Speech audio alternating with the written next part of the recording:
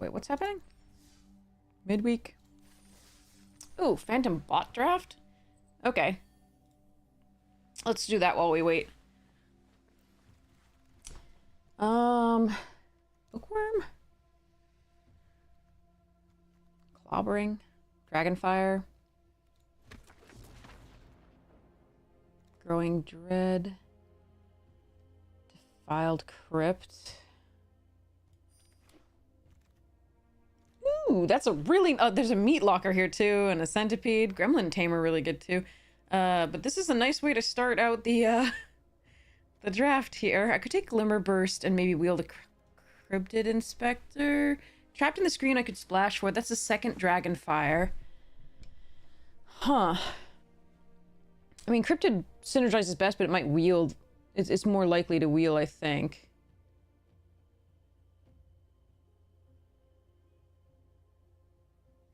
Evening Hero? Take a Vanish. Razorkin here. Defiled Crypt as well. Flesh Burrower over Frantic Strengthened Survivor. That's a late murder. I don't know what the bots are doing. Like, I have legit no clue.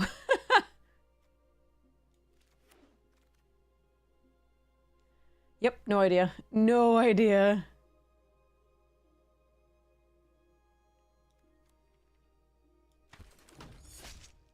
What? Okay.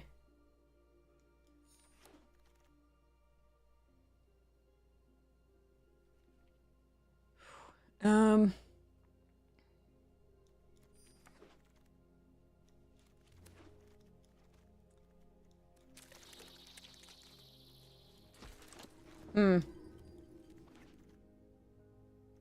Fear and Unnerving Grasp, both great. The Inspector didn't come back. That's interesting.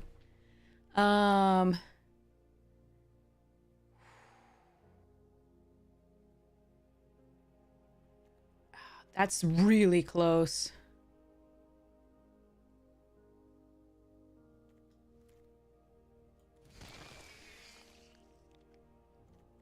Meat Locker. Glassworks and Fear here. I don't think I'm supposed to take the Key Bearer. It is good, but I think this is the more interactive spell. Another one? Okay. Get Out is okay, too.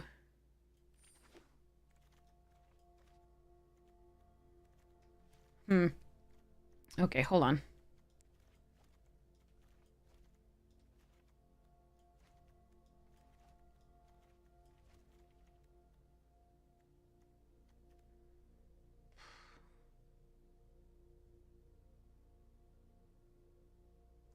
Parting is interaction as well. I think we need this cryptid, though, and the other one didn't wheel, so we're gonna grab that.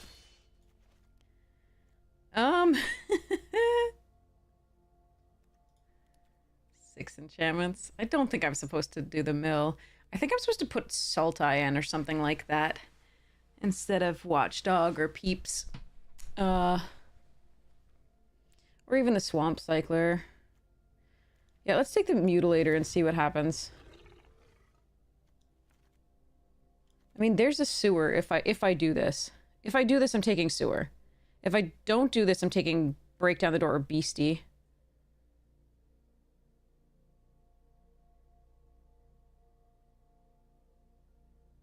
Huh. This can find lands. I think we just take Mercury Sewer. I think Beastie's a good idea. Well, I mean, I want this murder is what I want, but I can't really do that. I think this is a perfectly good pick, and so is this.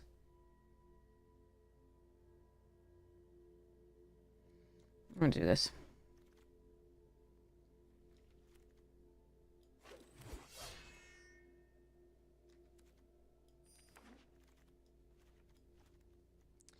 Third Cryptid or first Beastie? I think it's first Beastie. Guess we're just mono horrid vigor deck. Oh my god.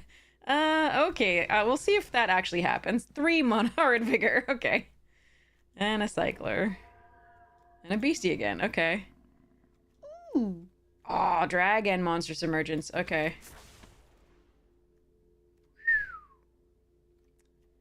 Alright.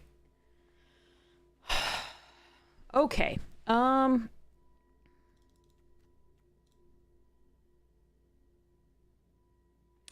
So there's a cemetery if I want to go the black. There's a monstrous emergence if I want to do that.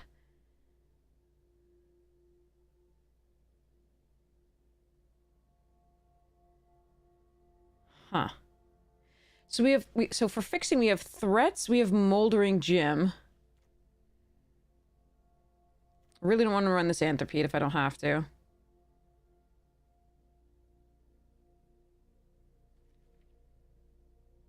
All the things that I would want to splash for black has that. Maybe I'm splashing blue? No, that's a bad idea. I like the centipede for fixing. There's also the strangled cemetery if I'm doing the black. Oof, that's tough. I can take the unable to scream where the monstrous emergence is just like interaction.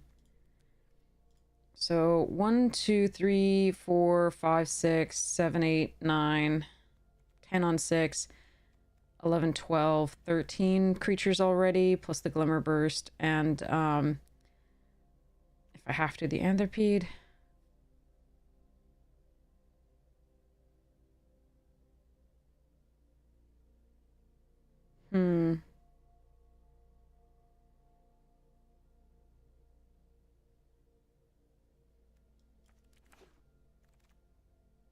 Ooh, nice. Want that Drowner, too. Brood Spinner and Torment.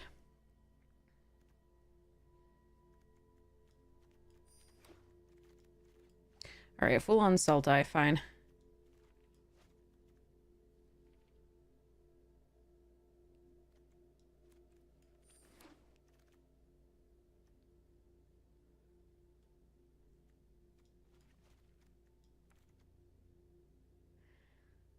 There's a lot I want in this pack.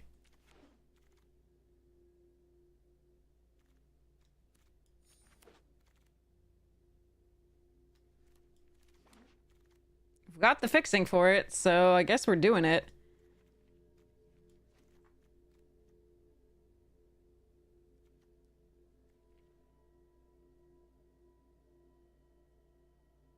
Dang. Huh. Oh, wow.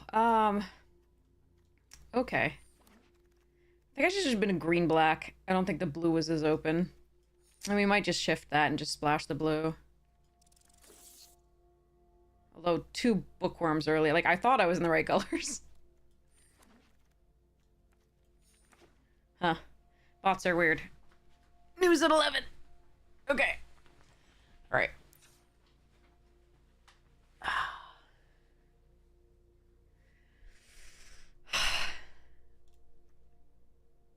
Yeah, I think we're gonna be like full on Sultai and the man is not gonna be great, but that's fine.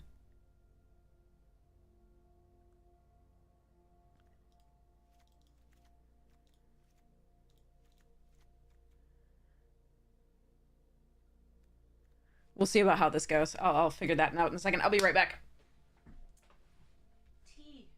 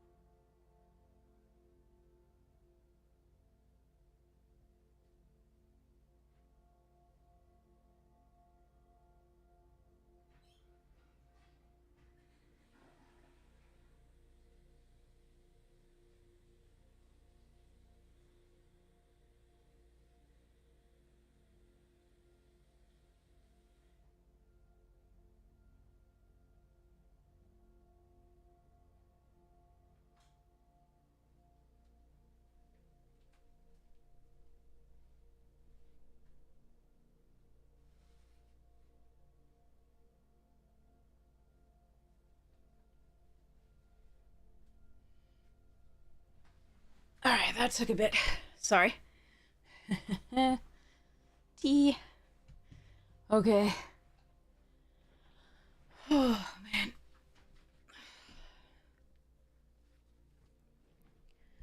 Okay. I mean, I still think I'm supposed to be base blue-green.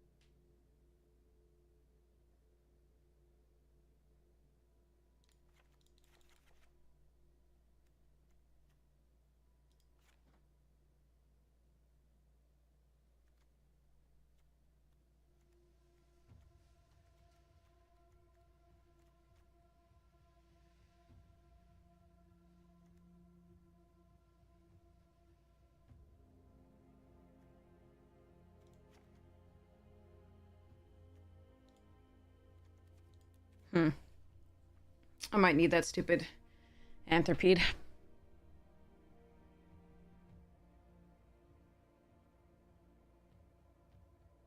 Hi, Phoenix. As people will notice, I'm very on. Hi, Kevin. I'm very on edge tonight. I really apologize in advance. I'm doing this so I don't literally climb the walls. I was just hitting refresh, refresh, refresh on on the results. So, so we're gonna do this instead. Okay, let me think.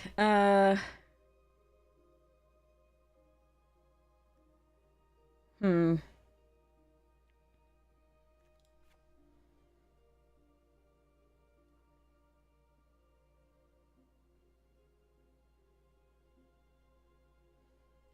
This fetches a basic. This fetches a basic.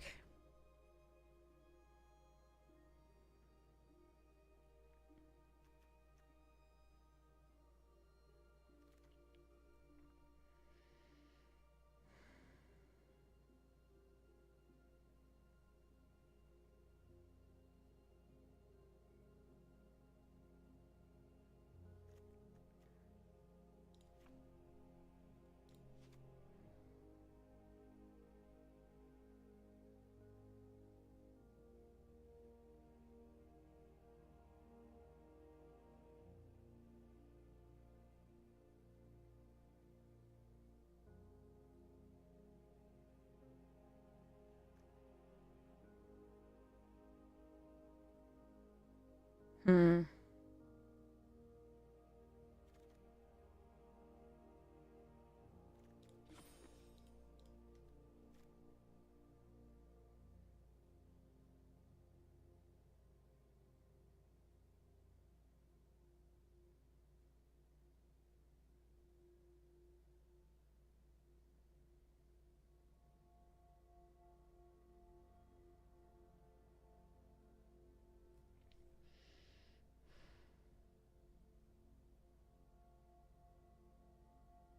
Yeah, I don't know what happened to the bots.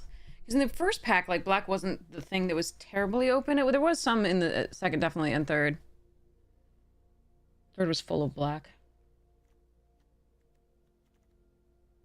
All right. All right.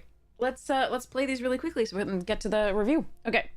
So we have 8 sources of green, 6 sources of black, 7 sources of blue.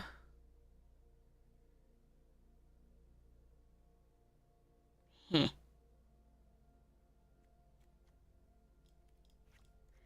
Up 1 green. All right, let's pretend. Let's pretend.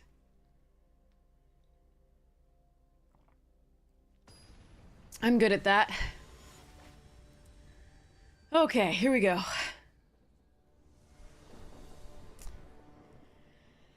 Ah, good. Our mana's good. Okay, so you can go Murky Sewer into Forest, into Bookworm, into Growing Dread.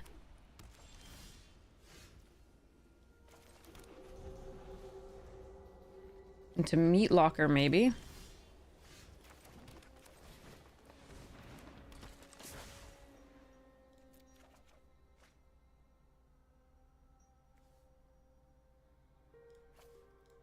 I think I want the lands for now because we want to get to the 7 for the vial.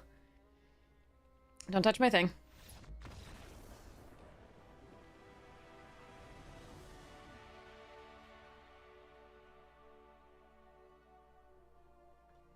Okay.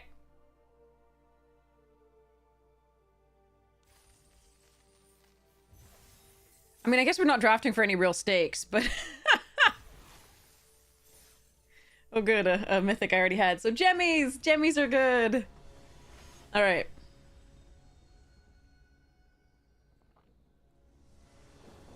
Oh. I need a green source.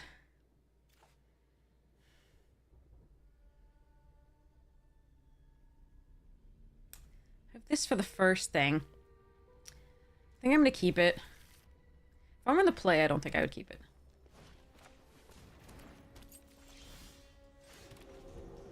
No stakes, all risk, yeah. Green. Well, I can play it.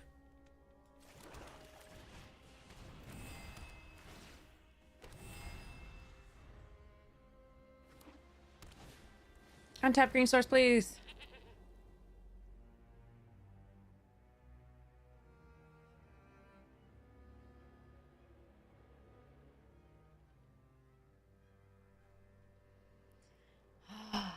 Incoming ad break, just for those who want to know, like 10 seconds or something like that. Love you all. Okay. Boop. Boop, boop. Boop. Yes!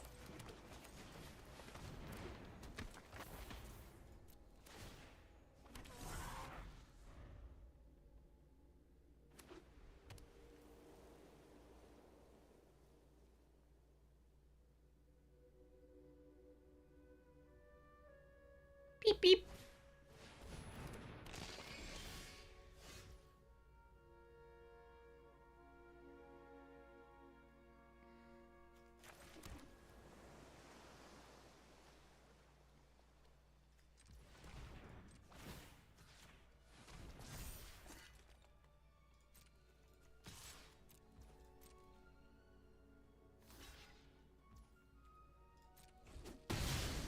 Good trade for me, I think.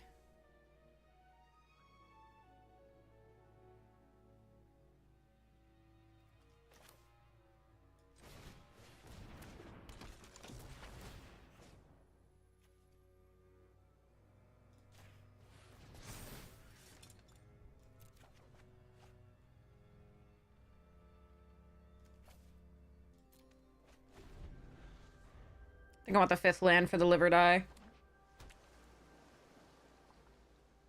Since those 2 removal spells are better than the vigor, I think.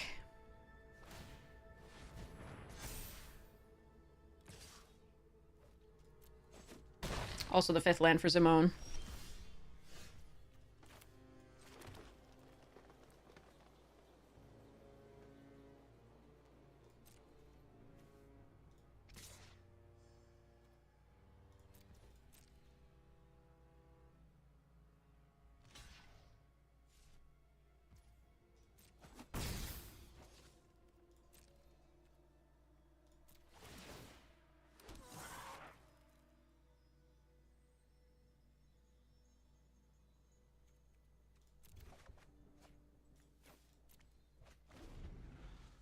Hey, oi, how you doing?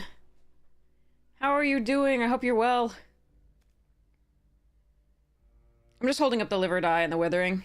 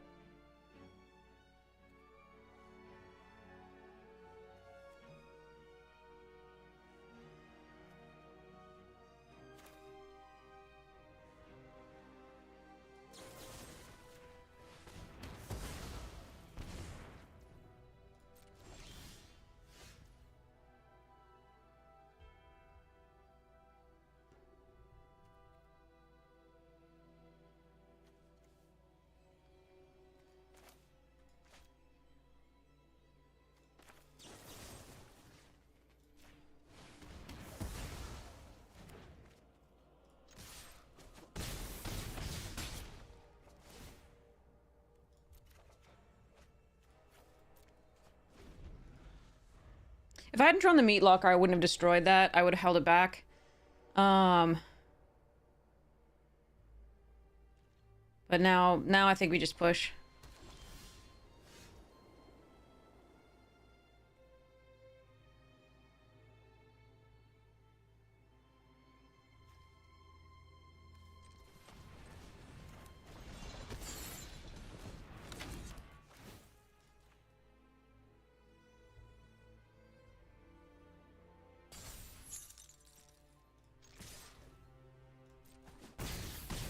Okay.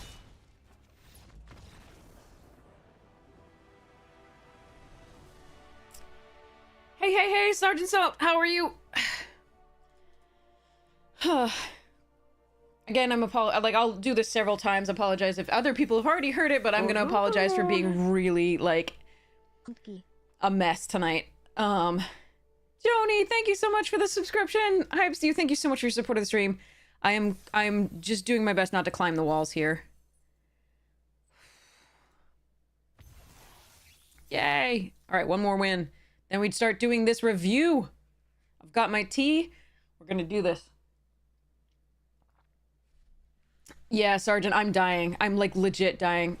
Oh wait, are you the person who's like, oh, Magic Jank owes me money? You've been going around to every Magic Jank member and Magic Jank things, and you're a scammer? Is that you? Yeah. I am on Team Magic Jank. Do I need to ban you?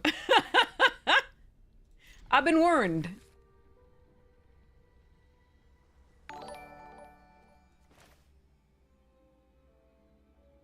Oh, okay.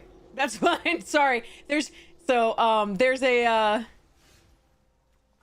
thank you. Yes, I am on Team Magic Jank. Sorry, thank you so much. I'm so glad you clarified. There's a scammer apparently going around, like, literally that's the first question they ask in chat. And they're like, Magic Jank owes me money, blah, blah, blah. And I'm like, and you know, they've been going to, like, every single thing. It's so bad. So sorry, I'm like, dying of that. It's a pity that was that. You want to buy a t-shirt? Nice! Oh, that's sweet, yes! Magic Jank t-shirts are cool. Alright, let's go Swamp here and then Moldering Gym. Let's search for another green source, put that onto the battlefield, choose attackers in charge. Yeah, there's some cool t-shirts. There's really cool t-shirts for a lot of the Magic Jank members. I did see your post in the self-promo. That site looks really cool. Yes, you do that on my tutu. That sounds good. Don't touch that, though. That site looks nice. Why am I a hedgehog? I'm not blue.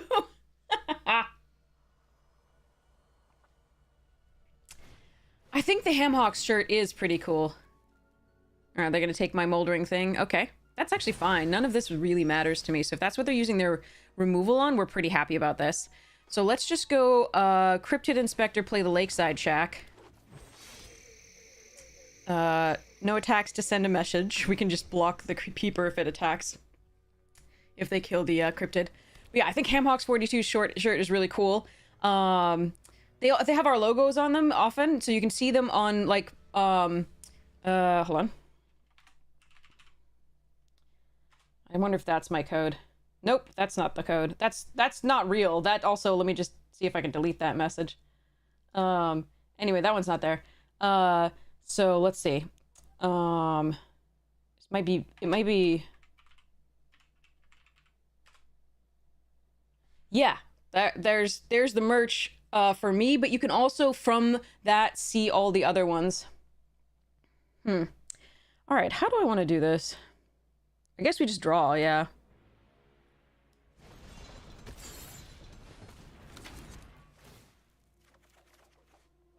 That's some good stuff. I don't... Okay, let's discard this because we have the liver die.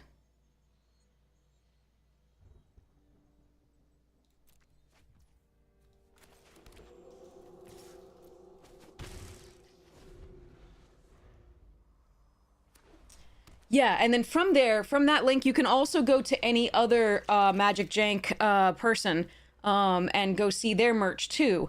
So you don't actually have to go get my stuff too. You can find Ham Hawks, you can find C. Favretto, you can find E. Philly, you can find so many. Zimone we could reanimate too. That'd be interesting.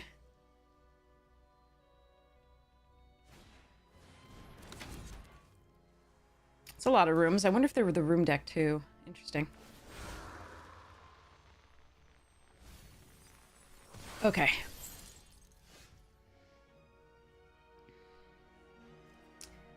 $16 cards.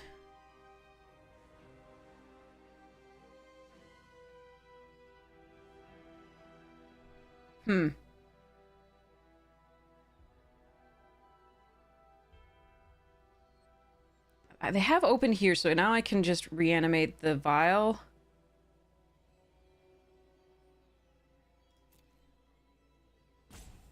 That's probably good.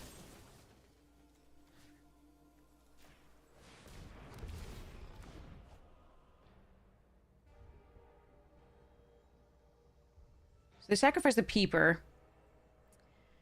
And what is the question? Ask if they owe you money. Yeah. A chaos draft. Nice.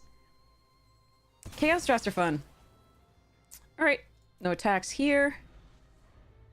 So I may have to kill that skull crab at some point. We'll see. This kills that enchantment, though. That's actually kind of nice.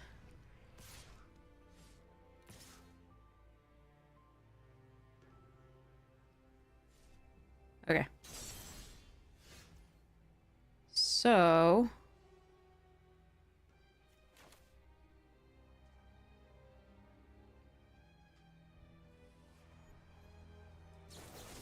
it's instant speed, though. But do I want to leave it up to a counterspell? I don't think so.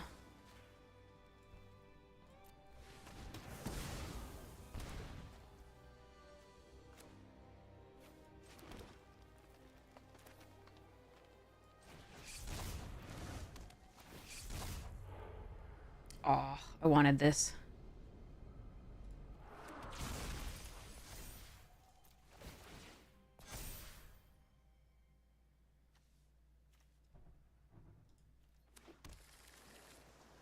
Whew. Yeah, if it doesn't start the turn and play on your side, it has summoning sickness if it changes control. Alright, let's see if we can still get there. We've got 10 cards left. Including one Withering Torment for the... and a Sporogenic Infection for the crab.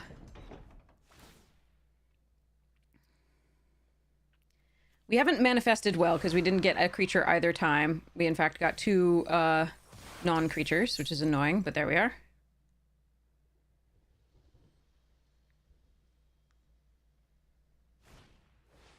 Oh, shit. We might mill out. Alright, well, I chose to kill something. Maybe I should have killed the crowd. Alright. So, I have 5 cards left. They have an enchantment to play.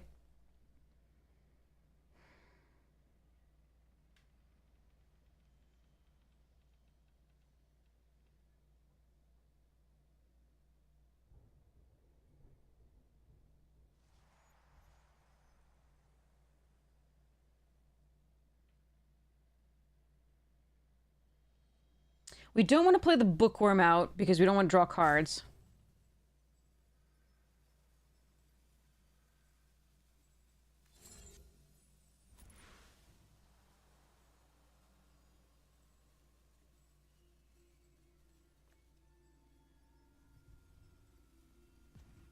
Okay.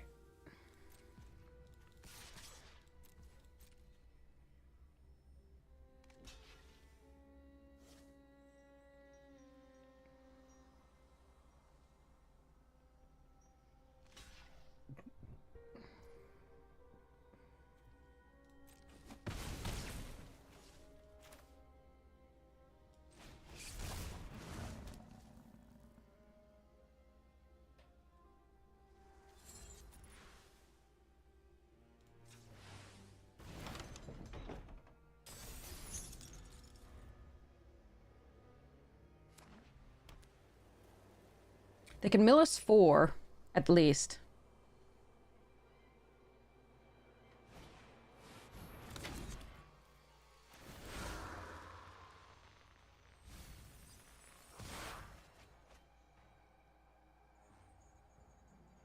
So I may not be able to get here.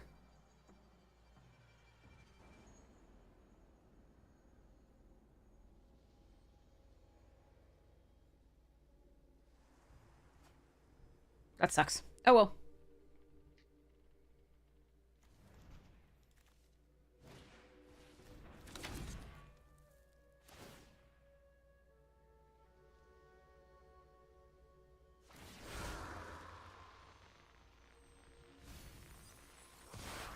That was our last removal spell there, but it wouldn't matter. It's just 1 card left. Ooh, hoo, hoo, hoo. All right, we lose. Too bad.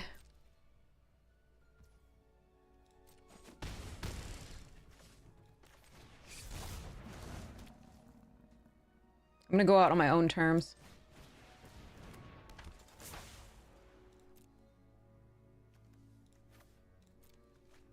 Yes! Okay.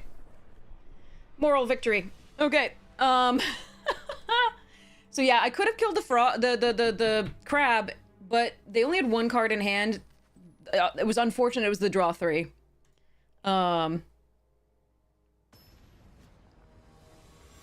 Okay.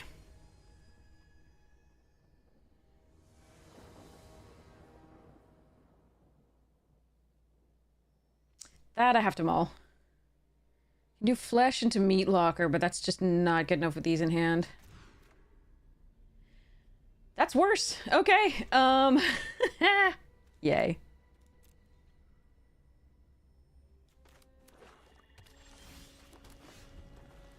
Alright, so Glimmerlight. Hopefully we get a blue source, which means it's also the 4th land for this. But oof. Draws no good.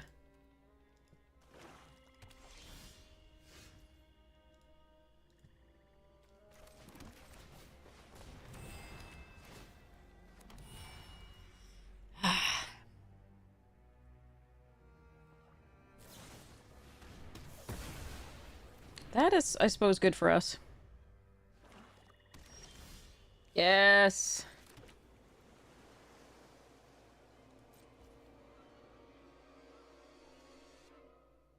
Fine.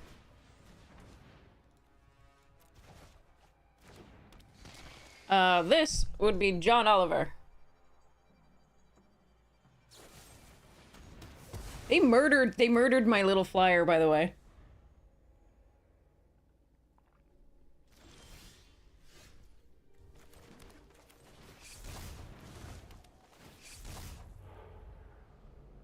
Damn it. I'm so bad at manifesting in this deck.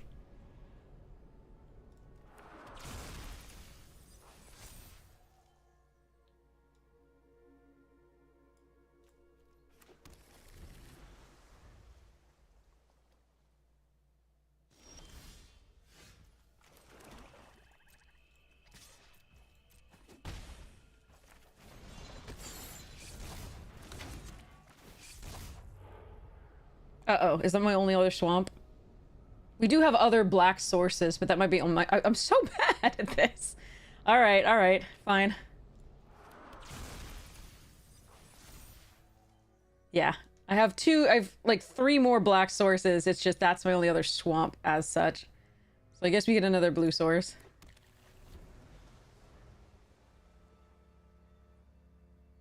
They're mana screwed, though.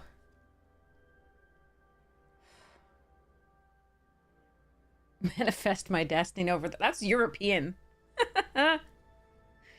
Manifest Destiny was, you know, also American. Just correcting. In case anybody thought I was joking. I wasn't joking, rather.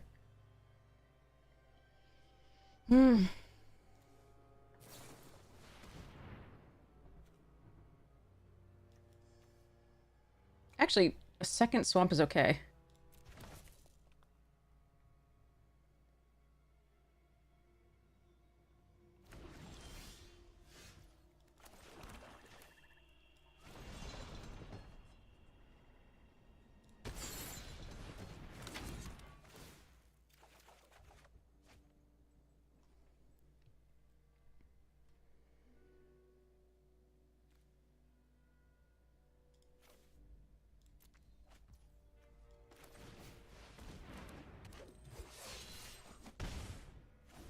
Why couldn't we have hit any of these creatures?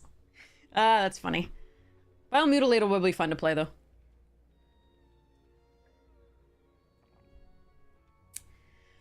Okay, this is the last... If we win this, this is the last one we win, and then we just go to the, looking at all these cool cards and foundations. These are the reprints, gonna be uncommon and common reprints.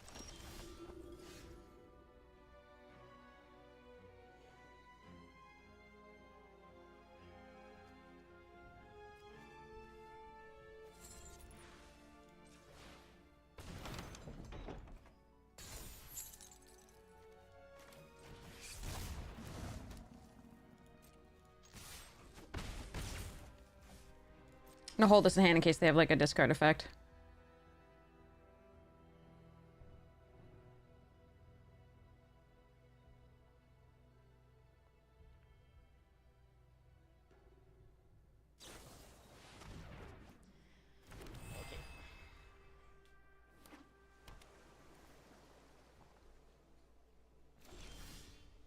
Oh my god.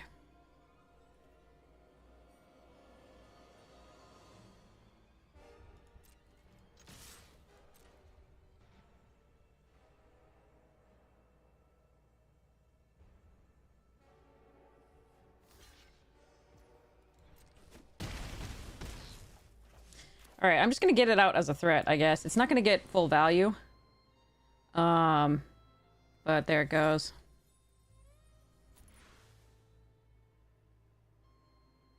I already used this, right? Yeah. But still...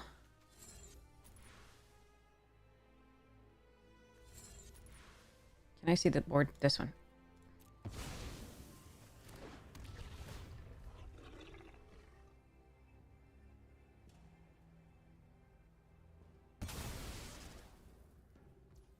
I'm gonna play out one so I can keep the horrid up.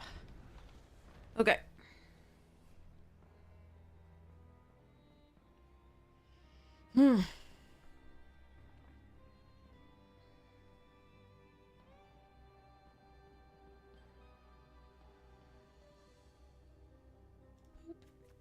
Beep, beep, beep. Okay. Okay, so...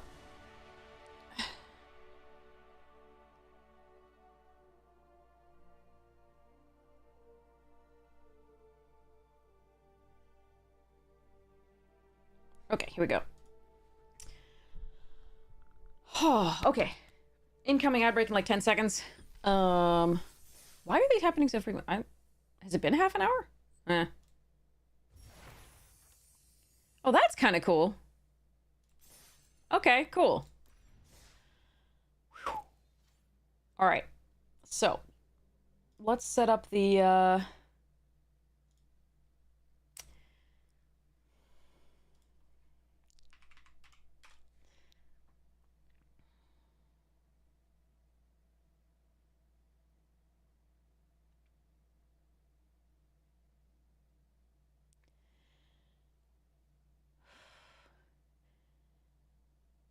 Sorry, I was my opening is to the election, and I'm yeah okay.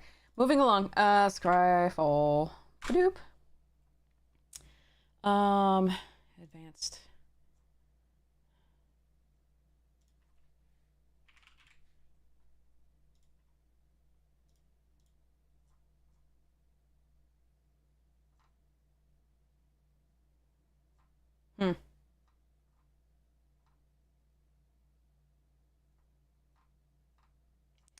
Jane's Addiction! Thank you so much for your support of the stream. You're so kind.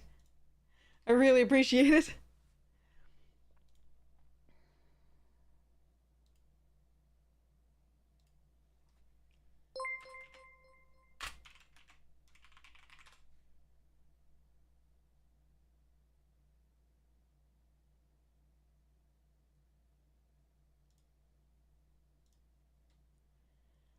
Okay. Hey, John Likes Games! How you doing? Welcome, welcome, welcome!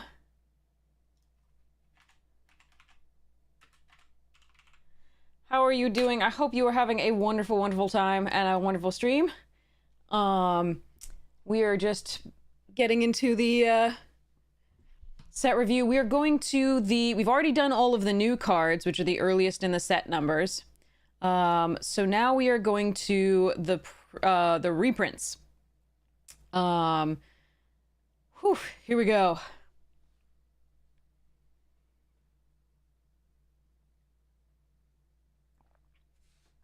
Okay.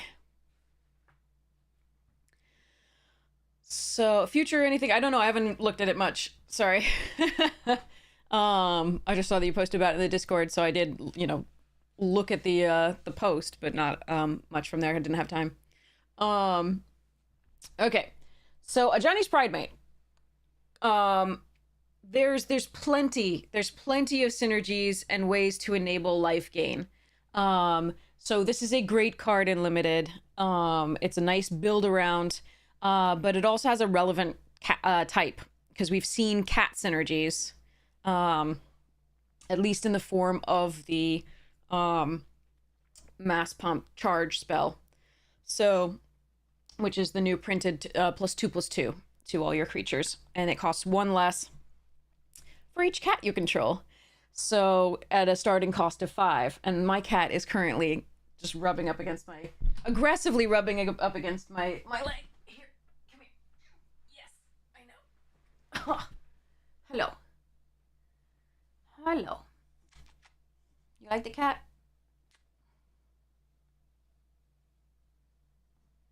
He likes the cat.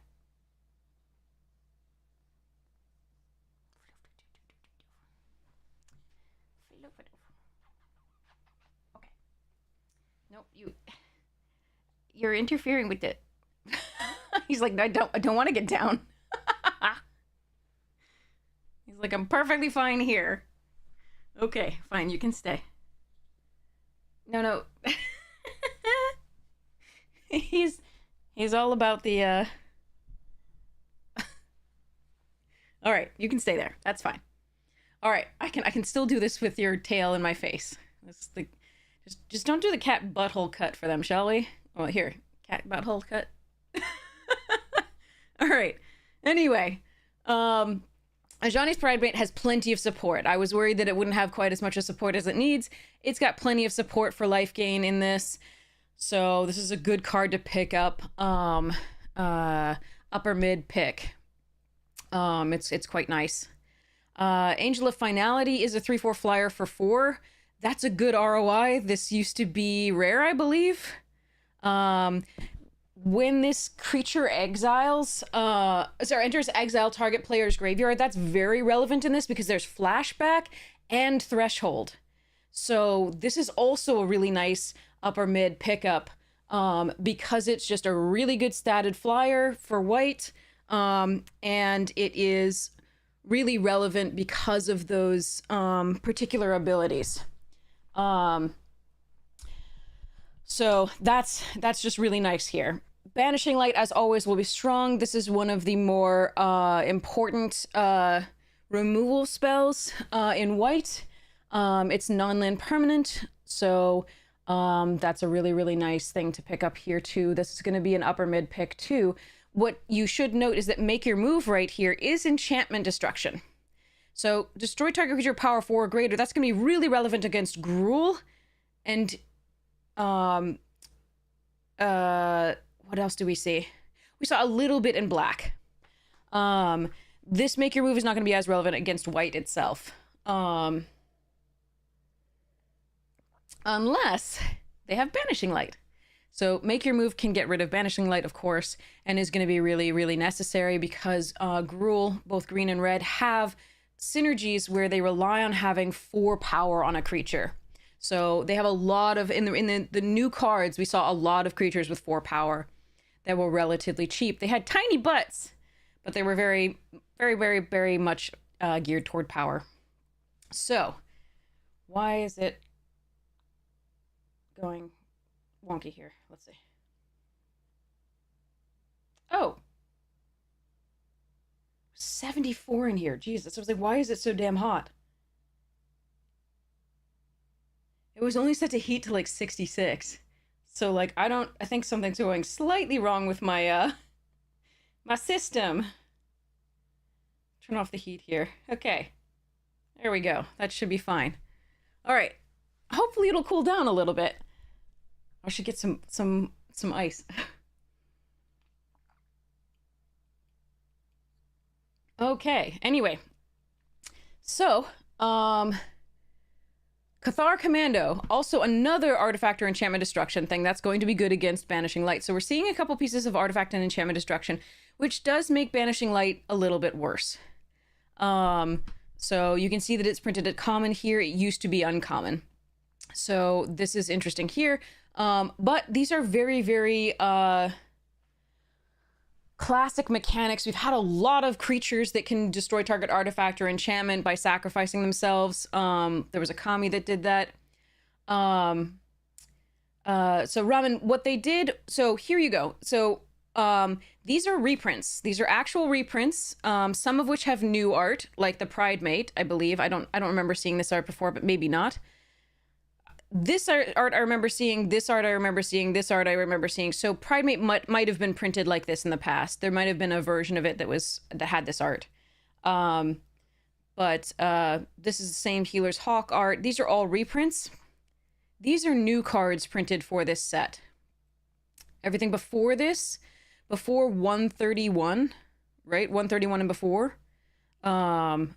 Those are all newly printed cards for this set, newly designed and printed cards for this set. Some of them are the same effect as previous cards, like Seize the something from Duskmourn is like reprinted as a card with a different name.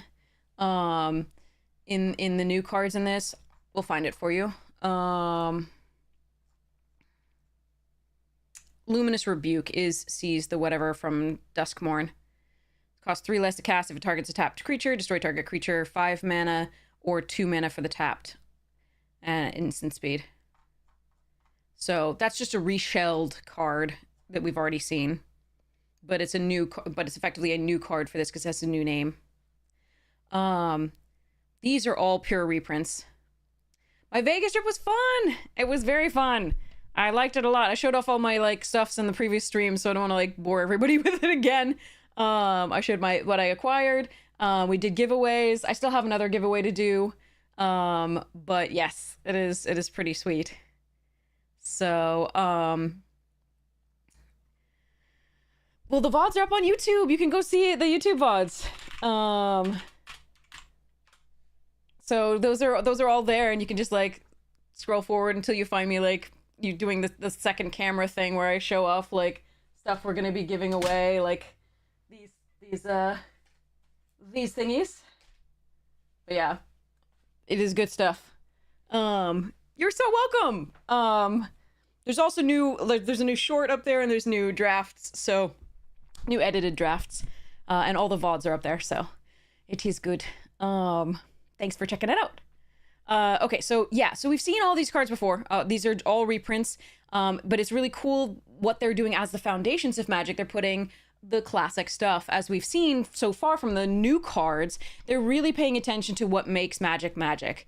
They're doing some iconic like characters and mechanics and flavor text and creature types. It's really neat. So this we've seen lots of, right? There's a lot of like, there was the Kami and champions that sacrificed to destroy target artifact or enchantment. We've had this Cathar Commando from Midnight Hunt. We've had cats, angels, dogs, birds, humans, soldiers, knights, nobles, clerics, etc. for white. They're showcasing from all cross Magic, like what Magic is. Yeah, and it's really neat. So we've got the Make Your Move from Murders at Karlov Manor.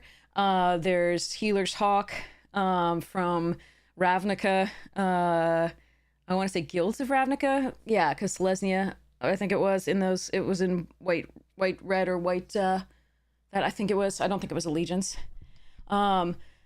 But yeah, it's really cool. Resolute Reinforcements from Dominaria United. So There were so, this is just from a lot of different eras. I think Angel Finality was Innistrad or Avacyn Restored or something like that. I don't think it was Dark Ascension. What are you doing, cat? Oh my god, wait, hold on, sorry. Excuse me. What did you do? Oh god, tell me you didn't eat any of those.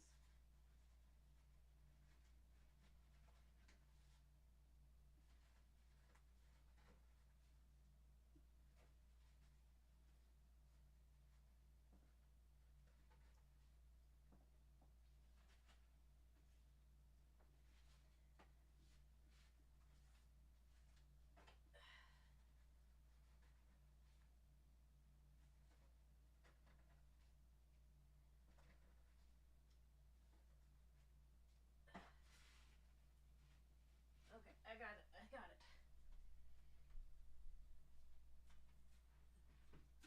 Dude, that was totally unnecessary.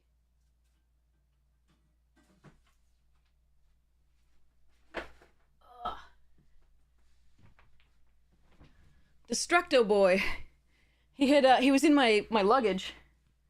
Um, I had opened up the luggage case and put a blanket in for him because he loved being sitting in it so much. But he found a desiccant packet somewhere, and somehow he opened it. I'm just making sure that he didn't get any of it. So he didn't. This is good. Whew. Yeah. Okay, so yeah, so we've got upper mid, upper mid, upper mid, uh, upper low. This is a good card, perfectly playable. Nice 2-drop extra utility flash, so it can trade up. I really like this card. Could be lower mid sometimes if depending on how many enchantments we see in this this particular thing. Thanks. Yeah, upper mid, upper mid, upper mid. And this one, this is going to be upper low, but it could be lower mid depending on how many enchantments and artifacts we see. It doesn't block well unless the opponent's attacking with a bigger creature. It blocks really well against Gruul because they have like 5/3/4/2s, and this is a lovely trade for that. But it doesn't block well against white itself, or really against black mostly, because those things are all small and don't care about trading for this anyway. And in fact, often want to trade for it because they have the dying synergies. So yeah. Healer's Hawk, Flying Lifelink 1/1. And this is going to be extra good in this because remember, white and green have the +1/+1 counter synergies. So this is really good to go Healer's Hawk on turn 1, and then there's other things that will put counters on it if you curve out. So it's really nice. This card is actually going to be a higher pick than normal because of that. Right now, I would put it at a... Hi, Cat. You're such a troublemaker. Right now, I would put it at a lower mid pick, but you could see that go up. I don't know how the format's going to look overall. I have seen a few flyers that are on 2 that could block this profitably for a little while, at least before you put counters on it. Okay, Cat. You're just too much trouble, honey. Okay. We're closing the suitcase. You don't get to sit in there anymore. This is why we can't have nice things.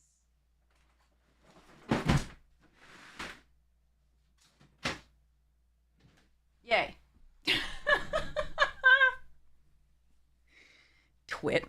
Okay.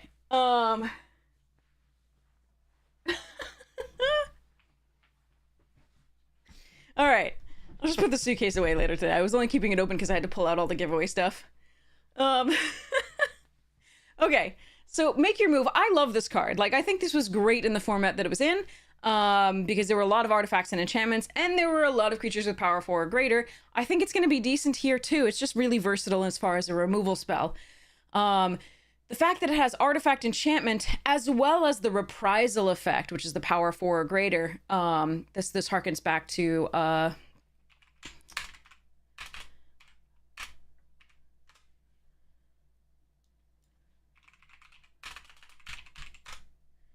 so reprisal originally was in like alliances.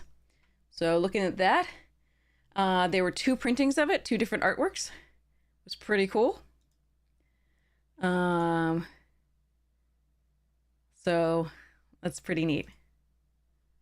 You can see all the sorts of different artists' interpretations of that here. So, destroy target creature with power 4 or greater. This one had it can't be regenerated. That's what Barry transformed into. And then gradually, they decided just destroy because they didn't do regeneration anymore. It was too complicated. Apparently. So I do like this card. I think it's a fine removal spell. There are going to be decks that it's not really good. I haven't seen anything about the elections right now. I'm dying inside about like just trying not to think about it.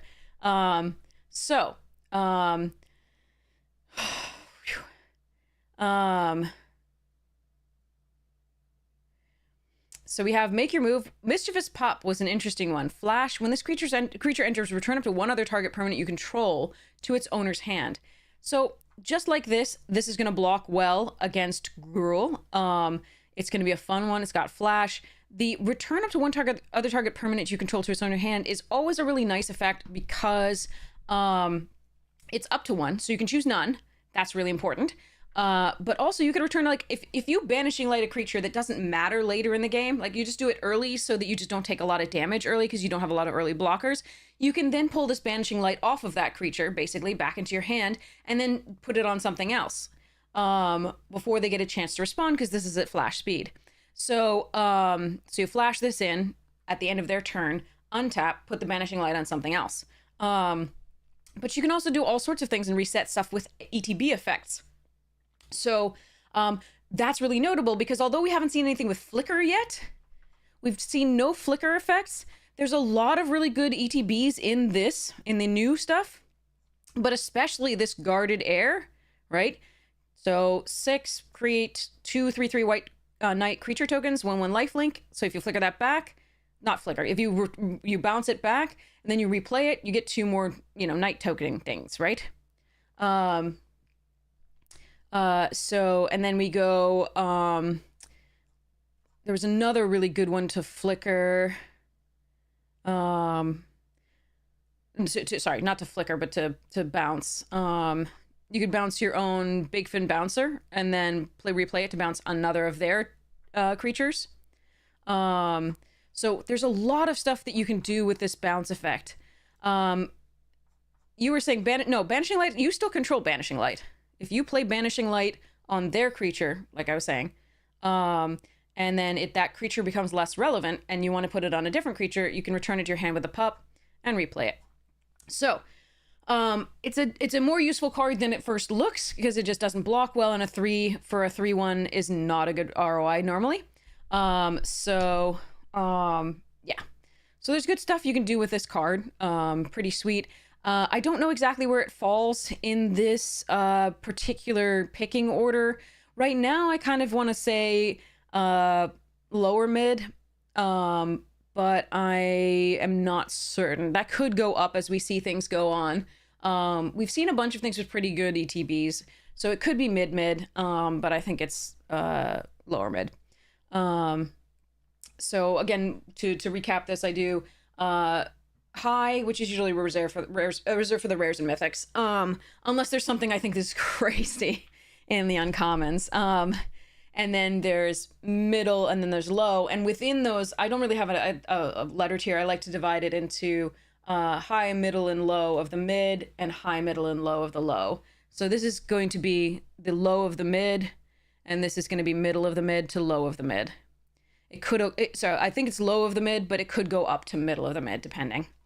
So yeah, incoming ad break in like 58 seconds. Thank you so much for sitting through it. I really appreciate it. It's how the stream can actually be a stream at all. Really, really, really appreciate it. If you'd like to avoid the ads, you can subscribe for free with Prime.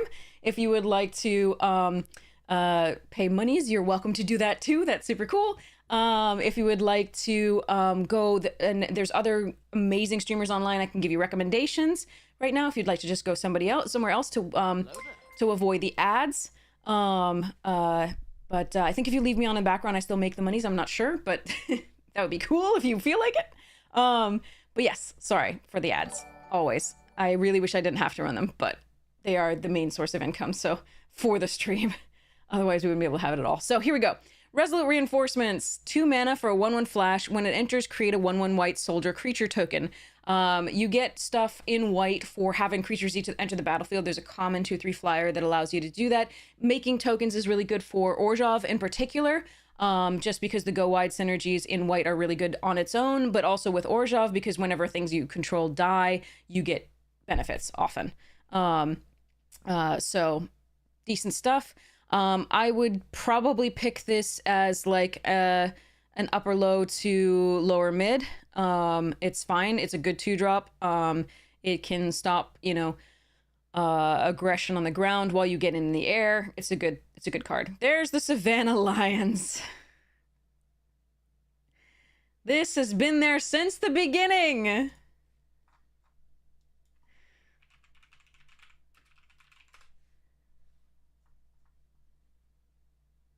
Look at this beauteousness. Look at that beauteousness right there. These were so powerful way back when I was your age. Actually, I didn't do these. The first ones I saw were these, the unlimited and the revised. Lion perfect. No change. So they're bringing back beautiful things. It's a cat, so that is a relevant creature type. It's a 1 mana 2/1. That's nice. Except these days we have 1 mana 2/1s with so many upsides. So just recently we had in Duskmourn, the Survivor.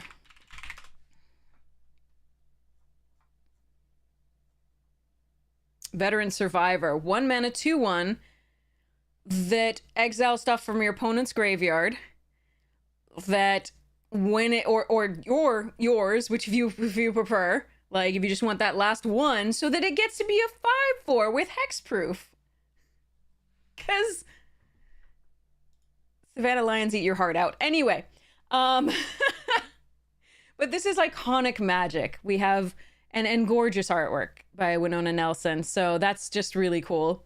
So we then have another classic. We have Sarah Angel.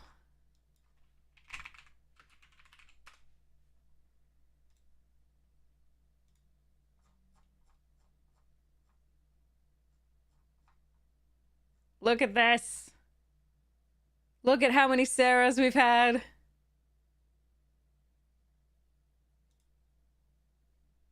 This was my first. Now, Sarah keeps getting printed, of course, but this is part of Magic's lore. She's still around. She's back here. 5 for a 4/4 Flying Vigilance is still not a bad return on investment. So this is a mid pick to lower mid pick.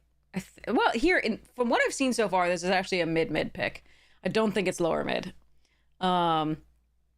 So I think so. Upper mid, could be lower mid, but I think it's going to be upper low. Could be lower mid. I think this is lower mid. This is because it's so good in the format. I think. Make your move. I think this was going to be lower mid. I think lower mid here still, even though it's a cat and very relevant type. But I think this is mid. Stroke of Midnight. Destroy target non-land permanent. Its controller creates a 1/1 white human creature token at instant speed. This was from Wilds of Eldraine, and it was a really good one for really powerful cards. But sometimes that 1/1 white human creature token was really bad to give them as well. For a destroy spell. That said, in this format, we'll have to take a look at some of the bombs. The more bombs there are, the more this card gets better and better and better. So it's instant speed. It can stop, it can punish people for double blocking, because again, this 1/1 white human creature token will not be in combat. So you can, if you get double blocked, you can kill, you know, one of them, and then they'll just get a 1/1 white human creature token. Or if they have something giant, you just want to kill it. Yay. So it's still a good card. I think I would take the Banishing Light more highly over it. I think this is more of a constructed card often, but it's still good. So I think it's still on the same tier as the Banishing Light. I think it's still an upper mid pick. And remember, only rares and mythics are getting into the high picks. So that's as high as I go. This is for commons and uncommons, these are tops, right? Stroke, Banishing, Angel, Pride Mate. So these are good commons and uncommons. Youthful Valkyrie. So this is a reprint that has been a long time coming. This card is super super important for the Angels deck, any EDH decks, and so on and so forth. So whenever another angel you control enters, put a +1/+1 counter on this creature.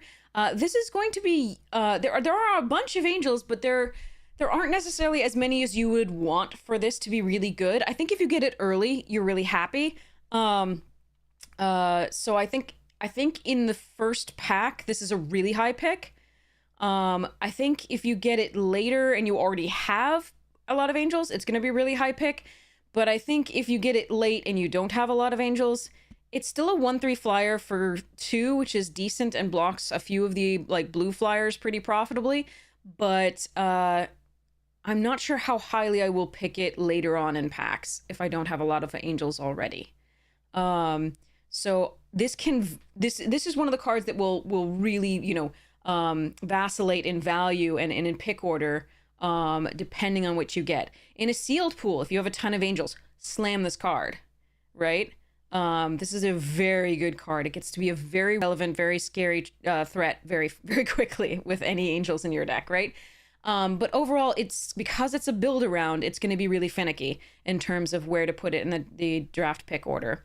It really is going to depend on a lot of factors. So do with that what you will. For the pre-release, I would recommend, you know, if you don't have a really good preponderance of angels, consider how many +1/+1 counters you have to put on it anyway.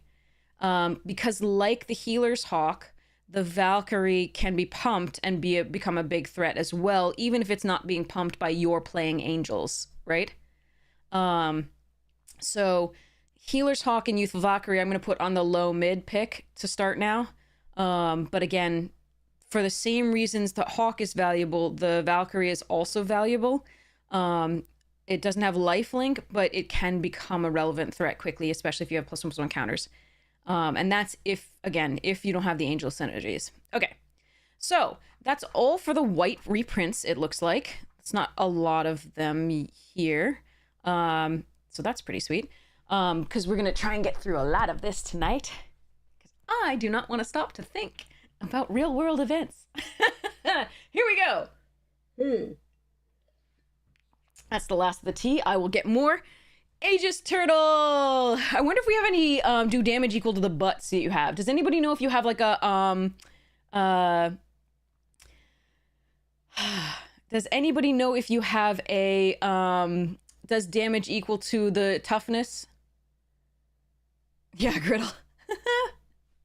Sally, it'll be all right, maybe. Sorry, I have no faith. All right. Yes, it is back in standard. It is back in standard. So yes, so on Ikoria, even the gentlest creatures are constantly evolving, outpacing Tooth and Claw with mighty natural armor. Yeah, try and take a bite of that, sucker. All right. So 0/5 for 1 mana. It's not a wall, but it is it is effectively a wall. So this is a nice one for stopping early aggression in a control deck. It's not entirely unplayable. Not only does it wear +1/+1 counters really well, because look, it can attack. It's not a wall. It doesn't have defender. But it also holds up a lot of the aggression that we've seen. Because remember, the even the earliest of the green and red 4-power things are on 3 and 2. So this can stop them. It has 5 toughness, provided they don't have a combat trick. But it's a decent blocker, so it's not literally unplayable. I would put it on a middle of the low picks, but it could go up depending on exactly how controlling your deck is. The more controlling your deck is, you're kind of going to want some of these just to hold the ground in the beginning. And then again, if you have +1/+1 counters, like look at this Brineborn Cutthroat right there. Look how they synergize, right? If you have like a bunch of Aegis turtles, or Aegis, I don't even know how to pronounce that. I should look. I've always pronounced it Aegis, but I've never actually Aetherize. Aegis. It's got to be Aegis, right? Aetherize. Anyway, I'm gonna go with Aegis. So if you have like Brineborn Cutthroat out, you flash it. So play this turn 2, flash this in. On your turn 3, you can hold up an Essence Scatter, and then when you play it, you can put a +1/+1 counter on the Aegis turtle. That's cool, right? I am so happy that Essence Scatter is uncommon. I cannot tell you. I hate when Essence Scatter is common. I hate it. It makes the format poorer, in my opinion, just because the limited format. Just because having to sit and not be able to play cards, I feel is a rough experience for new players. But we do want, we have some counter spells. So, we want players to experience that that's what blue does, right?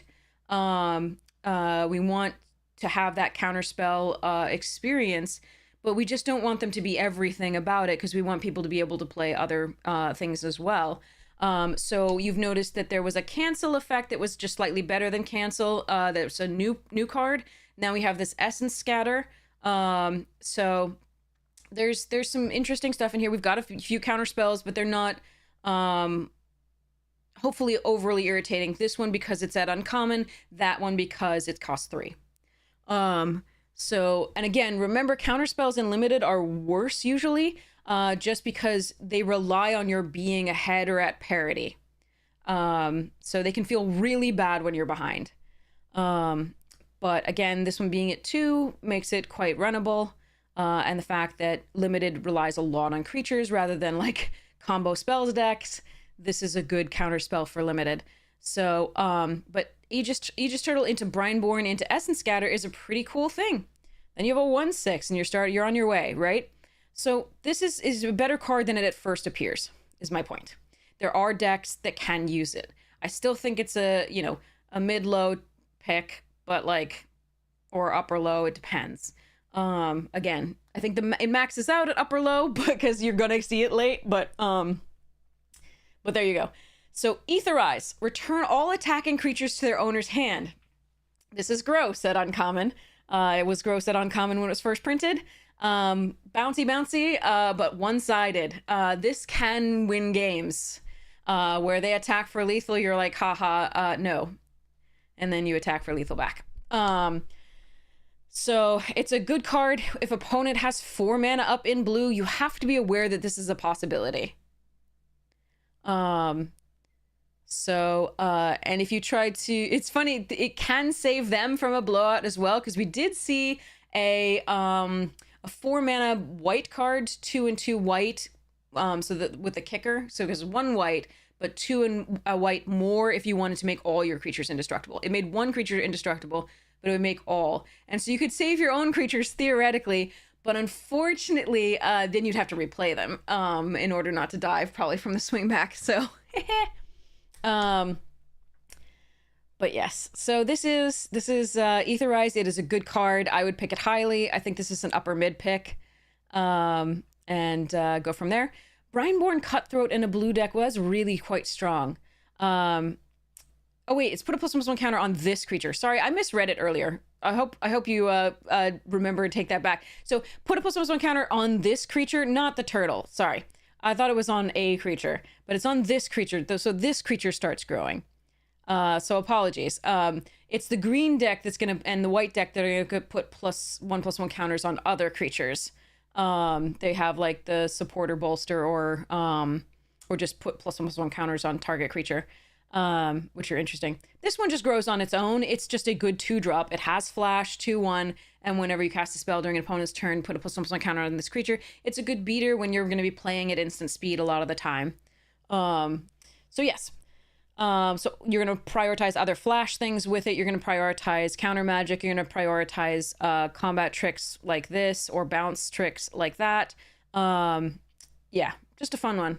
I like this card. I think it's a mid pick, but it could be upper mid as well, depending on your deck. Again, this is going to be more about the constitution of your deck than anything, but a 2/1 flash is still just a good card. So I'm going to go with mid to upper mid. Essence Scatter is a probably a mid to upper mid as well. Fleeting Distraction I've never been a huge fan of, but it is a cantrip. It does draw a card. There was something that we, meaning it replaces itself.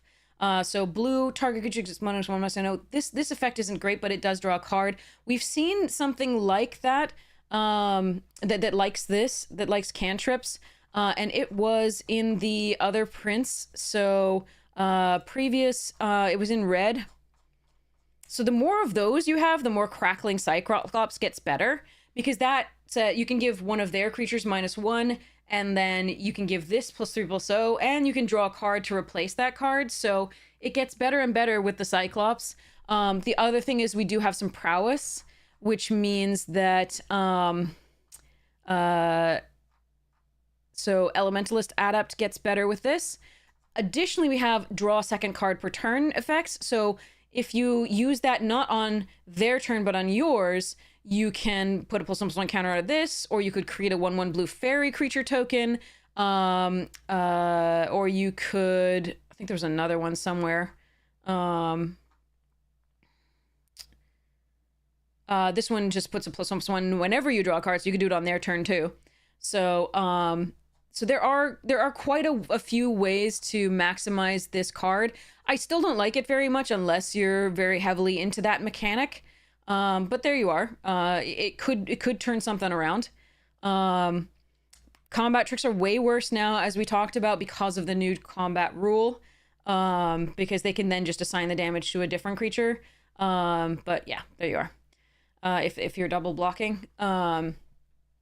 But if you're single blocking, and this will still work in theory, Imprisoned in the Moon is now uncommon. It was rare. This is the story highlight where Tamio and Nissa trap Emrakul in the moon. And as far as this is like one of the only pieces of lore that I really like heard about, and it stuck with me. But I heard that it was kind of a suggestion from Emrakul. Like, she said, do this. It's a good removal spell. It does ramp them to some degree, because it makes the creature into a land. But it's a good removal spell for its creature, land, or planeswalker, right? You can turn off one of their colors of mana, maybe. You can, actually, can you turn off the colors of mana? I don't know if you can turn off the colors of mana. Yeah, I think you can, because it loses all other abilities. Part of an ability is tap to add this color. So I believe that this turns off, like, I know it turns off, manlands and other things like that, but I think it just turns it into I think you can turn off a color here. Let's look, hold on. Do we have rulings here? Yeah. Okay. No, it retains those types. Yeah, okay, retains those types, but it can't tap for white. Yeah, okay, good. We got it right. All right, so yeah, you can turn off a color. If they have like a splash color, you can target that land. If it was like, if it was a swamp, their only swamp, you'd be like, hey, yeah, colorless land. So you can't stop the number of abilities of like mana added, because this will still add colorless, but you can stop the color black from being able to be added. And you can also do the things, the Pelucranos. I don't know. We can take a look. We'll get to the rares later. Creature, land, or planeswalker. It turns off planeswalkers. That's less relevant and limited. There are some planeswalkers in this, though. There are some planeswalkers. I have heard that there's a Ajani, Kaito, Lily, Chandra, and Vivian. So, that's gonna be fun. So Imprisoning the Moon might be a really high pick for blue. And I think it's gonna be an upper mid pick. I could see it being middle of the mids at some point, but like I think this is actually pretty decent. Now remember that with this being in the format at uncommon, there are still Make Your Move and Cathar Commando. Those get more important sometimes to free up your creature that's under that that aura. So that's worth remembering.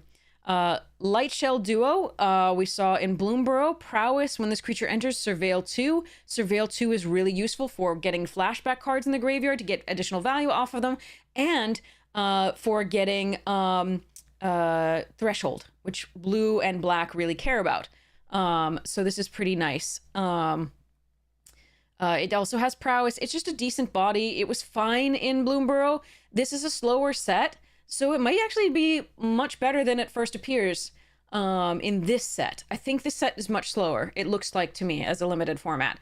So I think this is quite likely to be something that you could pick. I think it's still an upper low pick, but I think it's something that you might not be unhappy to play. So it's still an upper low pick, but it's still, and it's cute. So extra cool. So Micromancer. Now, this card was excellent in its set. Hello, Floof. This was excellent in its set because it could find Shore Up and a number of other things, and there was a lot of... this was Dominaria United, I believe, and there were a lot of instants and sorceries that it could find that were really good to find. So, I mean, it can find Fleeting Distraction. It looks like it can also find an offer you can't refuse. But it's going to be, it can find, we saw that in white. There was a 1 mana, do 3 damage to target attacking or blocking creature, gain 1 life. So it can fetch that up. This had a lot of utility in its set. It remains to be seen exactly how much utility it has in this one, because fetching a Shore Up was really pretty sweet. I haven't seen anything quite so sweet to fetch up. So, but it's still essentially like draw a card if you have enough of the mana value 1 stuff. So I'm going to currently rate it middle of the mid pick, but like in its set it was upper mid. It was definitely a really good pick often. So we'll see about whether that's gonna bear out here too. But for now I'm gonna go middle of the mid. Mocking Sprite, flying fairy thing, instant and sorcery spells you cast cost 1 less to cast. This is from Wilds of Eldraine. 3 mana 2/1 that makes your instants and sorceries cheaper. It flies. It's a fine card. It's an upper low pick / yeah. Once we get to the like lowest of the low is, by the way, unplayable, absolutely unplayable. This is an upper low pick. I don't know exactly how great it's going to be, but we've got this Tolarian Terror. I just saw that. Tolarian Terror makes the instants and sorcery stuff really interesting. The Fleeting Distraction, the Micromancer, the Mocking Sprite, and the Terror are all interesting. I haven't seen anything that sort of like is a better cantrip than this to really make those work, but we'll see. All right, so Mocking Sprite, upper low pick. An offer you can't refuse. This is more of a competitive card than anything. I don't really like it in I don't really like it in draft and limited. There are some times when obviously there's a kill spell on your creature, and then it is like if you're gonna win the game, this might be something to run. If you have like a bomb that you just really want to protect, but ramping them for 2 is usually not worth it unless you're literally going to win the game very soon. So I take this pretty low on the pick order. Um, so I think this is probably an upper low pick. But in constructed, it's pretty darn cool. So, yay. Run away together. Choose two target creatures controlled by different players. Return those creatures to the owner's hand. So still we're seeing bounce and we're not seeing flicker. This still has utility. You can get value out of one of your creatures again, and put away, like, tempo them. So it's nice. It's useful. It's not going to be a high pick for me. It's going to be an upper low, but it's still useful. Because again, you have to choose two targets. If you do not have a target on your side, you can't use the spell. So, worth noting. Self-reflection, 6 mana, create a token that's a copy of target creature you control. Flashback 4. Now, the flashback cost is where this card really shines. So it works best in a self-mill. The black has a lot of self-mill, and the blue surveil, right, that we've seen here. This is really a black-blue card, in my opinion. I don't think it belongs pretty much in any other deck. It's just too difficult to have really work out. But the best things to do are copy things that have ETBs or just a really good card. It depends if you have a bomb, and if you have a ton of ways to surveil it into the graveyard. At 6, it's probably not worth paying this for this, but at 3, plus a blue, so 4, it's probably a deal, especially if you can get value on it out of the graveyard. So, seems pretty good for that. So it's still, for me, it's an upper low to lower mid pick, because again, I have to make a lot of things happen for that to be good. Spectral Sailor, great limited card, absolutely fun, lovely. I think this is the upper mid pick. I really love, so Flash, Spirit Pirate, flying, 1 mana, 1/1, then you can pay 4 to draw a card. That changes so many things late game. It's just a fine early attacker. Again, it's something you can put +1/+1 counters on. It is pretty nice. So, pretty sweet. Think twice. So, yeah, it's just, yeah. And the artwork's spectacular. So, what can you complain about? Okay, thinking twice here. Think twice. All right. Draw a card, flashback. Okay, so the flashback's nice. It's also an instant sorcery you can mill into the graveyard for the Tolarian Terror, or play early so that you can get the Terror out sooner. It works well with those types of decks. It triggers Prowess. It triggers it's a cantrip for the rather expensive cantrip for the that Cyclops that we were talking about. It enables the spells deck a little bit there. So for me, I'm not going to be taking too many of these unless I'm in that deck. Because I don't think it's really going to be... Oh, wait. Sorry. It triggers all the, like, draw when you draw a second card per turn as well, if you play it on your turn, if you don't care about playing it as an instant. So that's nice, too. So if you have a bunch of those cards as well, that will enable those cards, so you can think about more of those there. But for me, it's an upper-low pick. It can be lower-mid, or mid-mid even, in certain spells deck matters. Okay. Tolarian Terror, it's great if you can build around that stuff. It's great if you can build around it. I don't know that this particular set has enough of the ways to enable it. Dominator United has so many with that Balmor deck. The red-blue deck was so good with this card.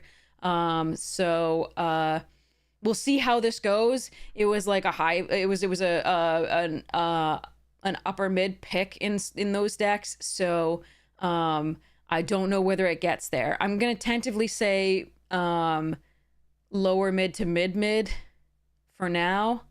I don't know. I don't know yet. I just haven't seen enough of what I would want to see for it to be great. Like, if this were like -2, -0 and draw a card, like, I'd be like, yeah, Terror, yeah, all of these. But it's -1, -0. Anyway, and all the things that say draw a second card, so you have to do it on your turn, so you don't really want to play it on their turn. Yeah, anyway, moving along. Witness Protection. Loses all abilities and is a green-white citizen creature with base power and toughness 1/1 named Legitimate Business Person. I am a legitimate business person, I promise. So this is a good card. It's not quite as good, I think. I really like the new one that makes it an O2 with no abilities. I like that new one from Duskmourn, but because this still gives it a little bit of power. But there we are. But it's a good removal spell for blue. That's what blue does these days, is it sort of transforms it into something useless. Yay. It is another enchantment. So again, remember the Make Your Move and Cathar Commando being important to stop your opponent's removal in white and blue. So yeah, interesting things. So this is going to be probably a lower mid pick to upper low. It's a decent piece of removal, but it's not fantastic. Bacon to a Pie is back, and we on to black. Hi, Floof. Hi. Yes, meow to you too. All right, so Bacon to a Pie. Destroy target creature. Create a food token. It's a good return on investment. It's instant speed removal. It's double black investment, but it's really, really good. I usually take these upper mid to middle of the mid picks. I just think it's a really good removal spell. It was best in its in Throne of Eldraine. So because the food tokens were so relevant, it's still relevant here, I feel. Just being able to get, the artifact with sacrifice gain 3 life seems pretty sweet. There are ways that you can sacrifice various things and use food in this, and that's gaining 3 life. So the life gain decks want this. It's just a really good card. I think it's upper mid. I would be willing to hear mid, but I think it's upper mid. Burglar Rat. When this creature enters, each opponent discards a card. In a deck with so much flashback and so much threshold, this actually gets a little worse. I normally really like this card to some degree in limited, just as an early creature that disrupts stuff and can be sacrificed later for value. But it loses some of its utility when they can discard a card with flashback or can discard a card in order to enable threshold synergies. I think it's still fine for the same reasons as above, but I think it's an upper low pick as opposed to anything higher. Diregraph Ghoul. This creature enters tapped. 1 mana 2/2. This has been around forever. It's a good card. But it looks at Savannah Lions and is like, why must I come into play tapped? Well, because you have 1 extra toughness. And you have a relevant creature type. Zombie is really, really relevant, usually in all sorts of formats. I'm not sure about this one. How dear... Stop it. Get down. Good boy. He's found something else to chew on. Because reasons. Hello, cat. Please stop being destructo boy. All right. Okay, so this card is good. It's just a good early aggressive play. It can be sacked once it becomes no longer valuable on the field, like when it's not relevant. It can still block. It just untaps the next turn. Blah blah blah.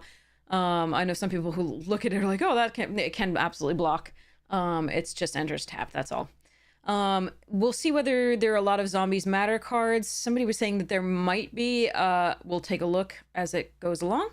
But again, like Burglar Rat, remember, disrupt hand. Here's Eaten Alive, right? Sacrifice a creature or pay 3 and a black in addition to your black. So 5 if you don't sacrifice a creature, and 1 if you do, to exile something. That's really nice because, again, we don't want flashback. We don't want it to be adding to the threshold.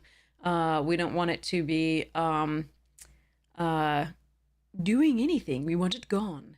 And this can target creature or planeswalker, which is really nice, but that makes the Burglar Rat and the Diregraph Ghoul more relevant. This is what I'm talking about when you use it later to sacrifice it for something relevant to happen. So I always really liked this. It's a mid pick. you don't want too many of these because, again, it's expensive for removal if you don't have a creature to sack.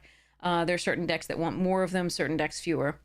But so the Diregraph, I would go mid-mid. Same with this. This is still upper low. Exsanguinate. Best in Commander, best with multiplayer because each opponent loses X life and you gain life equal to the life lost this way. It is still a life link, a drain, so it's still a good card. It's a 2 commitment to black rather than drain life, the original.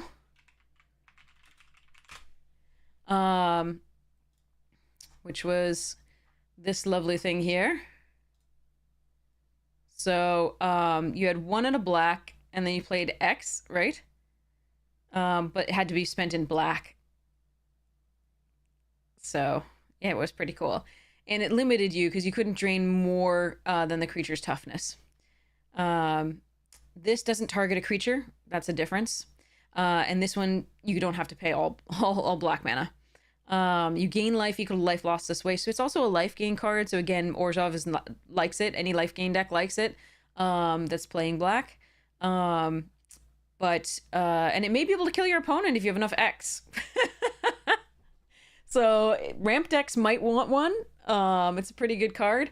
I would go mid to lower mid on this, but you could go higher in certain decks.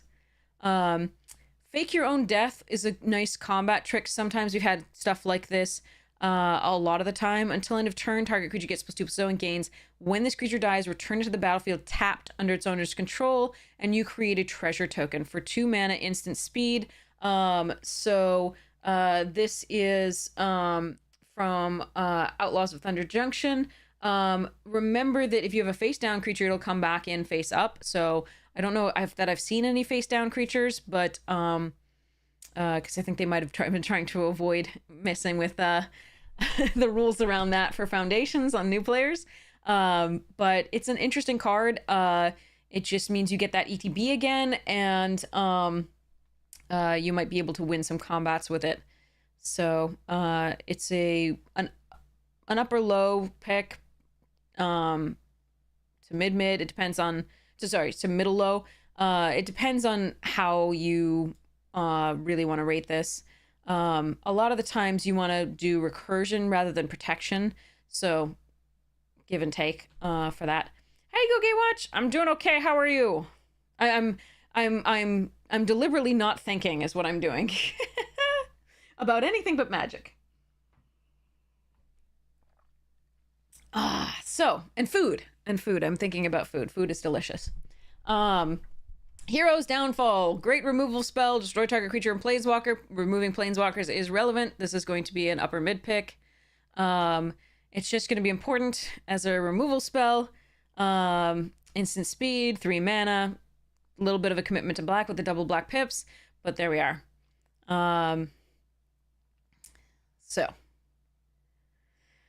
Yeah, you too? Yeah. So now we have the Macabre Waltz. So 2 mana, return up to 2 target creature cards from your graveyard to the hand, then discard a card. This is really lovely late game, not so great early usually, except that we do have flashback and we have threshold. So this gets better in this set than in many sets it's been in the past. Or at least many sets recently. We haven't had flashback, and that's the hey, Miss Soap, nice to see you. Hypes you. Thank you so much for your support of the stream. Yeah, we're trying to focus on anything. Just like okay. So I don't climb the walls. So here we go. You got the shirt. Congratulations. That's wonderful. You're so welcome. You're so welcome. I hope you like it. I hope it fits well. I hope the logo's good. Some of the times when we work with Magic Jank is working with people to generate the shirts. Sometimes the logos look a little off, but hopefully it worked out. But yeah, so this is a decent card late. It's not usually going to be as good early, unless you prioritize that card that I was saying I really like. in black, which was the 2/3 flyer that has threshold, but when it comes into play, you mill 3 cards. That can be a nice way to get the Waltz online, get some value by getting 2 creature cards back, discarding a land or a card with flashback, or just a card that you don't really need that's going to help your creatures get threshold. So I think this card is an upper low to lower mid pick, depending. Yeah. It's not as good as some of the effects like this, but it's pretty decent for what this set seems to want to do. Okay, Marauding Blight Priest. Whenever you gain life, each opponent loses 1 life. So in a dedicated life gain deck, this can be pretty darn powerful. Other than that, meh. So this is an upper low pick, perfectly playable, just not exciting at all. Pilfer. Okay. So, again, in general, like, discard effects, I am lower on than many other people, in Limited. Here's why. I feel that if you are spending a card to not impact the board, and you are likely to whiff, right? That's a problem. You are down on value at that point. So like when you would rather draw anything else, just something creature to put on the board, removal spell, anything. I think that can be a real drawback. So cards like Duress, where you could just not hit, right? Ostracize, which removes a creature from their hand, things like that. Usually I'm not happy with those. Pilfer and Agonizing Remorse can hit anything, any non-land card, right? That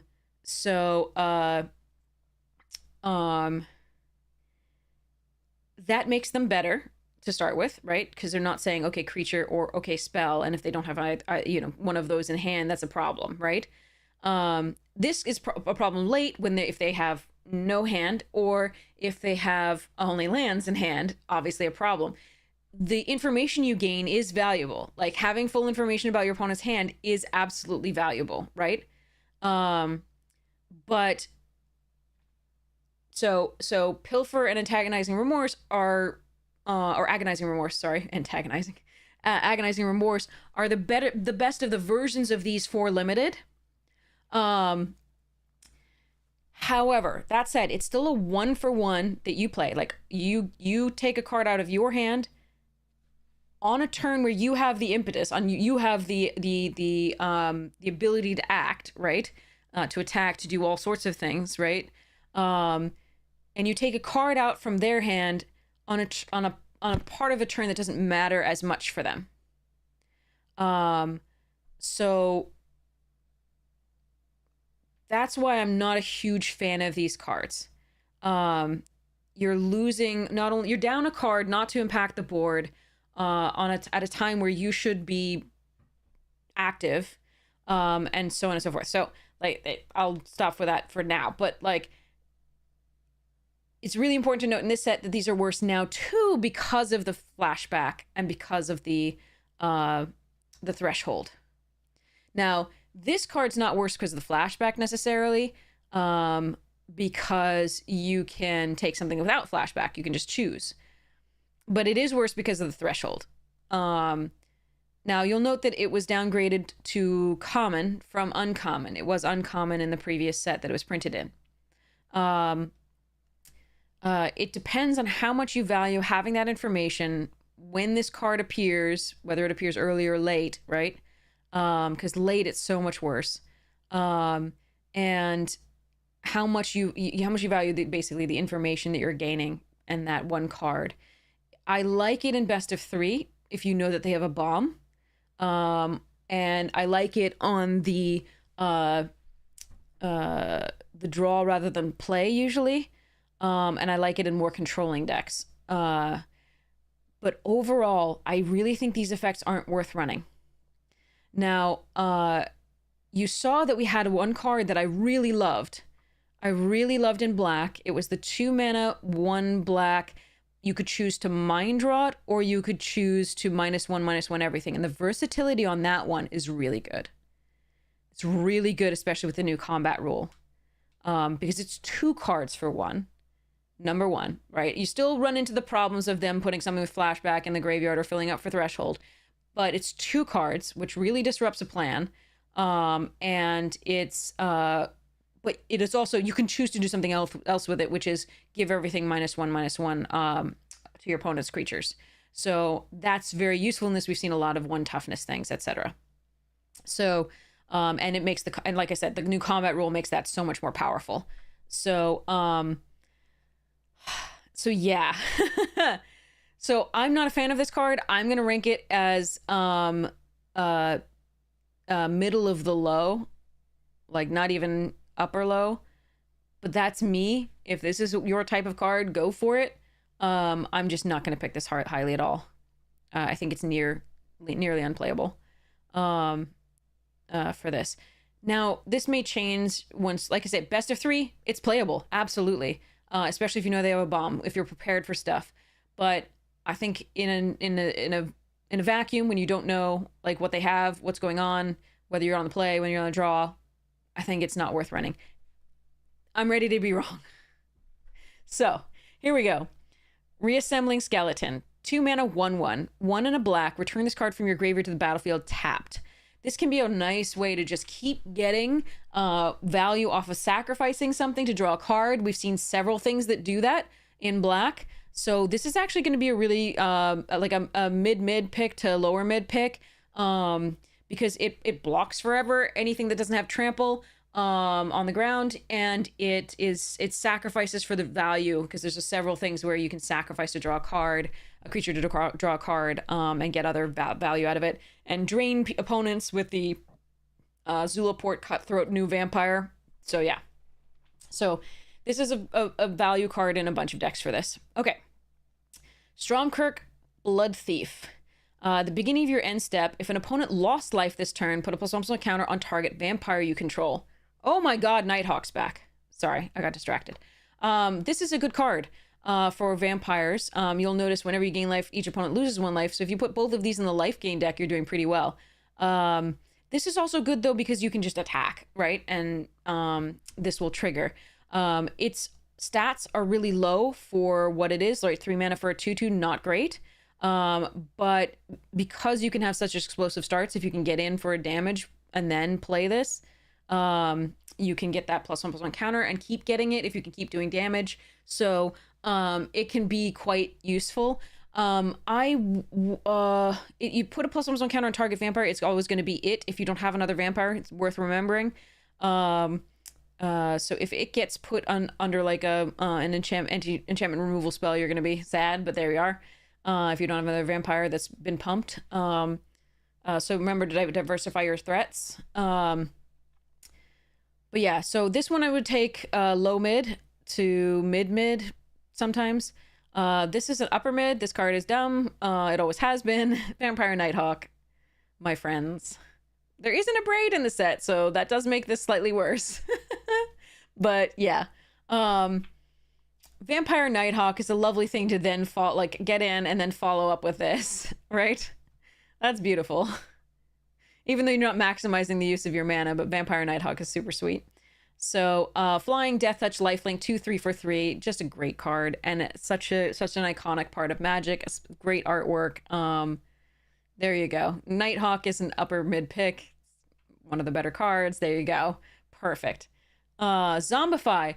A good card in this, because again, so much mill, and you can mill good cards that you want to get back. So Zombify for 4 mana. Used to be common, actually, printed at common, I think. It was printed on uncommon for a while, but it might actually have been printed at common once, I think. Zombify. Let's check. Might have always been uncommon? Maybe all uncommon. Yeah, even M25 was... Yeah, it's always uncommon. Okay. So it's uncommon. It's good. You don't want too many of them necessarily, unless, again, you have a lot of the surveil / Mill, again, best in blue-black, most likely. Although, you know, some combinations of like green-black will probably be perfectly happy with it too. So I like this at mid pick. I don't think I want too many of them because, again, you've got to get the great creatures in the graveyard first. You got to make sure you have the mill and stuff. And things dying, and a good thing to get back. If all your creatures are tiny and returning it for 4 mana is bad, that just doesn't make sense. So if you have nothing to get back that would justify this cost, right, you have to consider. All right, so Zombify really good too, but not as good as that. Abrade, great card. This is going to be an upper mid pick. It's just a really good card. 3 damage to target creature, instant speed 2. That's fine. This is good in this. It's really good against Gruul. So, and it's got some really good applications. Obviously, we can see killing this is really important. So, and destroying target artifact, we haven't really hit the artifacts yet that much. There were a few that were newly printed, but not many. So destroying target artifact, 3 damage to target creature. Okay. Yeah, take this card. Okay. Axguard Cavalry. That was from Kaldheim, I think. It's a Dwarf Berserker, 2 mana, 2/2. Riding the Goat. A foolhardy act of bravery. I liked this card in Kaldheim because there were a lot of things that, given haste, could just really push the game fast. The bigger creatures. I think it's actually going to be really important for red in this too, just because red seems to be all about those 4-power creatures, and giving a 4-power creature haste on 3 is actually quite nice. I think this will be best in Gruul for that reason. So this is pretty sweet. I haven't noticed that we have any like heroic effects, meaning whenever you target this creature, it does things. I haven't noticed, but there might be a few. If there are, this gets even better. Because again, it targets and can recurringly target. But this is just a nice 2/2 bear with upside. I like it. So this is going to be an upper low pick. It could graduate to lower mid if you're in Gruul. Brazen Scourge. This was a fun one. It's a gremlin. It is a commitment to red, but it's a 3/3 haster for 3. In its set, which I think was Aether Revolt, it was pretty good. Could lead to really pretty fast starts. I don't think I have really anything more to say that. I think it's a mid pick to lower mid. It's not one of the best, but it's not bad. Burst Lightning is a good card. 2 damage to any target. So that's the shock, plus if you kick, it deals 4 damage instead. This is a good card. It's going to be a mid pick to upper mid pick, depending. I think I want to start off with mid, but it's just a good card and removal spell. It's not going to be as good, obviously, as a 5, like as a few of the other things, but it does kill early threats, and that's really important. Have I seen any reprints or that may be too problematic or banned candidates? I haven't looked at the rares and mythics yet. I don't think any of the uncommons and commons are going to hit that particular threshold. Fanatical. So this is just a good card. This is a really good card. It's 2 damage to any target, so it is just better than a shock. Burst Lightning is a classic and wonderful. So yeah. Fanatical Firebrand, 1 mana, 1/1 Goblin Pirate. Haste, tap, sacrifices creature. It deals 1 damage to any target. It's a fine early drop. It's if Goblin creature type is relevant, it's going to be really important. It's nice to be able to do 1 damage to any target because there are a lot of 1 toughness creatures, hence the creature next to it, for example. So yeah, Burst Lightning is back, baby. I love that Magic is doing this. This is just such a cool look at past cards, and good new cards, and a sort of a big gathering of no pun intended, of sort of what makes Magic Magic. I like it. I like it a lot. I think I've loved so far what I've seen as far as creating a sense of Magic over its history. I like it. So Fanatical Firebrand, I think I'm gonna go with upper low pick. But it could be mid-low pick, depending. I haven't seen exactly how this is going to work yet. Firebrand Archer, 2 mana, 2/1. Whenever you cast a non-creature spell, this creature deals 1 damage to each opponent. That's going to go in that spells deck. It does surprising amounts of work. Remember in Two-Headed Giant, if you're playing Two-Headed Giant, this is a really good spell because it deals to each opponent. So you really would want this in Two-Headed Giant. It's pretty sweet. So pretty good. So it goes in the spells decks. It's not great in others. It's fine. This one's from Amonkhet or Hour, I forget.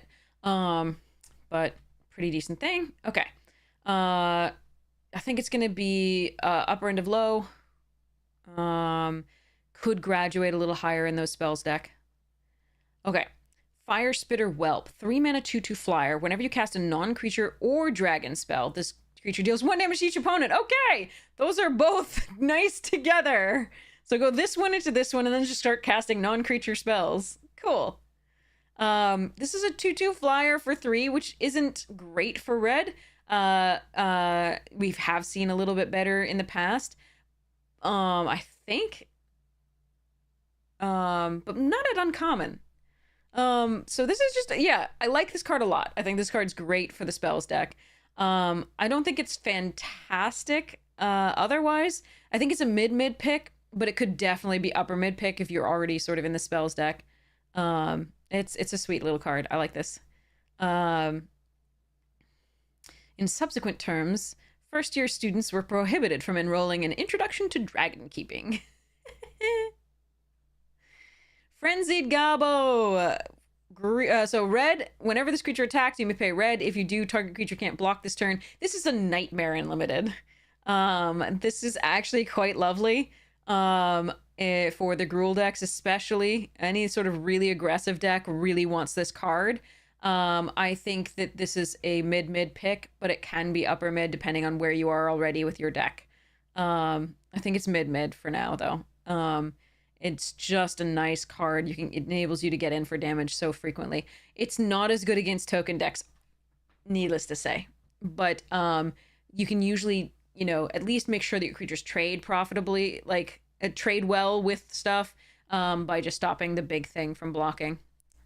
Goblin Surprise, 3 mana instant. So this is another instant for the spells deck, which is pretty sweet. And it has the hey, your door's broken. It has the versatility of being able to do the Trumpet Blast, which is creatures you control get +2/+0 until end of turn. Note that they don't have to be attacking, so you don't get to mess up that way, right? A lot of the Trumpet Blasts were attacking creatures, those types of effects. A lot of them were attacking creatures you control get +2/+0 until end of turn. So if you played it and you hadn't declared attackers yet, didn't matter. This one avoids that pitfall. You can play it at any point and still have it affect your creatures. Create 2 1/1 red goblin creature tokens is the other choice, and it's a good choice. I like this. I like this really good for the spells deck, and it's fine for surprising somebody with some blockers.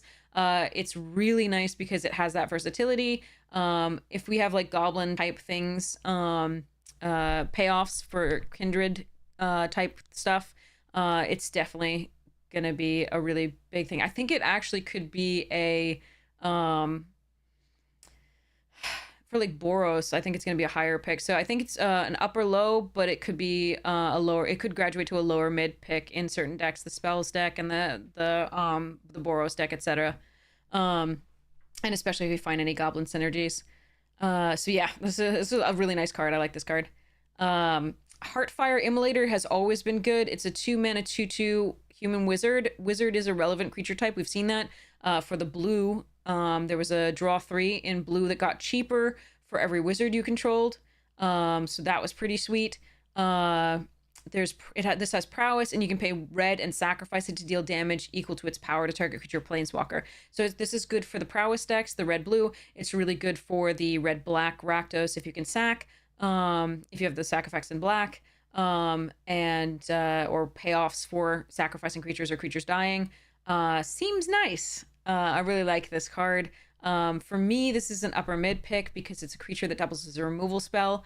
So for 3 mana, you can pay 2 to a target creature or planeswalker. Really, really important.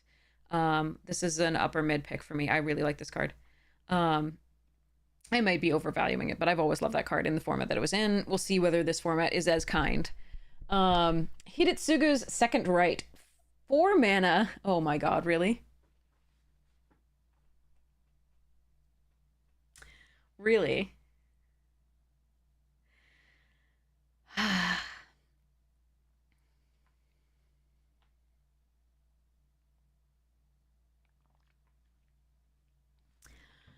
This is going to give me conniptions.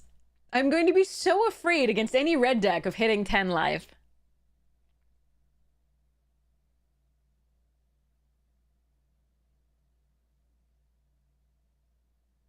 We have ways of making target player lose 1 life. We've seen that in the red here. Sorry, the black. With the red, you could do this. So Rakdos would do... So we could drain them for 1. Sorry, not drain. Just make them lose 1 in increments. But only if you gained life. That's best in black. So Mardu could run this. And maybe manipulate the life total well enough. Otherwise, you have to get lucky. I'm going to lose this card more than I want. I'm going to not take it very highly because that kind of, like a dead card in hand for that long might be a problem. It might be more of a trap than anything, but I'm probably going to lose to it a lot. I know I'm going to lose to that. So I'm going to go with upper low pick. I think you could play it. I just don't know whether I have that kind of luck to draw it when I want to draw it and then be able to navigate the game so they have exactly 10. It does nothing if they have more life. So if they can gain life in response, or if they lose life in response, it's a bit of a problem. So I feel like this is a trap. I really want to rate it unplayable, but I know I'm going to die to it, so we'll see. I'm going to go with middle of the low, actually. I'm sorry, I just, I can't see this working for me, although I'm pretty sure it's going to work for other people. Anyway, all right. So Involuntary Employment, 4 mana, 3 in a red. This was uncommon from Streets of New Capenna. Gain control of target creature until end of turn is a threat and effect. Untap that creature. It gains haste until end of turn. Create a treasure token. The reason this was uncommon in its set is there were so many sacrifice effects in Rakdos. Here it is not. It's 4 mana, sorcery speed, gain control of it, untap it, haste, treasure token. And the treasure tokens were so relevant at the time too. So we have a few sacrifice effects in black. I haven't seen another active treason type effect. I'm more likely to take active treason effects if they are 2 mana plus a red, so 3 mana total. Even if they have slight extra effects like create a treasure token or like the other one recently had a draw discard, I think, or discard draw. I think it was discard draw. But that one was 3 mana.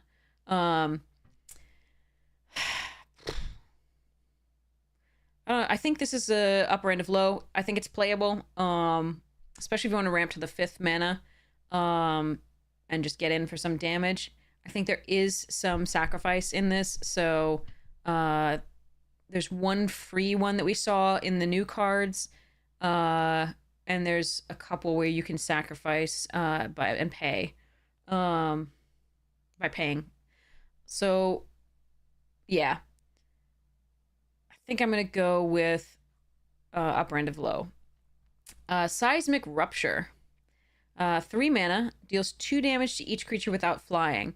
So the bigger Gruul decks are probably going to want this to make sure that they can... And like the red-blue flyers, if you have that, they're going to want this card to buy time against super aggressive decks.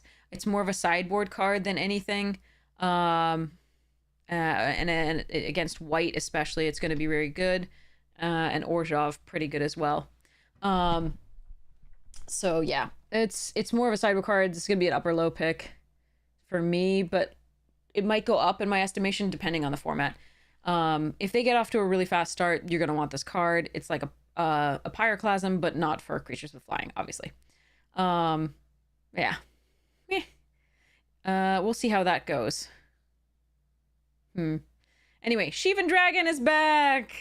It is uncommon. How far you have fallen, my friend. At one point, this was a very, very sought-after card. It's still a decent card. It's still a 6-mana 5/5 flying dragon with fire breathing, which is this mountain for +1/+0. But it's an uncommon. I mean, I'm gonna go with lower mid pick. You don't want too many of these, but it's still a good card. It's decently statted for what I've seen from this set. See how it goes.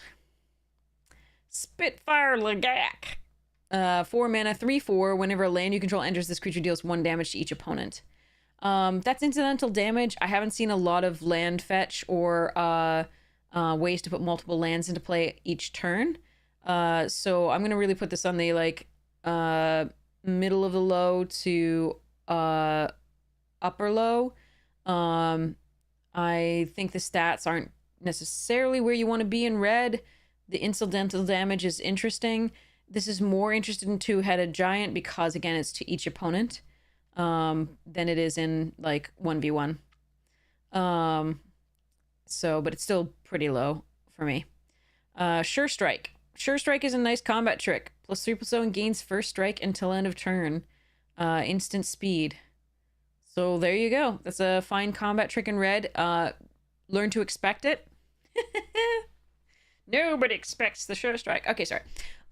It's a fine combat trick. It's still not really high overall. However, remember that the spells deck is interested in it because there is that the Cyclops again, which gets +3/+0 when you cast this, but then it would also get another +3/+0 and gain first strike, so it can attack for a lot of damage pretty quickly. So if they choose not to block it because they don't think you have a spell, then you can actually do some real damage. It's a upper end of low pick, perfectly playable, not terribly exciting. There are certain decks there it's gonna graduate a little higher. So, Thrill of Possibility, the normal one, discard a card, draw 2 cards. This is gonna be great in the draw 2, because you can draw 2 on their turn as well. So you can pump those creatures that say, or get the value out of drawing an additional card per turn. So this is your second card per turn. So this definitely goes in those. It also goes in the spells deck. It discards a card, so it fills up, like for blue-red, the spells deck, it still fills up for Threshold, which a lot of the blue cards have. So yeah, good card in those. Still an upper end of low pick for me for that. But because you can usually get these pretty easily. Yeah, decent. You can discard a card with flashback, or you can discard a card you don't need, obviously. Affectionate Indrik, it's back. It gives cuddles that you die from. Cute. This is a 6-mana 4/4. When it enters, you can have it fight target creature you don't control. So they're gonna fight, not punch. So it's important to note that. It's a decent card. 6 mana, it's a little costly, so I'm gonna put it at a mid pick to low mid pick. But it's a decent card. It's well statted, I think, for this, but 6 mana is a lot. So yeah. You could probably kill something relevant, I think. All right, Bite Down. Great. Take it. Upper mid pick for green, obviously. I think that's just a nice card. Target creature you control deals damage equal to its power to target creature or planeswalker you don't control. Very, very important. Instant speed. So it's a punch spell to a planeswalker or creature. And instant is so important here. Planeswalkers may be relevant because there are 5 of them. So yay. Very important. I like it. Good green removal spell. Upper mid pick. Okay. Blanchwood Armor. 3 mana. Enchanted creature gets +1/+1 for each forest you control. So the more focused you are on mono green, the better this gets. Usually, though, it will pump something really importantly. And a lot, which is really important. And so you can use this to sometimes win the game. You'll want to play it on a flyer or something with trample.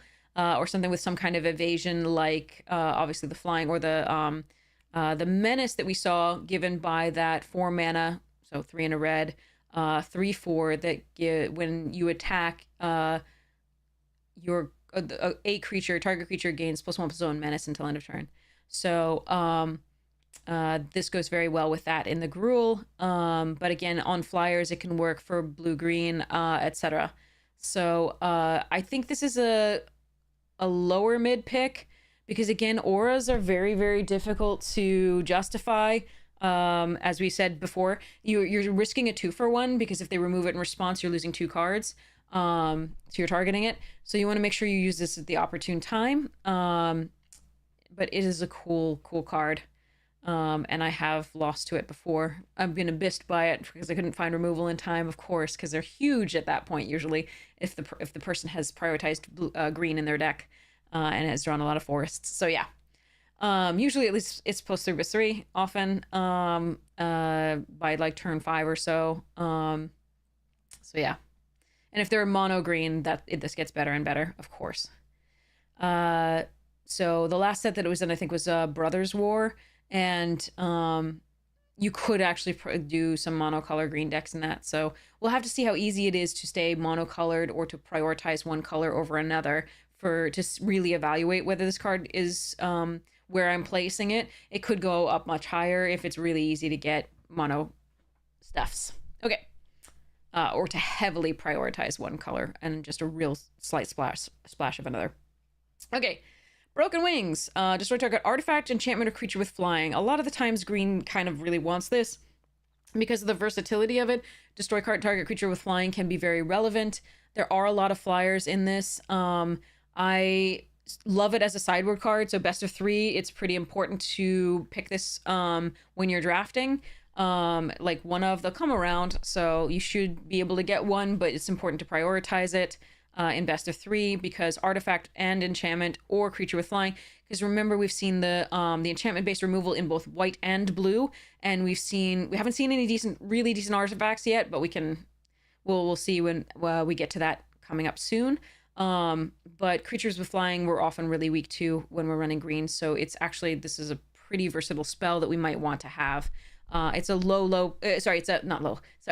it's an a middle end of low pick or upper end of low pick in best of 1, but it kind of can graduate to a lower end of mid pick in best of 3 if you don't have one yet. So it does matter. Bushwhack is great. Not only is it fixing, oh wow, it's been downgraded to common.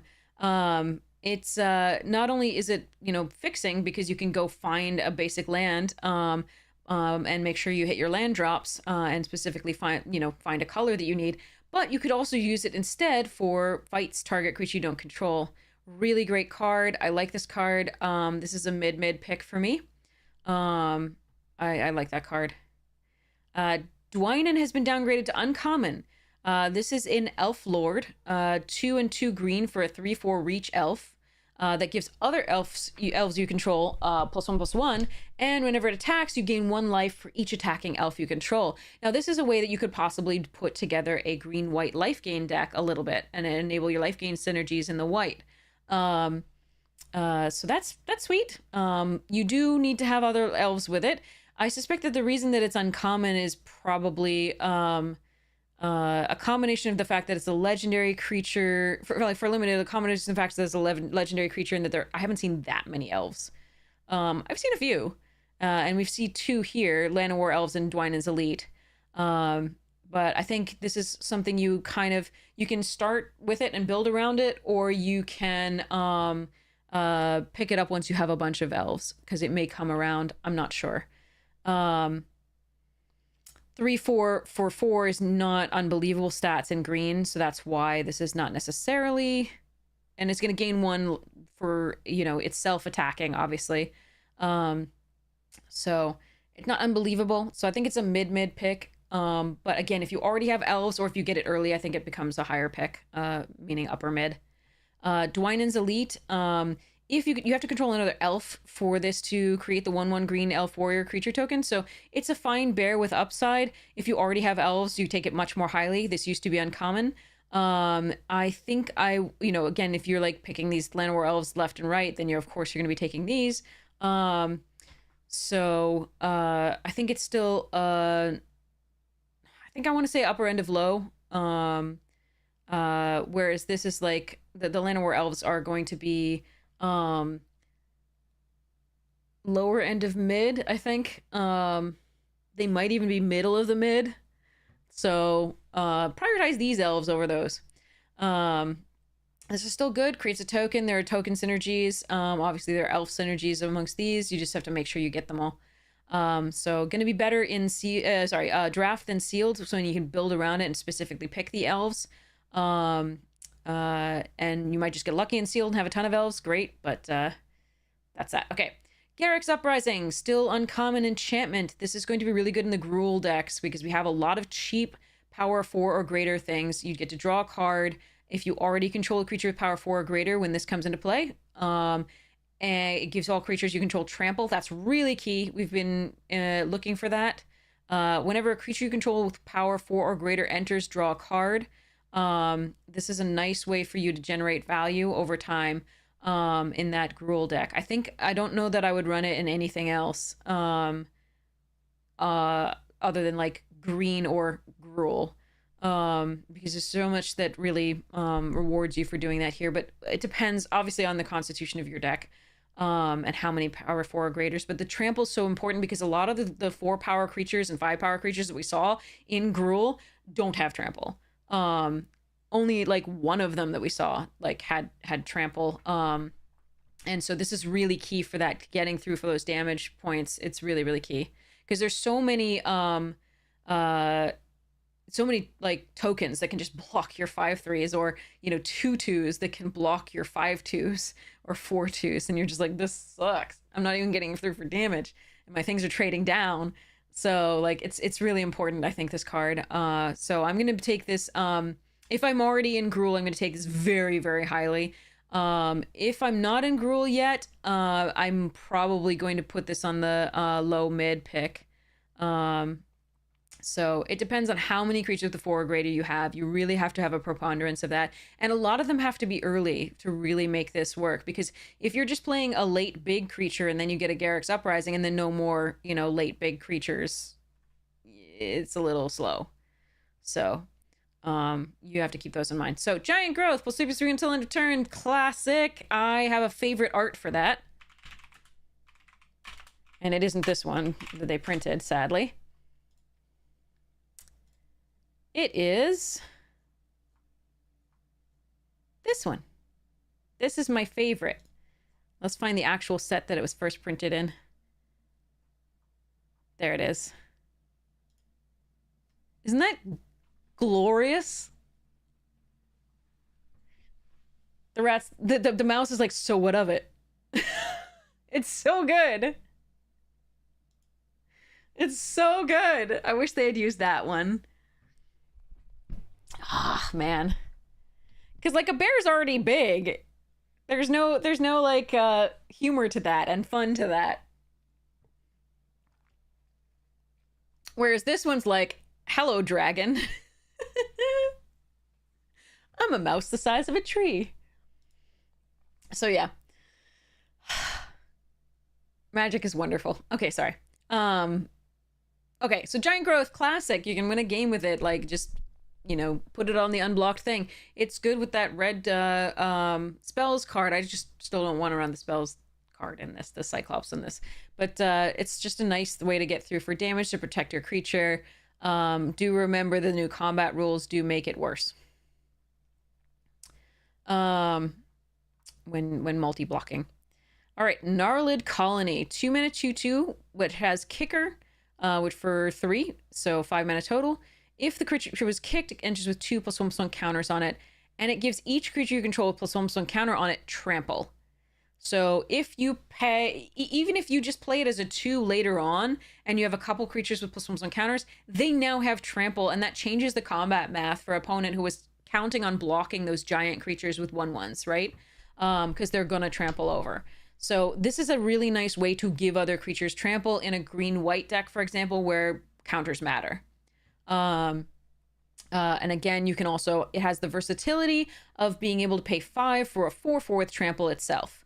So I like this card. It's really versatile. I think this is a great card to put in decks. It's also, you know, useful early and late, as we said, in both forms to some degree now, because counters do matter in green and white.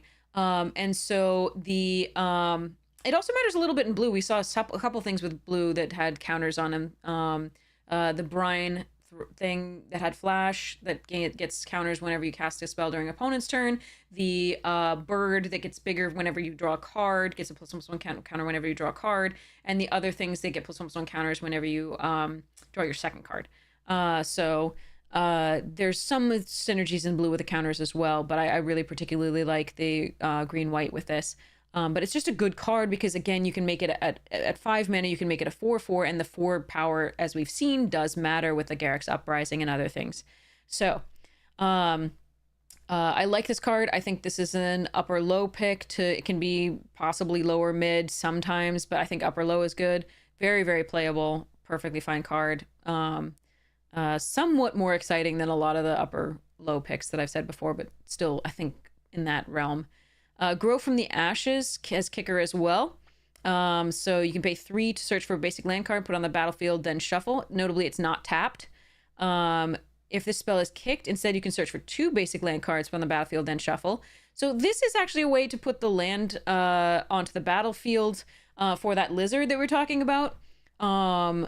It's not the most exciting way to do it, but it is 2 lands per turn for that lizard that does 1 damage for each land when it has landfall and does 1 land damage whenever a land enters the battlefield under your control. So I like this in slow formats. This was from Dominaria, the original Dominaria originally. Haha.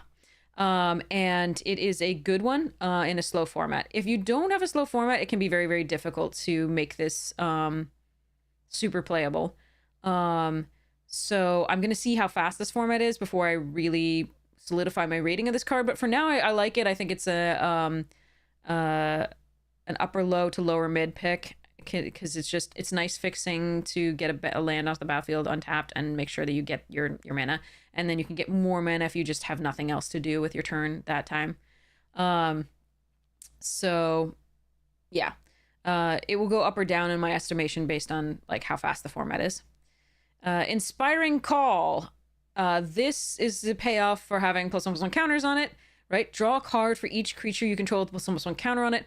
Those creatures gain indestructible until end of turn. I love this card. You have to have the +1/+1 counters. I think it's going to be I think it's going to be a lower mid to upper low pick.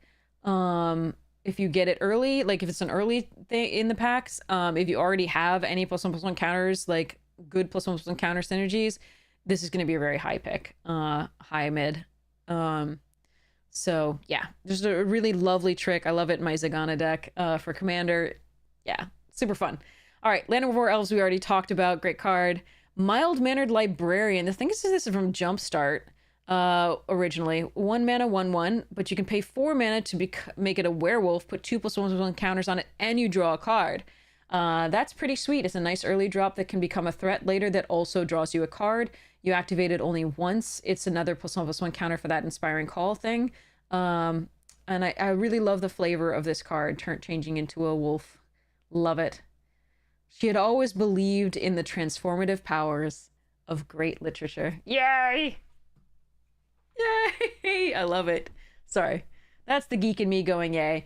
This is fun. I think it's a mid pick. Seems decent. To low mid. It's probably low mid. It's probably low mid pick. It's still good. Nessian Hornbeetle, however, is an upper mid pick. This card is great. It's a 2/2 with huge upside. As long as you control another creature with power 4 or greater, right? At the beginning of combat, your turn, it just starts growing. You put a +1/+1 counter on it. It's another +1/+1 counter synergy thing. And it's just, people feel like they have to remove it before you even ever get like 1 4 power thing. And it's so easy to get 4 power in green here. So this is a huge, really great card. And there's Overrun. Overrun wins games. It is a huge commitment to green because it has 3 green pips.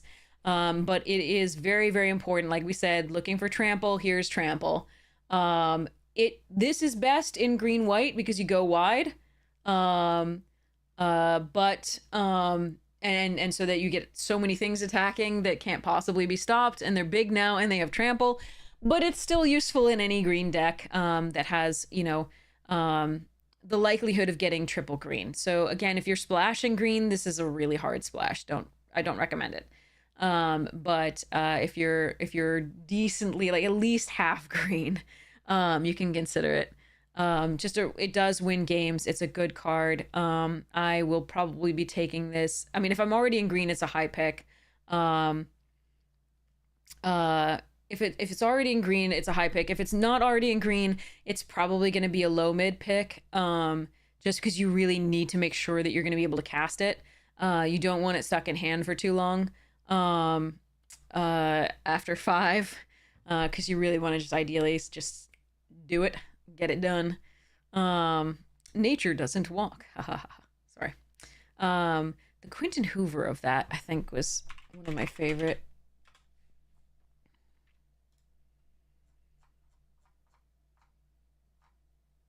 Did it not have a Quentin Hoover? Was the Quentin Hoover in a different one? That might have been Achan's run. But this was the original one with Jeff Miracola from Tempest. It's pretty cool. I feel like the new art really does get it. They get the sense of it a little bit better from Odyssey. The Dance of Angry Feet. So yes, so this is a good card. You just have to make sure to know when to pick it. But it is very, very valuable to decks, to most green decks. Anything that has the capability to cast it. Like I said, best in go wide decks, but still shines in just getting through with those big honkers. Reclamation Sage. Destroy target artifact or enchantment on a body. This is I've seen enough enchantment-based removal that I believe this card should probably be a mid to upper mid pick. Just a good card. It's also an elf. That's a relevant creature type we've seen with Dwynen and the Elite. So, cool beans. Snakeskin Veil at uncommon now. It was common. Now it's uncommon. Gaining hexproof, pretty cool. That's another +1/+1 counter synergy. I'm gonna go with this as a mid to upper mid pick. It's a good card. It oftentimes, depending on the format, stopping one piece of removal is enough to completely turn the game around. Now, admittedly, the formats we've been playing recently are very, very fast and quite powerful, and this is supposed to tone both of those things down a little bit. But until we see how this plays, we'll see how that goes. But Snakeskin Veil is almost always going to be really important, and especially since we now have these +1/+1 counter synergies, like the Inspiring Call, and we saw some other ones too in the new cards, etc. So, yeah, that's a good card. Wary Thespian. I really like this one. This is from Mom, March of the Machines. Cat Druid, relevant creature type. When this creature enters or dies, surveil 1. This is just a nice 3/1 body for 2. Good aggression. And when it enters or dies, surveil 1. That's important too.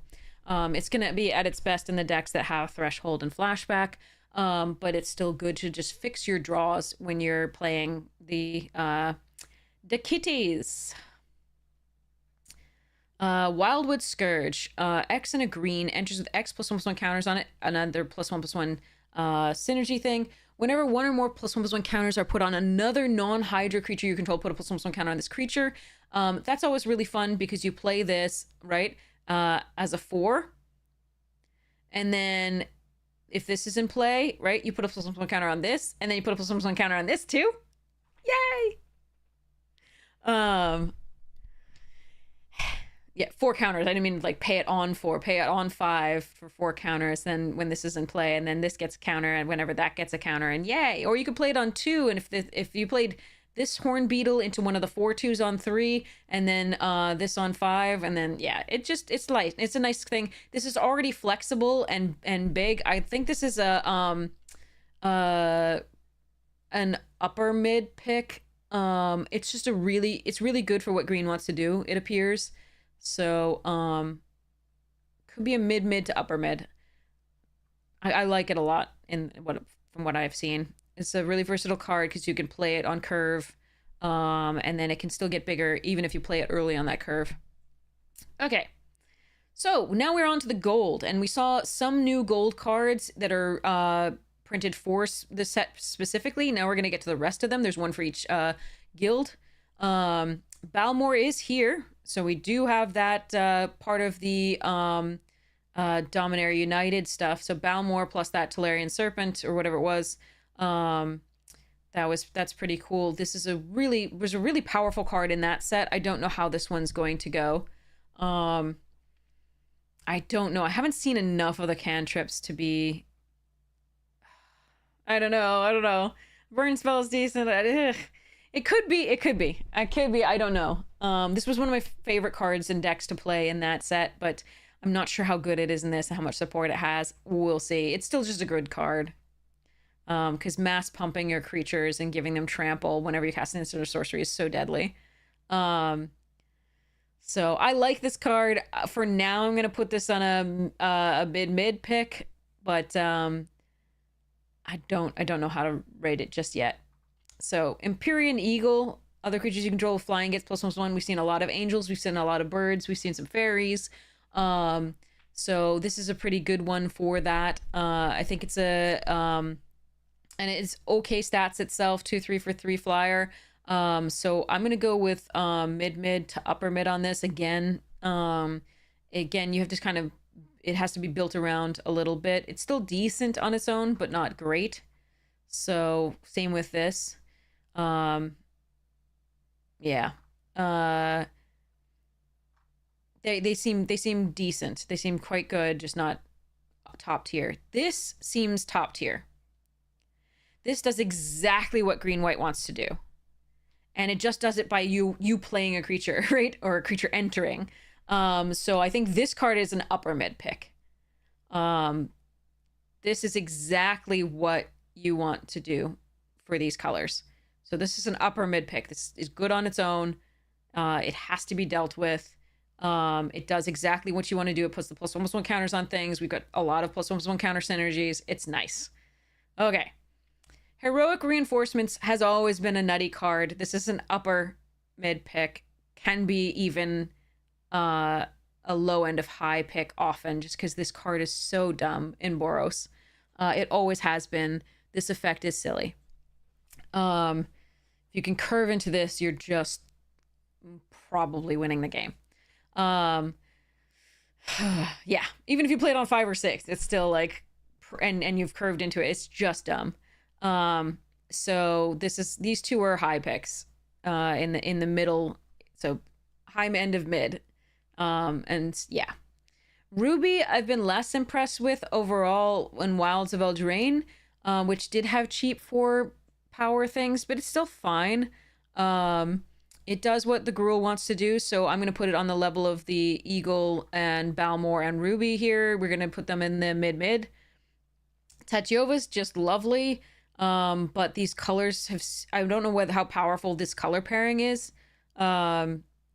So I'm going to go with, it's just a really good card, and you can splash it in other decks. I think I'm going to go with upper end of mid for the first copy. And then probably lower end of mid for the second. It's a very good card. It's just not, it's expensive, and I don't know about this color pairing yet. The color pairings that seem to have the most synergies are like black, white, green, white, red, white, and black, blue, and Dimir and this Gruul. Blue white has been a little bit, I haven't seen as much with, and the Simic I haven't seen as much with, and the Balmor seems a little undersupported, but that's just my first impression. I don't know. I really would have to play the set to figure that out. And I'm sure they balanced it better than I'm seeing, but yeah. Okay. So, Adventuring Gear. Whenever a land you control enters, equipped creature gets +2/+2 until end of turn. 1 mana, equip 1. And we've got the Burnished Heart to find lands. 2 basic lands cards put on battlefield, tap, then shuffle. So that's another way to put, to make that landfall work for you. So we had that Lizard again, getting a little bit better in Two-Headed Giant with the Burnished Heart, and the Adventuring Gear makes things happen when you put lands into play. But oftentimes I've been disappointed by this because unless you're putting tons of lands into play per turn, or guarantee put a land into play per turn, the +2/+2 is difficult. And it peters out exactly when you don't want it to. But it's a good ROI for like 1 mana and 1. So it seems fine. Notably that there was a spell that we found that said that destroy target creature and then exile all equipment attached to it. So, or exile and equipment attached to it. So that's important to remember when you're playing this. I think I'm going to rate this one as an upper low pick to lower mid, maybe. Burnished Heart I like. If this format is slower, it's even better. So if it's a really slow format, this goes to like, if it's a really slow format, this goes to upper mid. I think for now I'm gonna lower that to like low mid to upper to middle mid, just because I don't know exactly how slow it is. But this can be a good way to fix your land and make sure that you get and ramp yourself. So, but you have to play it on 3, and then you have to wait and untap, and then do the thing. So, Campus Guide, 2 mana 2/1. This is from Strixhaven. Whenever this creature enters, you may search your library for a basic land card, reveal it, then shuffle and put that land on top. It's a 2/1 for 2, which is fine. You can play it on curve every time. It can make opening hands keepable that wouldn't be otherwise.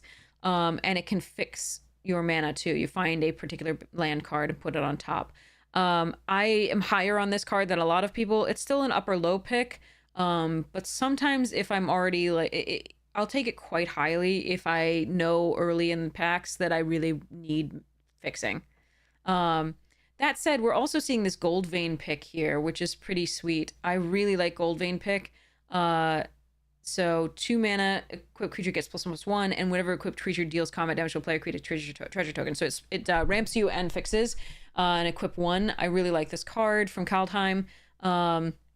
That's some good stuff. So the more that I see fixing in this, the less the Campus Guide is going to be super important. But again, it can, like I say, make certain opening hands more keepable than others, and that really does matter when you're in best of 1. So I prioritize these a little higher than I think a lot of other people do.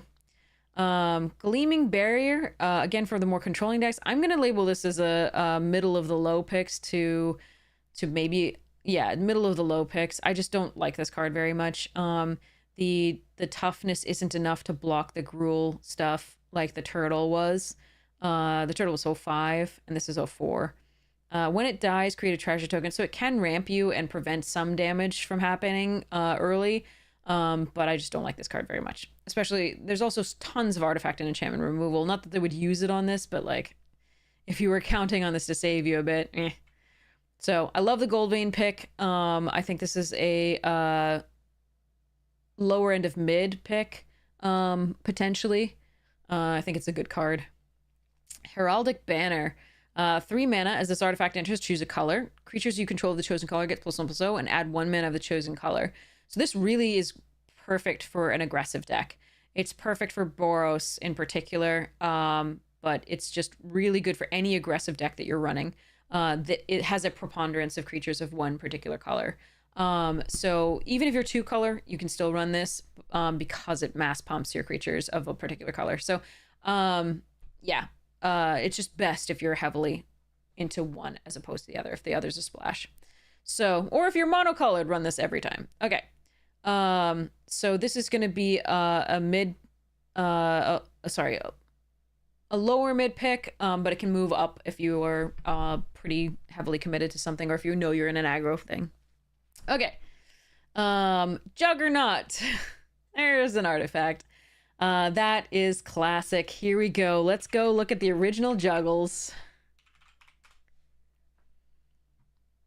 Someday. Later that same day. Nope. Maybe.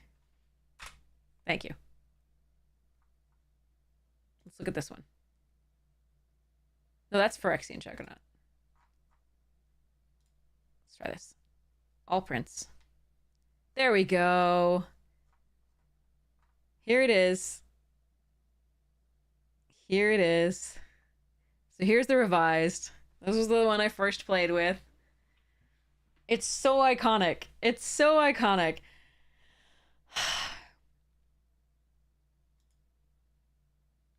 So, can't be blocked by walls. Haha. Yeah, it was up there with like a good threat that just had to be answered, right? It was cheap for its time. The 5/3 was actually a good return for 4 colorless, right? Couldn't be blocked by walls, attacked each combat if able. It was just had to be blocked and answered. It's bolt bait here, yes, yes. So it's it's not as good as it was. I'm gonna go with upper end of low, but maybe this format will reward me for it a little bit. I can see like putting combat tricks on with it, and running it maybe in a deck that just needs another 4-drop for the Garrick's Uprising, but I'm not excited about it in this format. Meteor Golem is wonderful in slower formats. If this format is really slow, Meteor Golem. But if you can also mill this card and use Zombify to get it back, that's great. But I've seen so many cards that would benefit from a flicker effect, and I've seen no flicker effects. I've only seen bounce. So the Reanimate might be the best for this, but right now this is going to be a low end of mid pick. It depends how we do. In limited, Swiftfoot Boots has never been terribly, powerful. Usually, if you have a bomb to protect, maybe you run this, but otherwise it's not been that important. Giving some things haste is nice, but I think this is a upper end of low or low end of mid pick. Then you have these lands, the gain life lands, the originally cons, I believe. And you have one of each plus an evolving wilds. The fixing, this is going to be very important. For Threshold, it's also good, so it's worth remembering that. But these guys are going to be just, if you need the fixing, cool. It also gains a life, so the Scoured Barrens is going to be one of the most valuable of these because the life gain decks will really want that. But in a life gain deck, you might want to run this even though it's off color because you gain a life for just playing a land. So it has one off color, but it has the black, right? And you might want to run another white one, right? Like the Tranquil Cove, right? Or the Windscarred Crag, just because you need the life gain, you have all those triggers. So, and synergies. So consider that. It might make your mana a little bit more difficult, and it might make your deck a little slower because you're running more tap lands, but you want to weigh that against the benefit you get from the gaining the life and those synergies. Okay, this is a really gorgeous bit of Evolving Wilds art. It's one of my favorites so far that I can tell. It's just really cool. But yeah, this helps Threshold, so it's a really good one and helps you fix. So you're going to want to prioritize these. They're going to be a lower mid pick to upper low if you are splashing, and sometimes if you have Threshold. Rogue's Passage. Target creature can't be blocked this turn. If you're heavily in like a million colors, you might not want to run this because it only produces colorless. But otherwise, it's quite a valuable card to just be able to, keep getting in if you have 4. I'm going to say that it's probably a lower end of mid pick, but that could change. So Secluded Courtyard, I don't think I would run. Add 1 mana of any color, spend this mana to cast creature spells of the chosen type or activate an ability of a creature source of the chosen type. If there were like 5 color goblins, I would do this, but there aren't. This is very iconically fixed on colors on like a 1 color thing. Roast beef. It's too late. I'm already panicking. It's fine. I'm already just anxious. No matter what, I would be anxious. So yeah. But Secluded Courtyard is not something I think I would run in limited. It's a really nice constructed card for Kindred type decks. But yeah, most of these are going to be very iconically green or iconically blue or iconically X, Y, or Z, right? So like the goblins are all going to be in red. It's not going to be like you need to play a black goblin, right? For the most part. So I don't think playing Secluded Courtyard is right at all. I think this is not a pick. Now, In paper, you may want it because you want it for a deck, and this is a gorgeous artwork piece of it. This is from the uh special artwork for it, or no, this is the original art, I think. But yeah, so that's the lands, and then they have the basics, and then these are going to be for special sets. These I don't think are in the boosters. Happy Existential Dread Day, yeah. So so yes, before I see what these are, because I think these are still in boosters, it said something about, but I'm gonna double check. Because I think I put in boosters at the top, like in booster. Is this how I was supposed to do it? In booster? Card is available in paper and the set is blah, and the card was in booster. Is this what I'm supposed to do? I'm gonna run to the rest of them. Let me know, and then we'll start these if they are going to be draftable. Wait, we've already seen. Yeah, okay. What? If Inspiring Overseer is back in draft, I'm gonna throw a fit.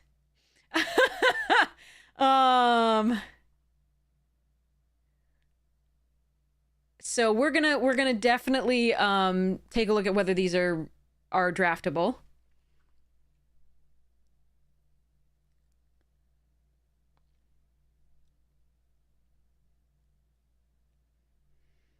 Um so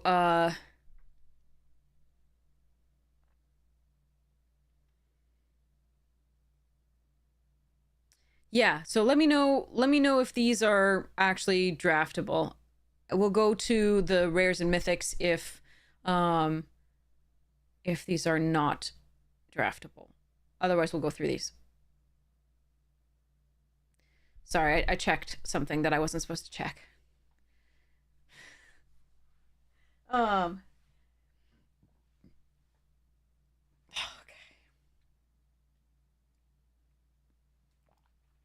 Restroom time. I'm also going to start the tea water going.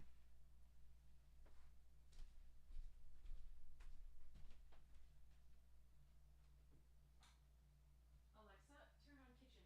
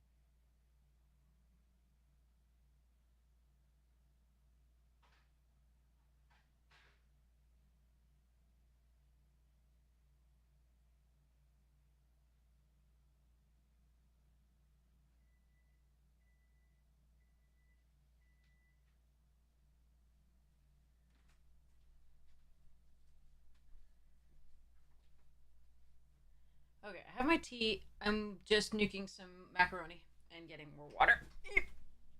Yay!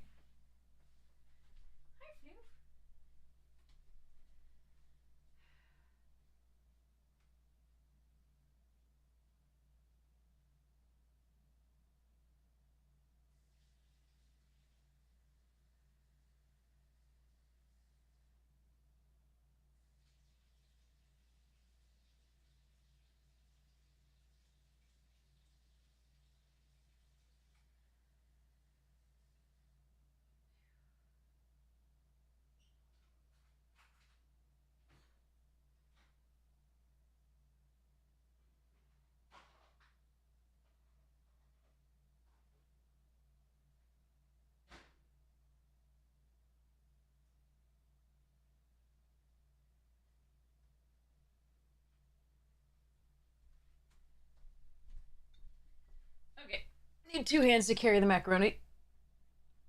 So I'll be right back.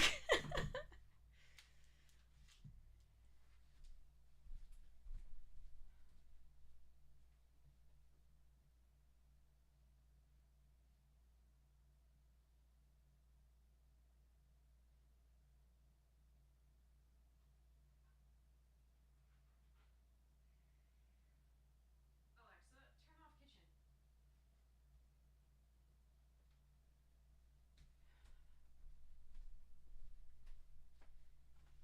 Okay. All right. Does anybody know whether these are draftable? Slash in boosters?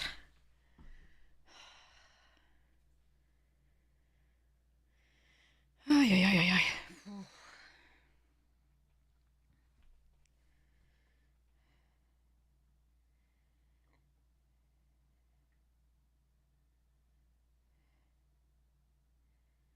No, no, no, no, no, no, no, no. Okay.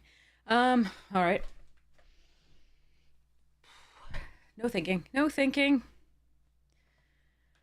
Okay, let's see.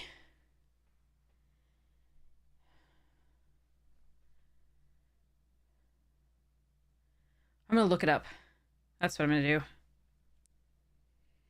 In a second, after I pull the tea.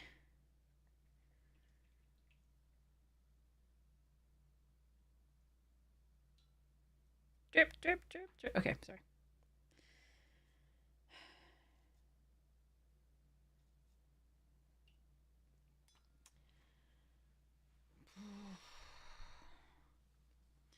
Okay, let's look up what's the what on all this.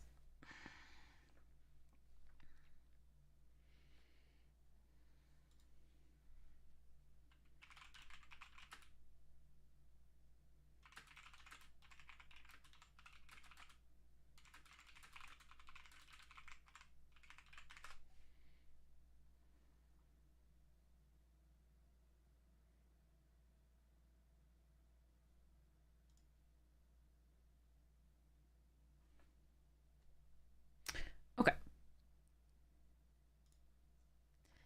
So let's take a look at this. Borderless versions? Okay.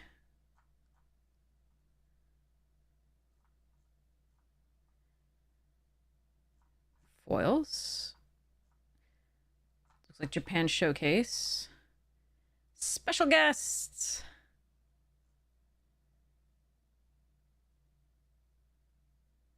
Okay.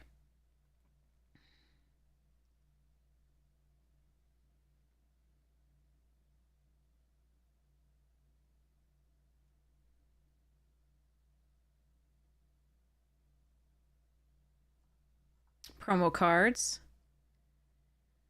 Oh yeah, this is the beginner box that's really cool. For new players, this seems so good. It comes with like a play. It comes with like all you need to just start a game of Magic. It's pretty sweet.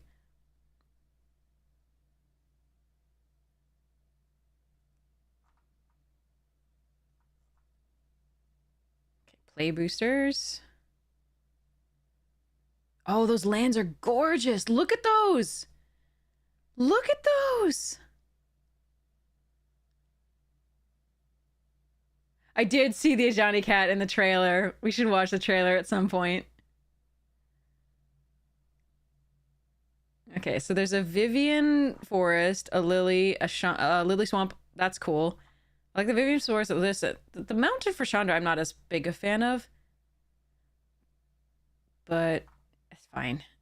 But that's Kaito's Island. That's cool. And those are gorgeous.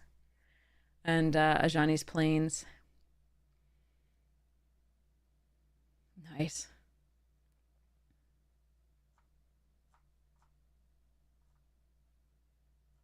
Oh, also non-planeswalker characters. Okay, Giada Zimone. Tiny Bones! Tiny Bones Swamp! Oh my god, that's so cool! Sorry. And that's the Snorse, but who is that? Kellen, okay. And Loot, is Loot up here? It's hard to see. In paper, I'll probably see that too. All right, borderless cards and mana foils. Okay. Yeah. Wait, isn't this just a repeat of before? Play boosters. Okay, play booster contents. 80 commons. Blah. 100%. Oh, yeah. Jumpstart boosters are separate. And we'll have a different symbol. 387 magic cards in the starter collections. Loot is in the tree, nice. Okay, collector boosters, bundles, pre-release packs. Yeah, 6 play boosters. So we just need to know the play boosters, which ones those are. Okay. Okay. Well, the numbered card. I'm gonna assume that these are also in the play boosters. But the numbers, though, are higher. I feel like we've gone over...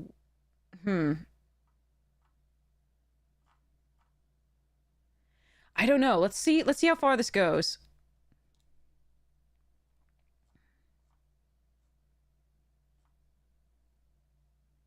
Yeah, because somebody said this isn't in the booster. Somebody said these are not in the play boosters. These are part of the special stuffs. Because the gates aren't in the booster packs, they said.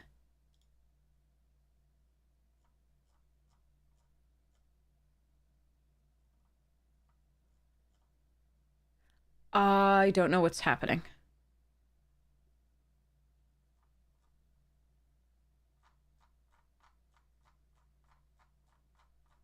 Maybe I should put,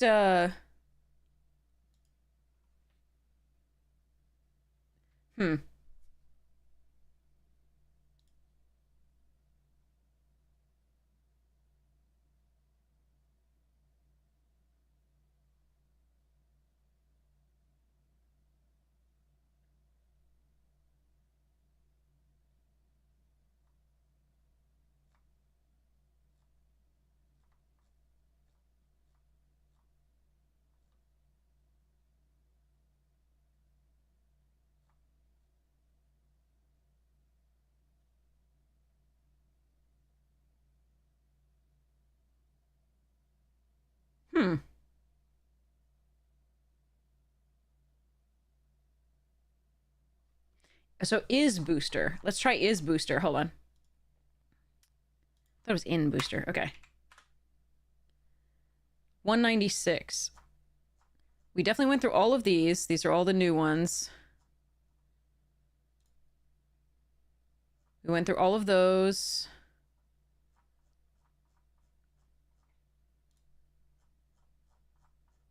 Yep. I think we got it. Okay, I think we got it. I think we did every common and uncommon that you're going to open in this. So let's go, you won? Yes, the giveaway. Congratulations. I'm so happy for you. So awesome. Sorry. Okay. So now let's go into the rares and mythics. Let's do this. I'm going to try not to swear a lot because technically as an ambassador, you're supposed to keep it PG-13. So we'll see how this goes.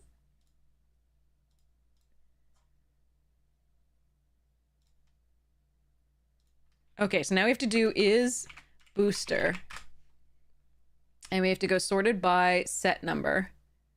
So we have 80 rares and mythics that we're going to go through. I'll sign whatever you want. It'll probably devalue it, but I'll do that. I'll definitely do that. So while I take some bites of food, let's take a look at these. This card I have seen. Stream swear jar, yeah.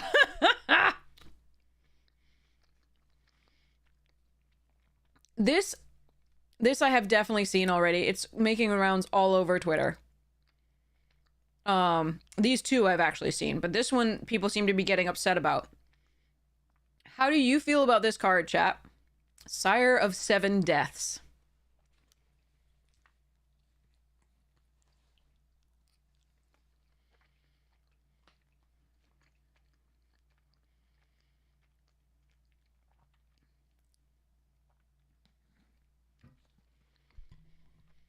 Seven. 7/7. 1, 2, 3, 4, 5, 6, 7 abilities.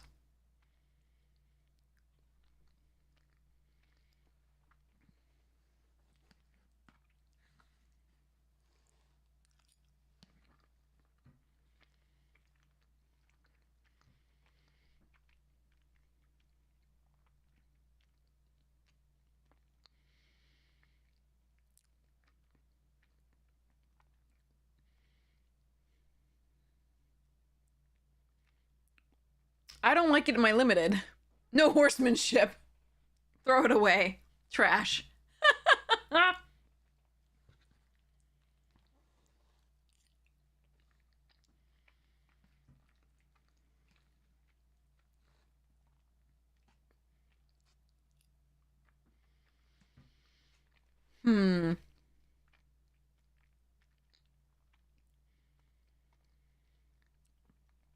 If this is a slower format, which it looks like it will be, you'll get to 7 pretty easily.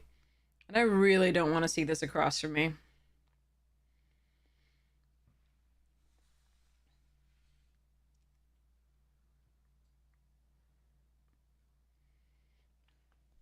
I really don't.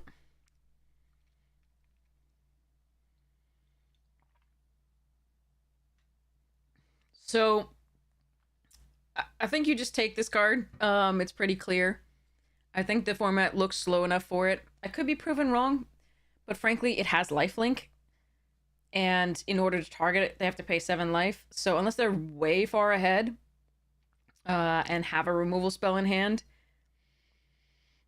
it looks pretty difficult to interact with.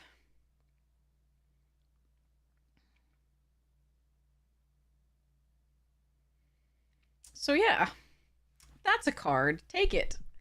That's most of what we're going to be doing with this, by the way. It's just going to be whether it's an S tier or it's like, so this is a card, a slam. This is a high end of high. Even though it's 7 mana, like you could run into issues with against a really fast deck like Boros. I still feel like it's worth slamming.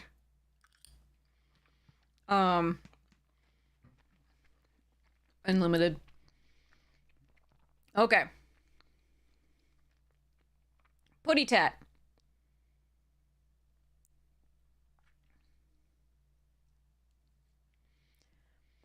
Ward pay 7 mana is impossible to deal with unlimited then. That's a no. The only card that would work with that would be like the 1 mana blue enchantment if you had 8 mana. Or the 1 black sacrifice a creature, exile target creature if you had 8 mana. I feel like that's not. I feel like the 7 mana would be a lot. The 7 life is still doable. You just have to be way ahead. And there is life gain in this format, so. But you also have to have a removal spell. It's brutal. So yeah, this is a high end of high. Arabo, the First Fang, is a 3 mana 2/2. Other cats you control get +1/+1, so that's not the best there, but it also creates a 1/1 cat token when it comes into play. So effectively it's 3 mana for 3 power across 2 bodies and 2 cats, which again, we have cat synergies, really, really important. Sorry, it's 4 power across 2 bodies because it gives other cats +1/+1. So it's 2/2 and 2/2 that it makes as long as it's alive, because it gives the pump. It's a cat lord. And then whenever another non-token cat you control enters, you create another of these. So this card seems really stupid and good. I would slam this as well. First pick, first pack. I don't think it's an S tier. It doesn't automatically put you into white because you have to have some other cats with it. So I think it's first pick, first pack. You can slam it if there's not another rare in the pack, or mythic that's better. But I'm gonna say it's probably a so first pick, first pack, you can slam it, provided there's nothing better. And then if you see it later, it's not something that transitions to it. So I'm going to put it on the low end of high because of that. So again, first pick, first pack, and there's nothing else better, go for it. But it's going to be low end of high compared to other rares just because it is a lord and it requires other things to go right. So Celestial Armor as an equipment. Really pretty artwork. 3 mana, flash. When this equipment enters, attach it to target creature you control. Okay, so like mithril armor thingy. That creature mithril coat from Lord of the Rings. That creature gains hexproof and indestructible. The other one just gave indestructible. Okay, I think. But hexproof and indestructible, gets +2/+0 and has flying. And the equip is 4 mana, so 3 and a white. So it's expensive to re-equip, but +2/+0 and flying, and that hexproof and indestructible at that time. This is a very good card. I'm gonna go mid end of high to low end of high. It's a decent card. It protects. It pump. It give flying. It's good. So yeah. So basically, like, take these cards. It's just, yeah. This is the one to slam. I think these two are a little bit lower. Crystal Barricade, 2 mana, 0/4 defender. You have hexproof, prevent all non-combat damage to be dealt to other creatures you control. So they can't punch them, they can't fight them, they can't burn them, and they can't target you to make you sacrifice this. But they can kill this. But it is a wall and it does require work. So I think this is the low end, the upper end of mid. I actually think it's still fine because they have to deal with it first. So maybe it's a low end of high. It's a good card. It's just not as good as the other stuff here. Exemplar of Light, 4 mana, flying. Whenever you gain life, put a +1/+1 counter on this creature. They wanted to stop the Archangel thing. Okay.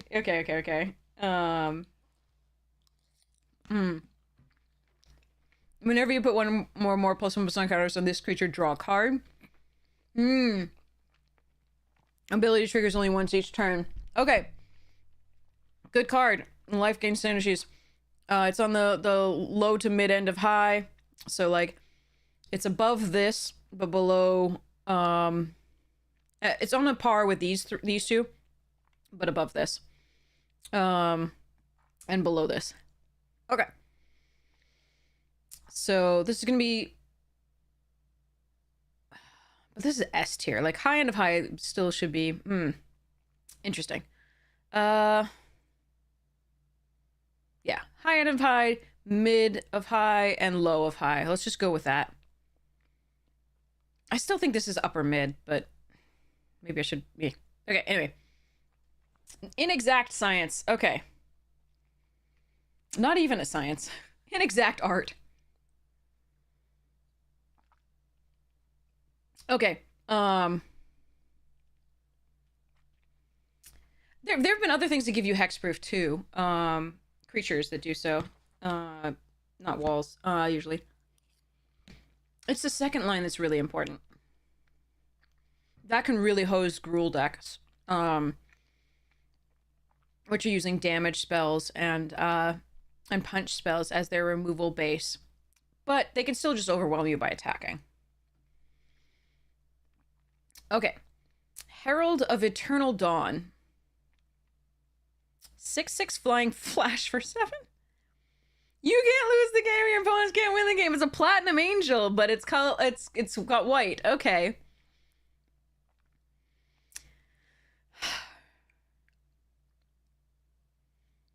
Okay, here's the judge question I have for you all.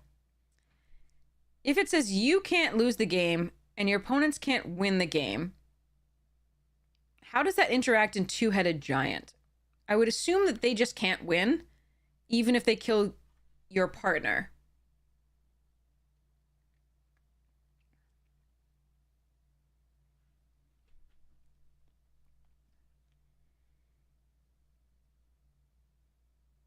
Wow, look at that artwork. Oh, that's Martina again, the one who did Tasha. Nice.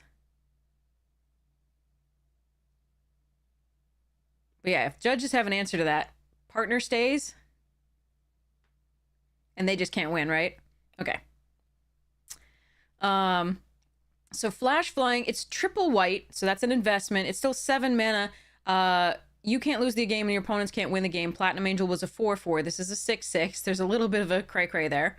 But again, it requires an investment in white, and you be committed to white pretty well. This is still, I think, a slam card early because you can prioritize the triple white.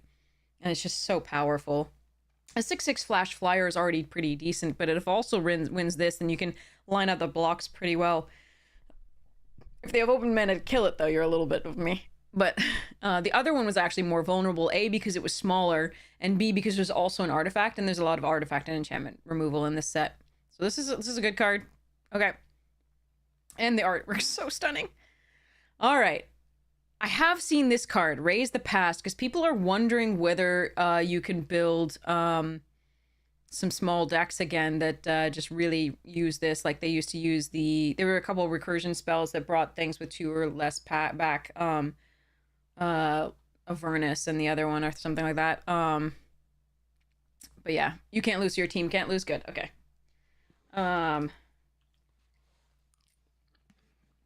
Okay. So you can build around this. I think Boros really would like this card. But it is mana value 2 or less rather than power 2 or less. Something to remind yourself, because I will often confuse the two. I think this is more of a constructed card than a limited card, but it can get you some decent value in the set. We've seen some good 2-drops. So I think you could justify running this. I think it's a lower pick, though, because you really have to have a lot go right to do it. And a certain type of deck. So yeah. So this is going to be a low end of high to upper mid, depending. I mean, I don't know. You can just really... I think white really wants this. I don't know. This one might go up in estimation, even in limited. I think in constructed, it's crazy. Sky Knight Squire, 2 mana. Something to get back with this. Heh. It's a kitty. Whenever another creature you control enters, put a +1/+1 counter on this creature. Okay? As long as this creature has 3 or more +1/+1 counters on it, it has flying and is a knight in addition to its other types. That's a fine card. It's not a great early card because it doesn't... because 2 mana for a 1/1 not good, especially in white. But whenever another creature you control enters, put a +1/+1 counter on this creature, you could prioritize the ones that put creatures into play. So like following that with Arabo would be great, but also following that with a 3-drop that like makes a 2. There's a 2/2 kitty that makes a 1/1 kitty, also really good. Already that makes it into a 3/3, and then it will become a 4/4 with flying the next creature that enters. So it's still good. I think it's on the lower end of high or upper end of mid compared to these others. So it's on par with the Crystal Barricade. Well, no, I think it's I think it's a little above the Crystal Barricade. I think it's probably in line with like the I don't know. I think these 3 are better than it. But there we are. Okay, Valkyrie's Call. 5 mana. Whenever a non-token, non-angel creature you control dies, return that card to the battlefield under its owner's control with a +1/+1 counter. It has flying and is an angel. Okay. Oh boy. Fun.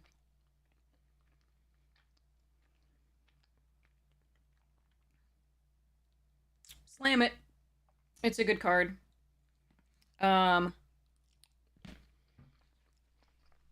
Just make sure you prioritize maybe not as much a token deck. It's gonna be best in Selesnya, I think. And certainly synergizes with the +1/+1 counter theme. But yeah. Seems good. You can definitely make use of it. Archmage of Runes is 5 mana 3/6. Instant and sorcery spells you cast cost 1 less to cast. Whenever you cast an instant sorcery spell, draw a card. This is going to be better in Constructed than in Limited, but still decent in Limited. It's not a slam, but it is a really decent rare for what it wants to do. More on a par with like the Sky Knight Squire and the Exemplar. Okay. Curator of Destinies. 6 mana, can't be countered, 5/5 flyer. When this creature enters, look at the top 5 cards of your library and separate them into face down and face up pile. Opponent chooses one of those piles. So it factor fictions. 5 cards. Okay. So it factor fictions on a stick and can't be countered. For a 5/5 flyer. Pretty nice. Good top end for a blue deck. Seems sweet. Note that these aren't draw effects for the draw an extra card per turn thing. 2 cards per turn. Yeah.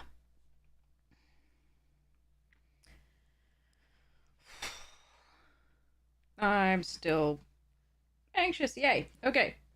How's everybody doing? Y'all holding in there? Holding up? Hanging in there?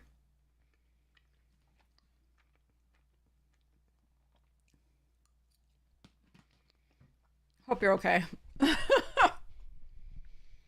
All right. Seems fine. Nice top end. Not a slam, but still good. Drake Hatcher, 2 mana, 1/3. So I think low to mid high. Drake Hatcher, 2 mana, 1/3. Vigilance, Prowess. Whenever this creature deals combat damage to a player, put that many incubation counters on it. Remove 3 incubations to create a Drake. Okay. It still has to get in. I think this is a low end of high, but it's really cute. Art. High Fae Trickster. You're good as long as you don't think about it. Yeah. Does the art on what look off?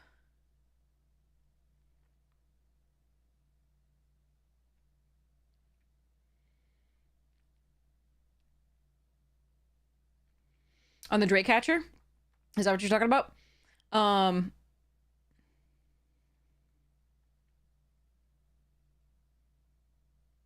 It looks like we're trying to go from a particular angle, and that's a very difficult angle to capture well in art. I think for the most part they did a good job, but it's not quite perfect. Way better than anything I could do, of course.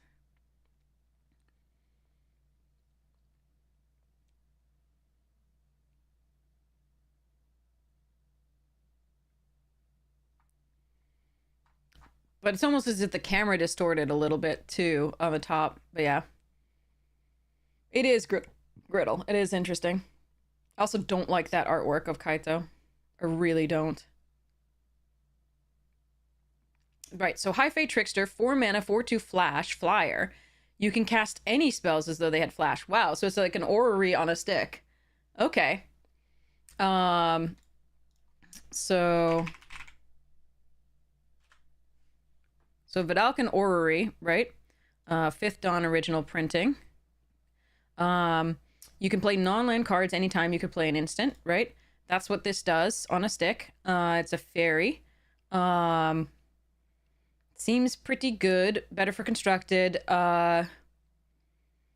But still fun and limited. Like a 4/2 flyer that's going to get in the next turn, you know, potentially that they couldn't, you know, factor in, and that you can, you know, hold up counter spells around is pretty nice.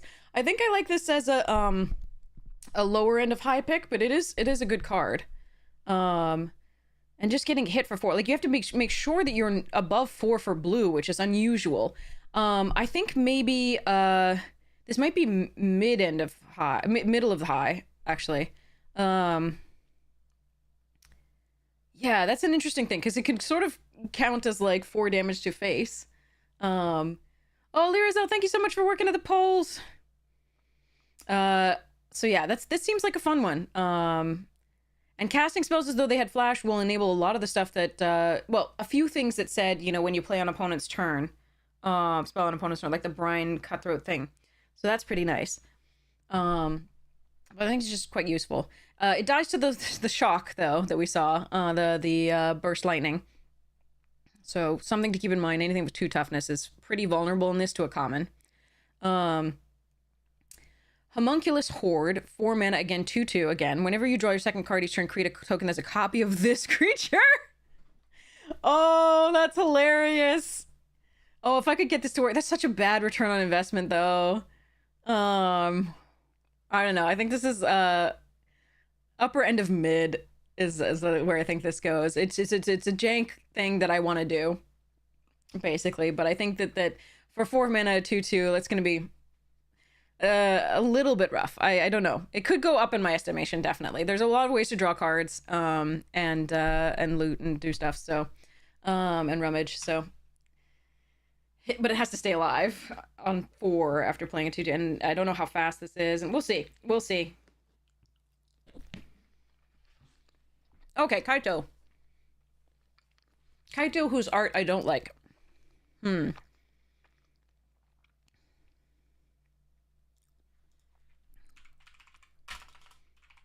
I can type. Good art. Good art. Good art. What the hell?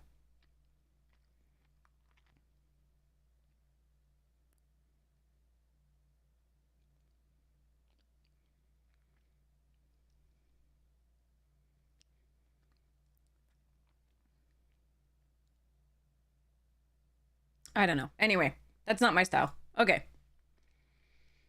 Whenever a creature you control deals combat damage to a player, put a loyalty counter on this. Okay. +1, up to 1 target creature you control can't be blocked this turn. Draw a card, then discard a card. So loot. So that's really useful. This is a very good card. -2 to create a 2/1 blue ninja creature token. Okay. You get an emblem with whenever a player casts a spell, you create a 2/1 blue ninja creature token.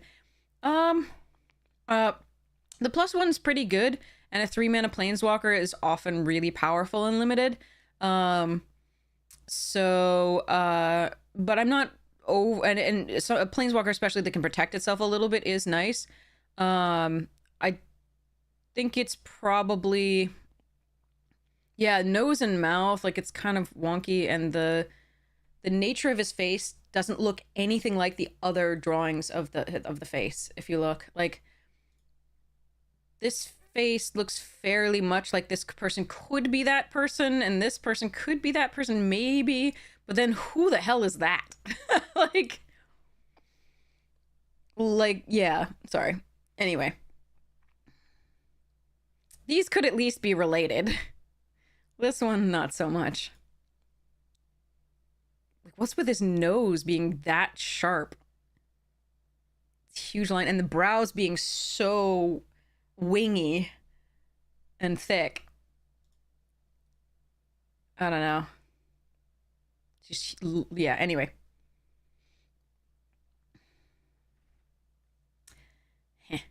Anyway, it seems like a good card. I don't think it's a slam. I don't think it's like the most ridiculous thing I've seen. I don't think it's on par with the other mythics we've seen so far to some degree, but it seems decent. I like the fact that you get both of these abilities, and it can end a game by just making, by even being late and just making something unblockable. But early you can just fix hand too. And it can protect itself if it has to by going to 1. There are a lot of things that target planeswalkers, which is good. Where was Ajani? Is Ajani not in the packs? Interesting. Kiora is no longer a planeswalker. There we are. Why is Kaito a planeswalker and nobody else, like a lot of other people aren't? I mean, like, the Phyrexian invasion did stuff, so we got that. But what protected these specific planeswalkers, do we know?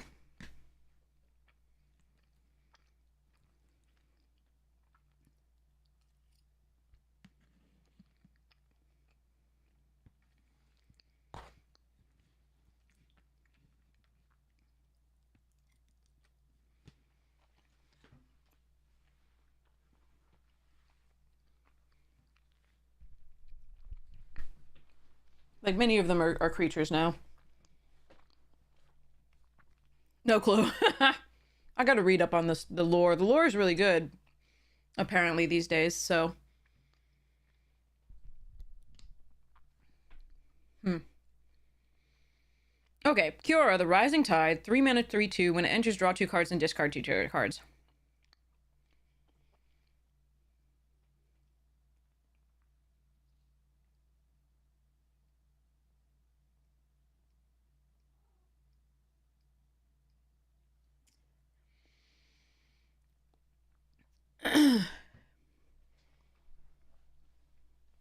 It's not been said why some retain their sparks and not others. Interesting. It was just kind of random. Oh, God. Come on, Magic. You can do better than that.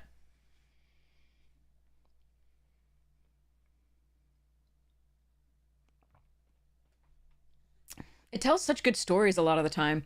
And then other times you're just like, why? Why did this happen? And they're like, because it did. Hand wave. Hi, cat. What's going on? All right. So, Kiora the Rising Tide, 3 mana, 3/2, enters, draw 2, then discard. That's really good for Threshold, which it benefits from anyway. It's good for fixing up hands that wouldn't be good otherwise. And just seems pretty good. So whenever Kiora attacks, if there are 7 or more cards in your graveyard, you can create an 8/8. Cool. Octopus. Yes, I love it. I think this is a really good card. I think it's a middle of the high picks. I think it's a really good card that you'll want to run. Maybe mid to low end of high, actually. I just have to rank these in like order at some point. That's what I gotta do. All right. I gotta do like a table. I'm gonna do that at some point. But for now, we'll just do pick order. Lunar Insight. This is a harkening back to... Watch. This artwork. So see these ponders? And especially this ponder. That's cool. So Lunar Insight. 3 mana, draw a card for each different mana value among non-land permanents you control. Interesting. Among non-lands. So if you control a token, that'll have a 0. So 3 mana. This could be a 3 mana draw 3. At sorcery speed. Or it could be a divination.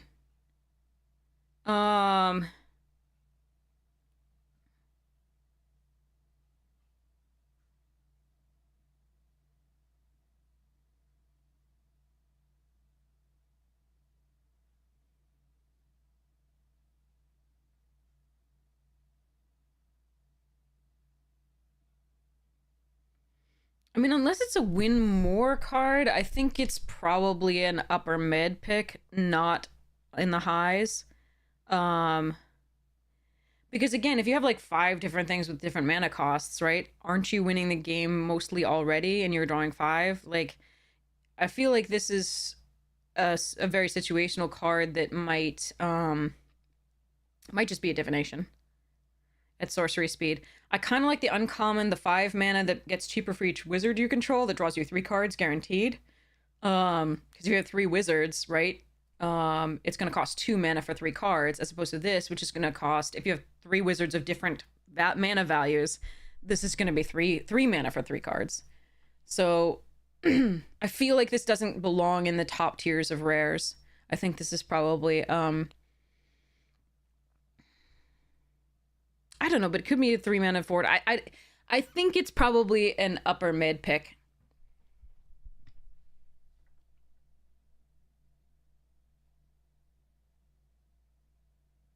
I think isn't it each wizard you control reduces it by 1? I'd have to go check again.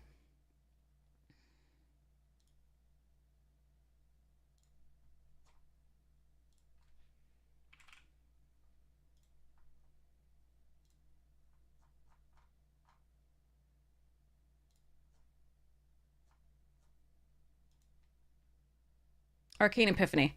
Oh, it was only once. It's only one if you have a wizard. I see.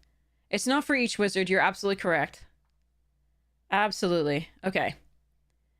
So it's only going to be 4 better, and this, but this one's, so that's 4 guaranteed 3 at instant speed.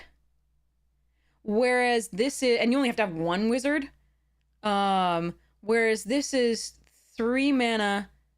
You have to have different per mana things, not counting lands. And it's sorcery speed, and probably, usually a lot of the time, so a lot of the time the best you're gonna get is 3.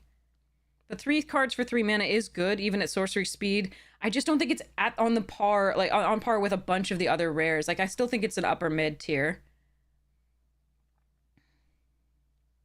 Yeah, it could be 0 if they have removal, absolutely. So I think this is upper mid. I don't think it's on par with a lot of the other rares. It's still fine and good. But yeah. All right, Sphinx of Forgotten Lore, 4 mana, 3/3 flying flash. Whenever this creature attacks, target instant or sorcery card in your graveyard gains flashback until end of turn. Jesus Christ. Slam it. It's good. Okay, moving along. The card's great. Probably best in blue-black, where you can reuse your removal, or obviously blue-red for the spells, where you can reuse the red removal as well. Dang. So, Abyssal Harvester. 3 mana, 3/2 Demon Warlock. Tap. Exile target creature card from a graveyard that was put there this turn. Create a token that's a copy of it, except it's a nightmare and it did that. Then exile all other nightmare tokens you control. That has uses. I think it's still on the lower end of high, or upper end of mid. It's good. It's situational though, and 3 mana for a 3/2 is not the best. You have to have removal with it. Things have to go right. It has to not die. It's got 2 toughness. It's 3 mana. So I'm gonna go with upper end of mid or lower end of high. To review a little bit, we have slam, we have middle, we have lower end of high, we have slam, we have middle, lower, middle, lower, slash upper end of mid. Probably lower, mid, could go up in my estimation. It too could be like, could actually end up being high. Could be a slam. I'm not sure. But like, I like this card. But yeah, these are lower, in the upper end of mid. I think these guys, this is a slam. Okay. Edict. Oh yeah, this thing. 13. This is best in Commander. Absolutely best in Commander. It's like a Blasphemous Act or a Vanishing... but what is it? Vanquishing something. It's another Wrath. Anyway, Vanquish the Hordes, I think it is. Scryfall is having fun tonight. Come on, you can do it. Oh, I didn't even spell it right. That's why. I'm having fun tonight. Yeah. I'm working on it. Here it is. So, Blasphemous Act does 13. This says destroy all creatures, but it gets 1 less to cast. And then this is Blasphemous Edict. Was there... It might be like a series. We'll see. Wait, no, there was a 13. There was a 13 as well in white in recent set. Crimson Vow? It was Crimson Vow had it. Each player chooses, like, you choose up to a number between 0 and 13, and each player sacrifices that many creatures. What was that?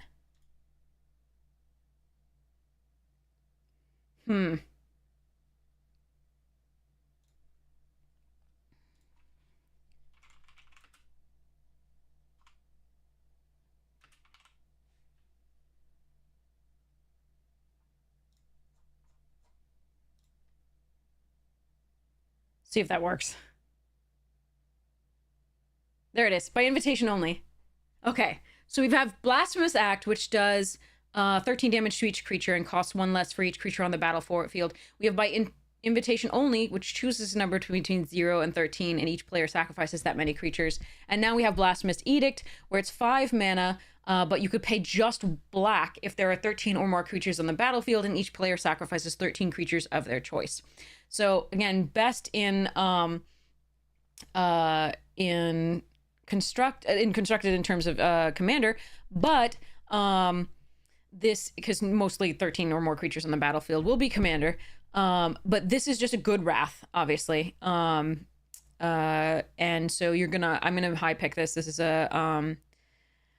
This is a good thing to have. A no crap button in limited is always really nice these days because the things are so crazy. So I would pick this at a middle of the high to upper end of high.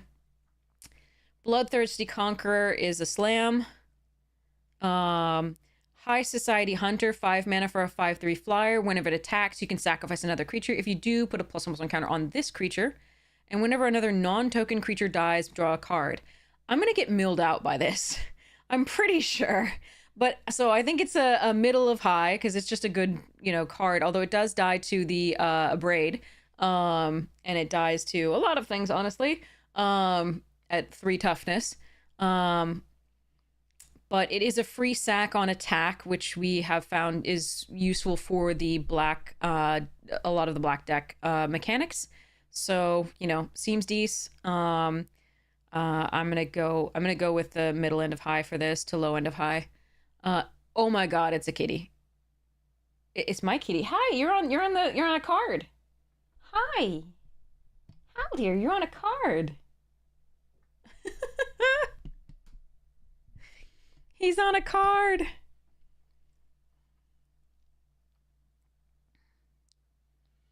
He's on a card. Yeah, exactly. Deft. Exactly. So 9 lives, familiar, 3 mana, 1/1. This creature enters with 8 revival counters on it if you cast it. When this creature dies, if it had a revival counter on it, return to the battlefield with 1 fewer revival counter on it at the beginning of the next end step. I love it. It's cute. It works with the synergies of black in terms of sacrifice. It's also a blocker that keeps coming back. It's not a good return on investment for 3 mana for a 1/1, but it's just interesting in that respect. I think it's going to be an upper end of mid to mid end of mid.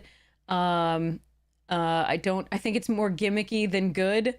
Even though it does synergize with some of the sacrifice, it's something that you can sacrifice with no cost to you, really. But I think this is it's really cute, and I think it's not as good as I would want it to be to slam it in limited. So I think it's a mid of mid, something like that. It's fun. It's very fun. Things with creature dying effects work, things with sacrifice effect works, and things with creatures coming back into play work. So, Tiny Bones, Bauble Burglar, 2 mana, 1/3. Whenever an opponent discards a card, exile it from their graveyard with a stash counter on it. During your turn, you may play cards you don't own with stash counters on them from exile. And mana of any type can be spent to cast those spells. 3 and a black, tap. Each opponent discards a card. Activate only as a sorcery. This again is going to be nutty in Two-Headed Giant. You want to slam this for Two-Headed Giant. This is a good card in this because we've seen a lot of rummage, a lot of loot. And if you can exile it from their graveyard, right? Exile it instead, right? Exile it from their graveyard. Then you can take them off Threshold. You can take them off Flashback there, right? It's really nice. I like this in this format. I think it's a lower end of high pick, but it's still a good card.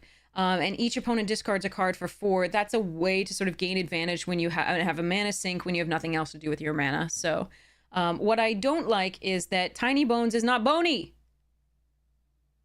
That looks like fleshy bones to me. That looks like flesh. That looks like flesh, flesh, flesh, flesh, flesh. I've said this before, but I'll say it again because I saw it on the, I saw it on this, right? Yeah. Fleshy. Not bony. Why? Anyway. Wait, could you all see that? Yes. Good. Okay. So Tiny Bone seems fun. I don't think it's a I think it's a lower end of high pick, but it's still a good card. Um Zul Ashur, Lich Lord. So this was referenced in flavor text. So let's go advanced. Can we look at flavor text? Text rules box. No, but I want to look at flavor text. Can we see this? Yes, we can.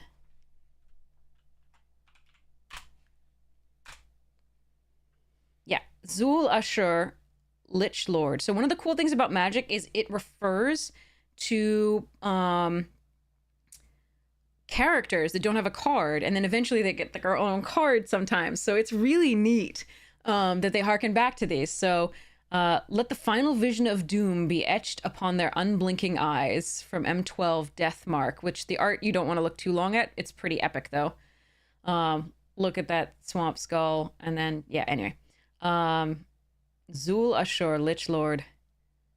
Right, life's essence is a nectar unlike any I tasted when I lived as a mortal. You harbor such vast potential. It would be such a shame to let you die of old age. So, yeah. There's a lot of things that are cool here. They may show up with the wrong thigh bone or mandible, but they always show up. But now we actually have a card. For Zul Ashur, Lich Lord, or Asher. I'm so sorry if I'm not sure which way this goes. 2 mana 2/2. Ward, pay 2 life to target this. Okay. Tap. You may cast target zombie creature card from your graveyard this turn. There are a lot of zombies in black in this, so that is relevant.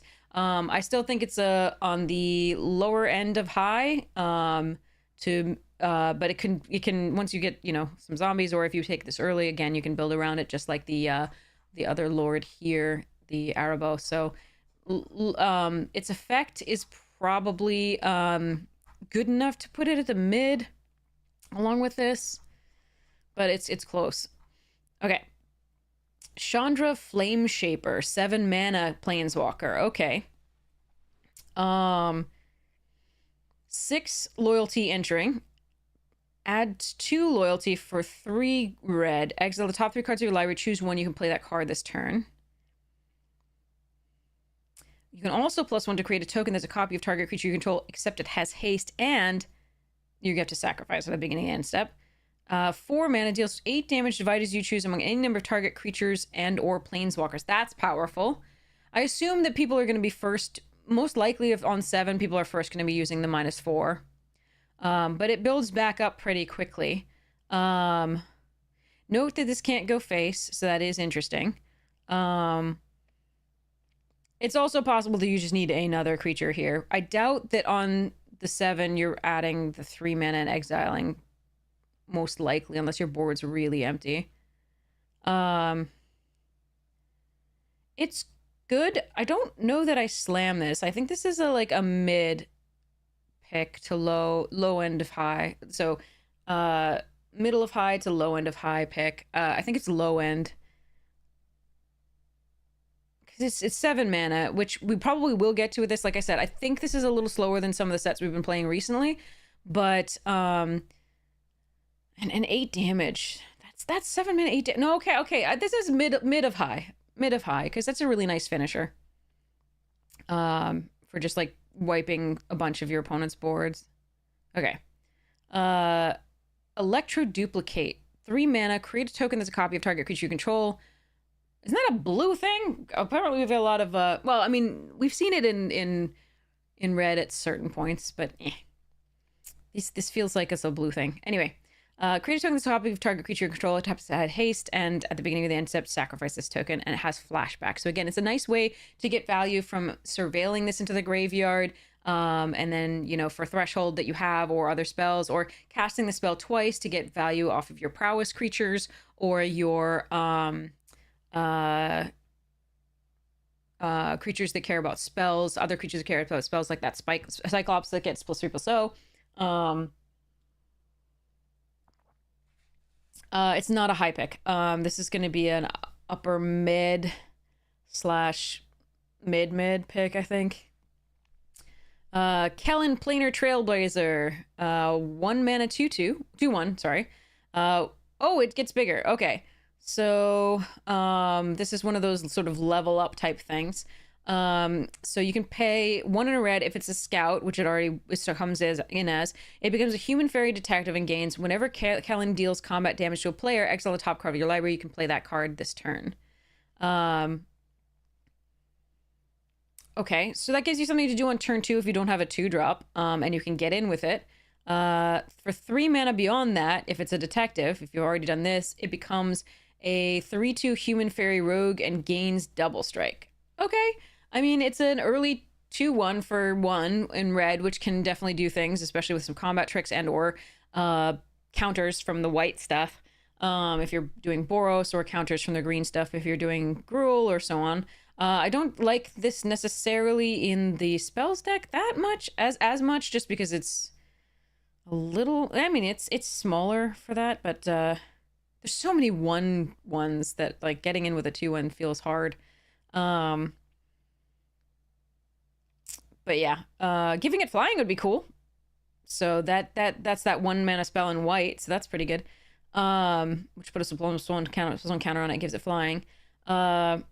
So I think this is a lower end of high pick, but it seems like a sweet card to get some value out of. It's a mana sink when you, again, don't have ways to spend your mana, and it's a fine early drop.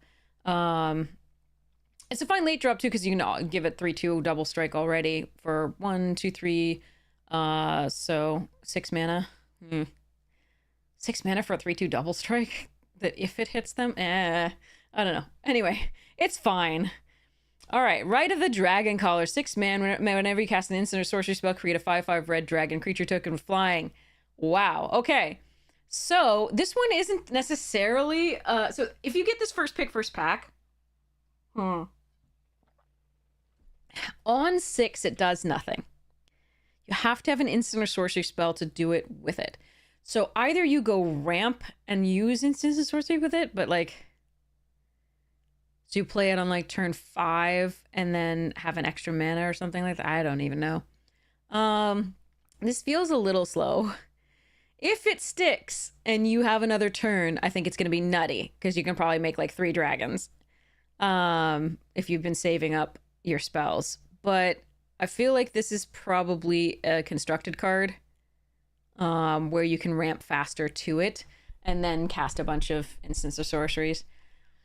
But I'm sure it's going to kill me at some point, because I won't have a way, like, we'll get to 6, they'll cast it, I won't have a way to kill them fast enough. Like, if it's a really slow format, this is going to shine, but we'll see how it goes. I'm not going to be slamming this. I think this is probably a lower end of high pick, but I'm sure some people are going to be slamming it.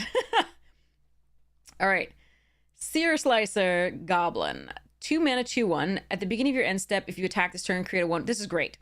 I'm gonna go with this as a middle of the high. I think this is a good card. Low end of high or middle of high? This is just goblins want to attack. It's gonna make more goblins. That's great. Seems good.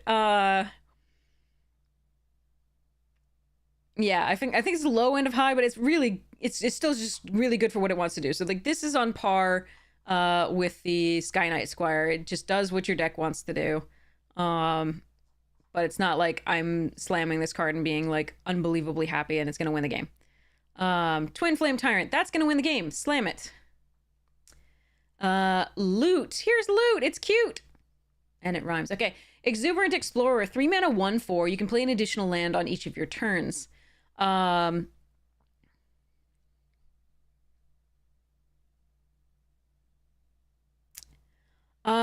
This has to survive, and doesn't have, like, so, if you attack this turn, it's on the end step, as opposed to Horde Caller is big and attacks well, and puts the 1/1 into play immediately on attack. So it's a good card. It's just not, and I'm not saying Horde Caller's better. Horde Caller's 5 mana. It's just different. I wouldn't compare it necessarily to that. Uh, Loot. So 1/4, play an additional land on each of your turns. 6 mana, tap it. Look at the top 6 cards of your library. You can reveal a creature card with mana value less than or equal to the number of lands you control from among them and put it onto the battlefield. The rest in the bottom in a random order. Okay, so this is a fine early play because it blocks okay. It doesn't block great because, again, the Gruul and stuff all has like 4 power. But it blocks some early stuff late.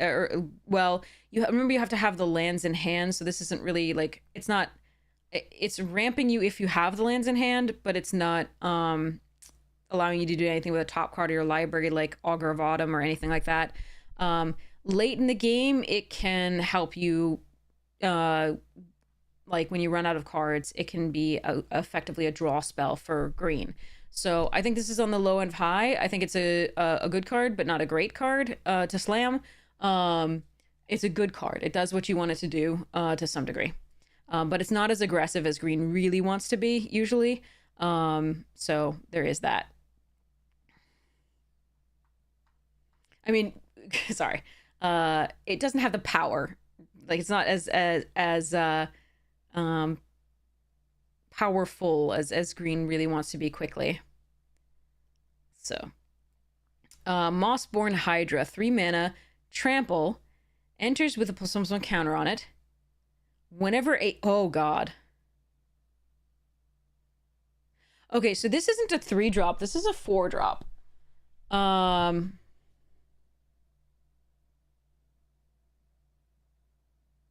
mean, you can play it on 3, but ideally you want to play it on 4, play it and then the land and get a 2/2, and then the next turn play a land to get a 4/4.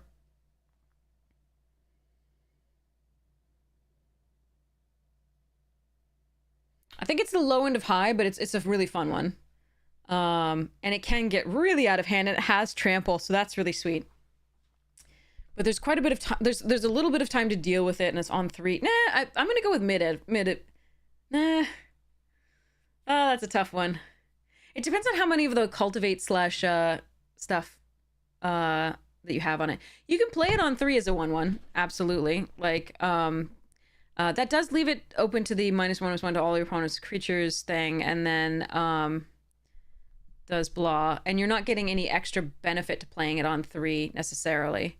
If you have another 3-drop, I'd play the other 3-drop. If you don't have another 3-drop, sure, play it as a 1/1. But, like, you're going to get the same value out of playing it on 4 as you would on 3.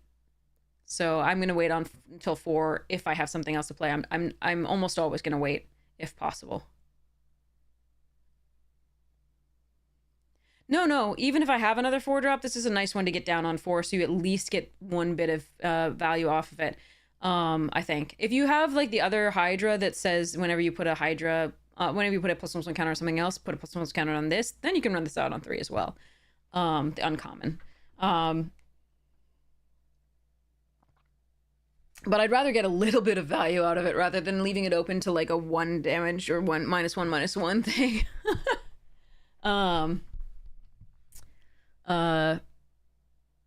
And allowing it to block something that's bigger. Okay, preposterous proportions. So yeah, I think this is low end of high to mid end of high, but I mean, I think it's low, but I could be convinced that it's mid. It's just, it grows very quickly. Preposterous proportion, although it's really bad against the enchantment removal and the bounce. Never mind, hold on.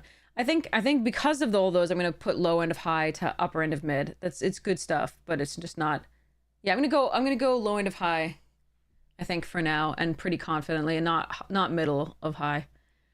Okay, preposterous proportions, 7 mana, creatures you control with plus 10% of vigilance until end of turn. You want this if you already have the, like, Garrix in play, so that all your creatures have trample. The Garrix, whatever it is, rebellion or whatever. Those are some big squirrels. I might have to put that in my squirrels deck.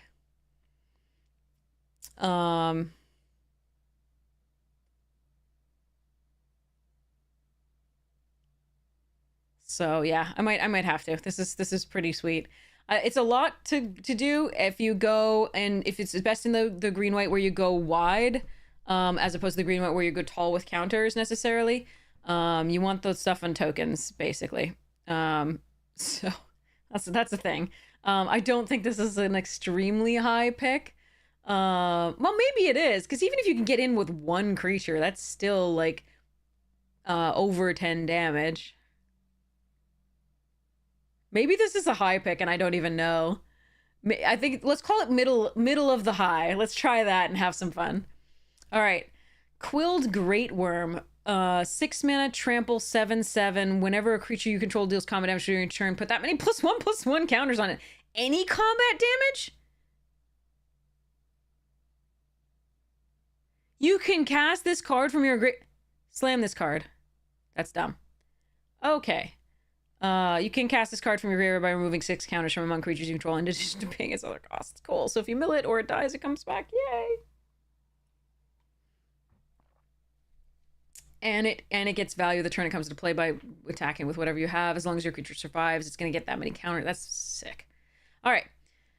Spinner of Souls, 3 mana, 4/3 reach. Whenever another non-token creature you control dies, you may reveal cards from the top of your library until you reveal a creature card. Put that card into your hand, the rest on the bottom of your library in a random order. I like this card. This is very good. I like this card. This is a middle of the highs. Might even be a slam. Like 4/3 for 3 is with reach is already decent. And then that value in green is so good because green just doesn't have that many ways to draw, and it just keeps making sure that you refill with a creature card. I think this is a middle to high. Like this might be a slam. I like this card. I think it's very good. It is only another non-token. You have to make sure, like, so it dying doesn't do this, but yeah, I like that card. I think it's a middle of the highs. I don't think it's a slam, but I think it's middle of the highs. It's a really good card. Sylvan Scavenging, 3 mana. At the beginning of your end step, choose one. Put a +1/+1 on target creature you control, or create a 3/3 green raccoon if you have a creature with power 4 or greater. Yeah, combat damage. Any combat damage. Any combat damage, as long as it survives, it gets that counters. So if this hit a creature that was a 2/2, it's going to gain 4 counters on it. If this hit face, it's going to gain 4 counters on it. Wait. It deals 4 damage to the 2/2. It doesn't deal just 2, right? Yeah. I'm pretty sure that's how that works.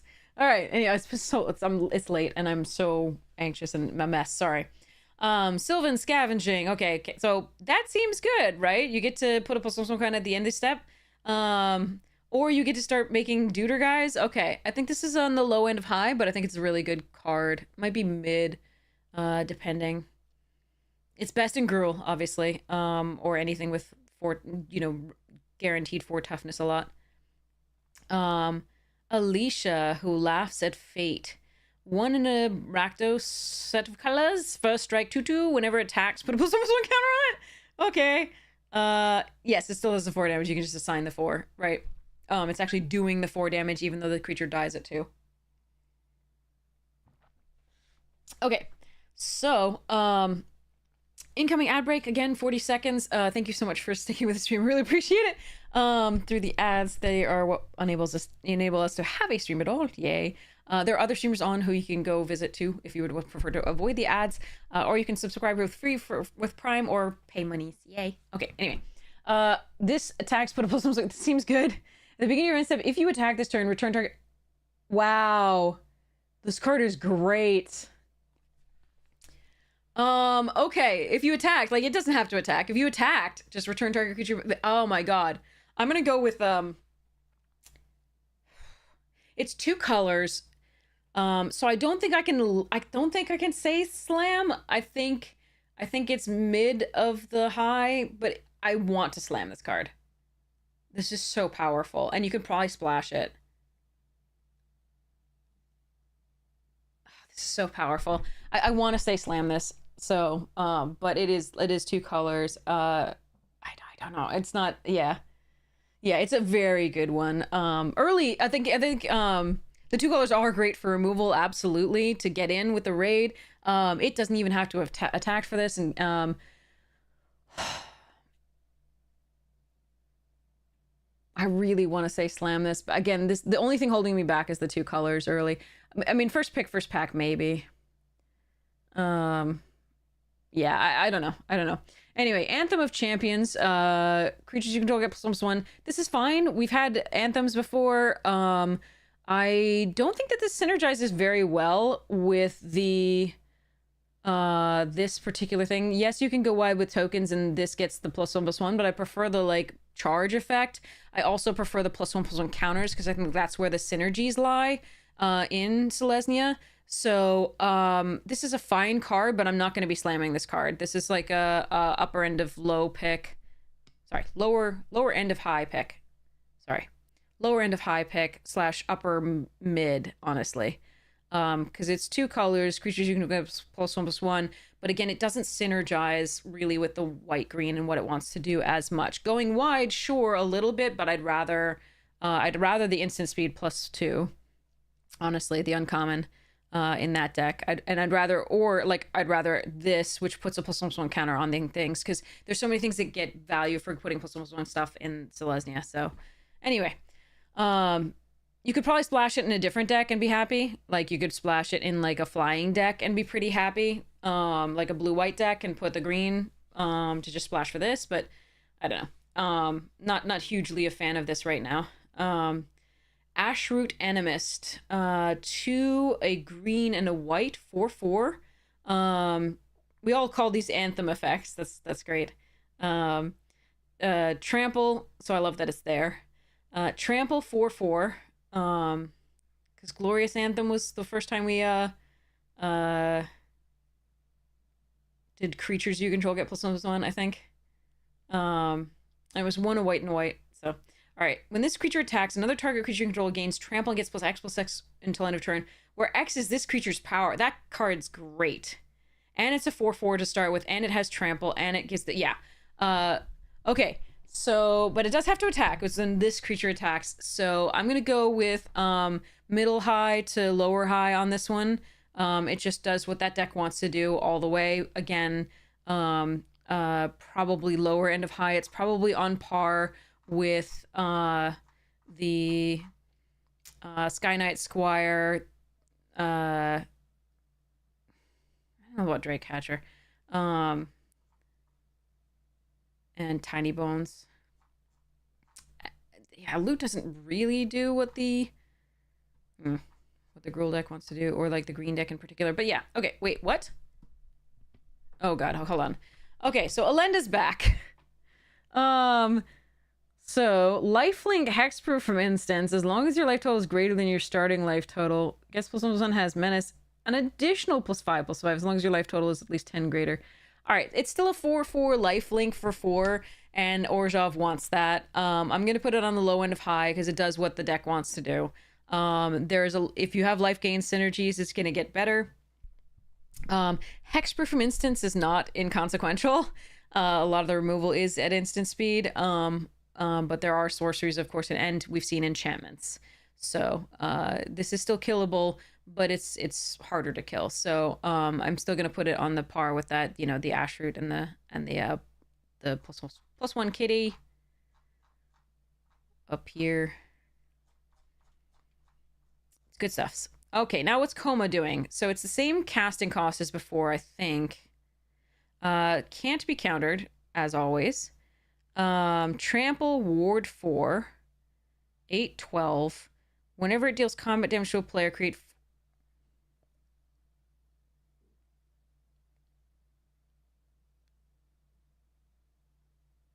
I'm gonna slam that one. It's a lot of commitment to that color, but I think that's a really good card. I think that works. The ward 4 makes it really hard to kill. So I like it. Yeah, moving along. That would be a reason to go into Simic. I haven't seen many reasons to go into Simic so far, but this would be a reason. Kaikar is back. Okay, Zephyr Awakener. 4 mana, 3/4 flyer. Whenever you cast a non-creature spell, choose one. Exile another target creature you control. Return that card to the battlefield. Okay, so here's our only flicker effect that we've seen so far. This is actually good with several of the commons and uncommons that we saw. An actual flicker effect. We have a lot of ETBs that go really well with this in blue and white, so that is nice. You can also splash it in another deck and get that value off of ETBing other colors. So that's sweet. And then you could also create a 1/1. Sorry, or you could create a 1/1 spirit creature token with flying. So yeah, seems good. I like this card. I think it's a mid of the highs because it's. I mean, we've seen how good Flicker could be in this. So it does require a few things to go right because you have to have a non-creature spell in addition to it, and a creature that you want to flicker. And it's only another target creature, so it can't protect itself. Remove a coma beforehand, yeah. I mean, the best way, like I said, would be the blue 1 mana enchantment that makes it a legitimate business person if you can pay 5 mana, as well as the 1 mana removal spell, the black removal spell that exiles a creature if you pay 5 mana. So you pay the 1 and the 4 for the ward. Niv Mizzet is back as well. 6 mana 5/5 flyer. You have no maximum hand size. Whenever a source you control deals non-combat damage to an opponent, you draw that many cards. That's not good in limited. I mean, it's a 6 mana 5/5 flyer. That's fine, but honestly, you're not doing that much non-combat damage in this set that I've seen to an opponent. You're making them lose life, sure, and on occasion you can burst lightning their face. But a lot of the burn spells go only creatures or planeswalkers. So I really feel like this is not as good as it should be for limited. I'm not slamming this. I think this is probably like once you have a few burst lightnings and stuff, this is probably like a mid pick, honestly. It's still a 6 mana flyer, but that's the reasons for that. I just haven't seen enough to support it. Because again, you have to play it out. It has to survive. Then you have to have the spells. So I don't know. And if you go face as opposed to like the threats that are there. All right, Zimone. What is Zimone doing now? 4 mana 1/4. At the beginning of combat, on your turn, put a +1/+1 counter on each of up to 2 target creatures you control. Seems good. Oh, it's got double the number of each kind of counters, of each kind of counter on up to 2 target creatures and or artifacts you control. Dang! That is going in my Zagana deck. That's like a combination of like, is it Varel? What was the oh god, Varel? No, it can't be that. That's no Vorel. Yeah, Vorel of the Hulklade. So it does this, but to 2 things. But only creatures and artifacts, not land. So there is that. But it does it to 2 things, and it does this other thing. It actually puts the counters on, so it's better. Of course, yeah, that's power creep. Yeah, I would slam this card. Okay. Okay. So, it seems to do very, very good things. I like that. I mean, it's not a slam in the same way that certain of these others are, because it requires more things to go wrong. So maybe I should be putting it at mid. But it is so much fun that I want to put it at slam. It's probably the middle of the highs, but not a slam. But yeah, sleep well, Gretel. Hello there, Thunder. How you doing? Banner of Kinship. Here we go. As this artifact enters, choose a creature type. This artifact enters with a fellowship counter on it for each creature you control of the chosen type. Creatures you control of the chosen type get +1/+1 for each fellowship counter on this artifact. Okay, so this is for bunny decks, and mouse decks, more in constructed, than anything. It can still be pretty good, like if you get a dedicated elves deck or a dedicated goblins deck. I think the goblins in this is what I would most want this in, or even cats, because I think those produce the most of themselves. But I don't think this is a high pick. I think this is probably a lower end of high to upper end of mid. It can absolutely do stuff. It's probably the finishing move, but it does require you to really have a Typal/Kindred synergy deck pretty heavily, because they have to be in play, and this, so it's not like Door of Destinies. in which you keep getting counters on it more. Door of Destinies also doesn't start with any counters, so, you know, blah, but this one could get more.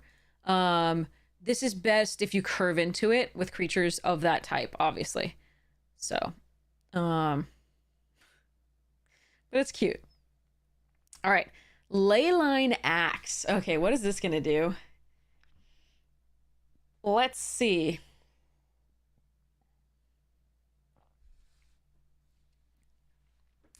But like obviously an anthem is better if you have just 2 mana. But this is 5, so you have to have at least like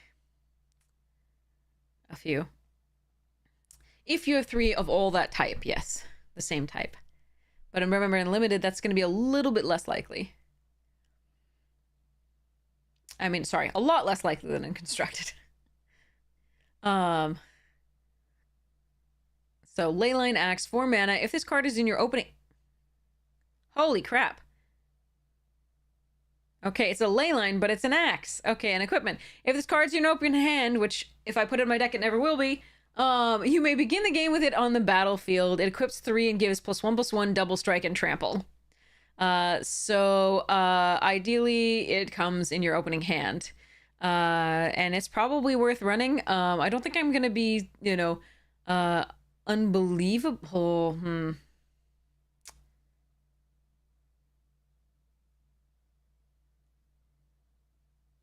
It's not Embercleave. We'll put it that way. Because it doesn't go cheaper for when you attack and it doesn't flash in. It's still good, but I think I'm going to go low end of high on this one. It does go in any potential deck, and if you can get it early, it's nice. But, yeah. Okay. Scrawling Crawler, 3 mana, 3/2. At the beginning of your upkeep, each player draws a card. That's really good for the, like, draw a second card turn synergy stuff. As well as for that bird that gets bigger every time you draw a card. Morning, Erendir! Whenever an opponent draws a card, that player loses 1 life. Interesting. So this is like Psychosis, dude? Hold on. Psychosis Crawler. So yeah, whenever you draw a card, each opponent loses 1 life, but instead this is going to be whenever they draw a card, that player loses 1 life. And it is an opponent, so again, this is going to be nutty in Two-Headed Giant. So an opponent draws a card, that player loses 1 life. So they're going to lose 2 life for drawing a card, which is nice. Each player draws a card at the beginning of your upkeep. So it is going to sort of, but you get to use the card first, which I really like. I think this is a, it accelerates things a little bit. I think it's probably... Hey, Baldric! No, we're not talking about that. I'm trying not to panic, and I'm trying not to be anxious. So I'm going to do, well,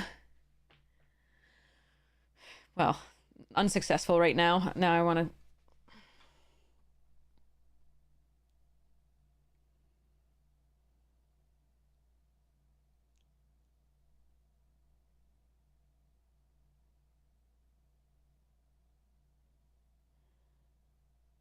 I can't do this. I can't. Okay.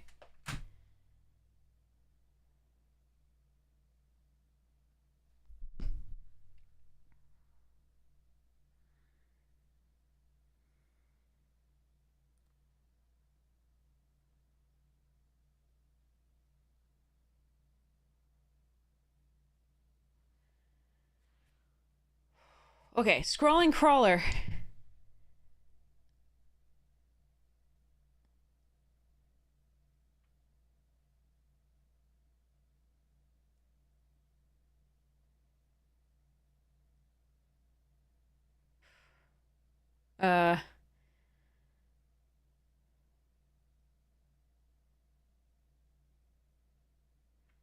Give me a sec.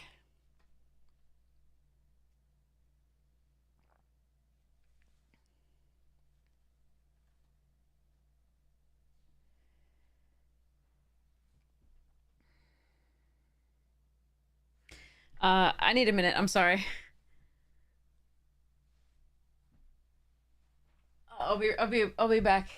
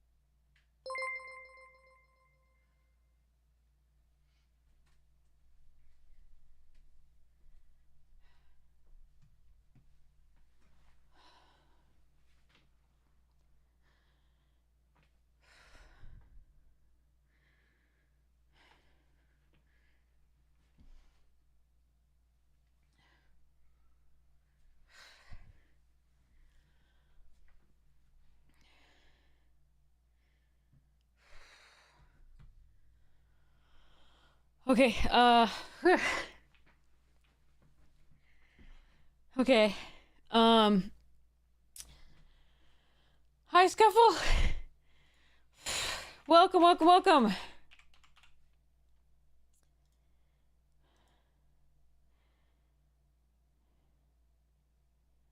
Welcome. Um. Okay, so we were at Scrawling Crawler.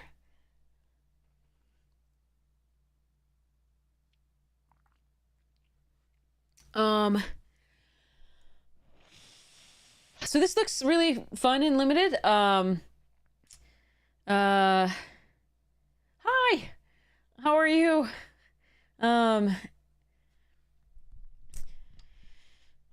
Uh. So the beginning of your upkeep, each player draws a card. You get to use it first. Draws a card. Whenever opponent draws a card, the player loses 1 life. Seems pretty sweet. It's a 3 mana 3/2. Not a great ROI, but again, you get to draw a card on your upkeep and use it before they get to draw their extra card. So that's pretty sweet. Unless they're in blue and playing during your turn, which does suck. Okay. So seems good. Seems really nice for constructed. But seems okay for limited. I'm going to go with probably on the low end of high just because um uh I feel like if you accelerate certain decks, it's going to go worse for you than for them, but It might go a little higher than I'm thinking. All right, Stone Sanctuary. Add one colorless. 4. This land becomes a 3/3 creature with vigilance and all creature types. It's still a land. So it's just a colorless manland with 3/3 and all creature types though. So it's harkening back to Mana Vault. Wait, no, mana something. Help.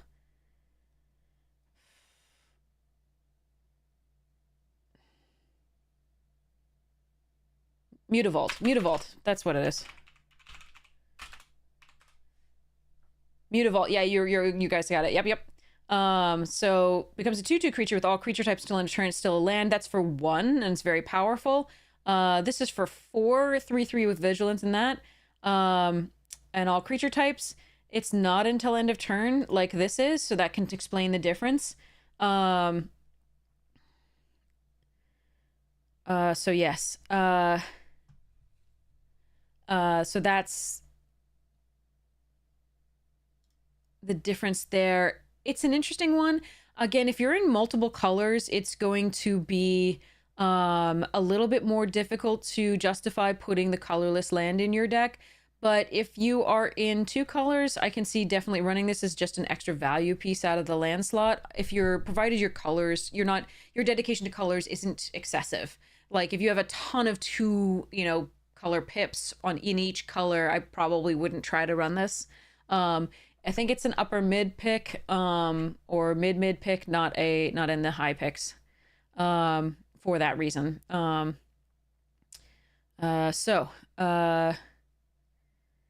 Ajani Caller of the Pride. I believe these are also going to be in the booster packs. I think when we said is booster, so these should all be here. So, let's go through these. So we've got the Ajani, Caller of the Pride, 3 mana Planeswalker, enters with 4 loyalty. You put a +1 counter on top to 1 target creature. That works really well with the Selesnya synergies for +1/+1 counters. The -3 to target creature gains flying and double strike until end of turn can absolutely just end a game. So I think this card is a slam in this format in particular. So I think these 2 make it worthwhile. It's just a fun one. So definitely take that if you get it. It's a commitment to blue of just double pip, so it's not too hard to do. Sorry, to white. I'm sorry, I'm such a mess. So yeah, it's a fun card. Authority of the Consuls is going to be really, really good in the life gain deck, and it's also just really good for tempo, for at 1 cost against opponent. There is a lot of enchantment removal, but it really hurts to have to use enchantment removal on this. But just the tempo you get of your creatures, your opponent's control coming into play tapped is worth it. Even if you're not a specifically gain life deck, but for a gain life deck, you're gonna slam this. I think I would slam this anyway. I think it's just really good in this format from what I'm seeing. So I think this is a high end of high for me, to mid of high. Usually this is less good in limited just because the games are a little slower and coming into play tap matters a little bit less than in constructed. But I think this is still, in this format particularly, is really good. In Kaladesh, it was quite good. It was decent. Yeah, I believe. In my opinion, I never played that online. So I only played it in person. So, and not a lot of people opened this. So it was fine. It did that tempo thing. I had it used against me and I played it. So I don't think it was a slam during that format necessarily, but this gain life, they didn't have life gain synergies in Kaladesh to my best of my memory, and this does. So I think this is a slam pick, or slash middle of the high pick, but I think it has a ceiling too. There has a high ceiling. Day of Judgment, another Wrath. We have to be very, very careful to know that this is in this format. That's important. And it's really good. We have another Wrath in black. And so this Wrath and the Wrath in black We have a 3 mana red uncommon that does 2 damage to each creature without flying. So it's important to consider that these are in the format and to play around them when you can, when it's useful to do so. And to not play around them when you can't. That's key too. Giada being reprinted, 2 mana flying vigilance. All of these are reprints. Now that we're getting to this, these are all reprints. We've gone through this was the last of the new cards here. This Soulstone Sanctuary. So Giada, Font of Hope. This is a 2/2 angel that adds 1 white for any other angel spell, and then also each other angel you control enters with an additional +1/+1 counter on it for each angel you already control. So it's just a good 2/2 flyer vigilance with upside because there's quite a few angels in this, so that's nice. I think I would probably rate this as a low end of high to do that, just because a 2/2 flying vigilance creature is just a good stat, period, even if you have no other angels. Oh, is there a really nice full art Giada? Nice. Extravagant replication.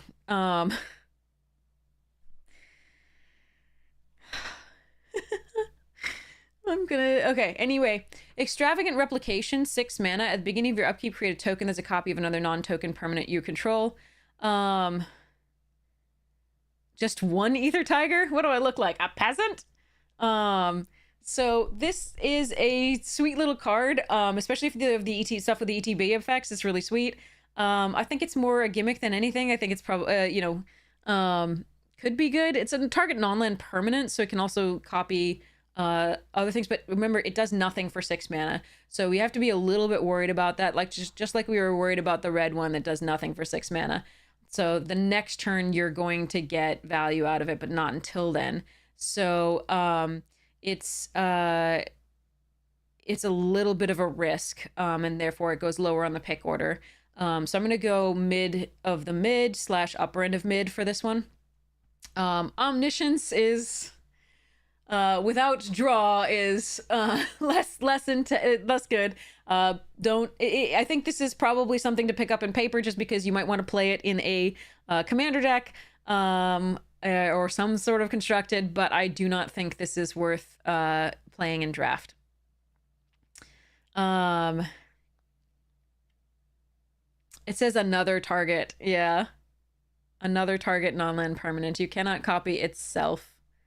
Time Stop, again, more for constructed than anything. Gorgeous artwork by Scott M. Fisher. Absolutely stunning. I love this artwork. The effect, though, yes, I will lose to this on occasion, but I don't, because remember, this can just stop their turn, like stop them from taking their whole turn on 6. So you can end their turn on 6. So it is playable, but I'm not going to play it really heavily and highly, and I am going to get gotten by it on occasion. I acknowledge that. So, but this one is a mid pick to mid to lower mid pick for me. Liliana is a slam pick. Dreadhorde General is a great card. Painful Quandary can win games, but is a trap. This is going to be an upper end of low pick. If it's even that. It's really a trap, I found.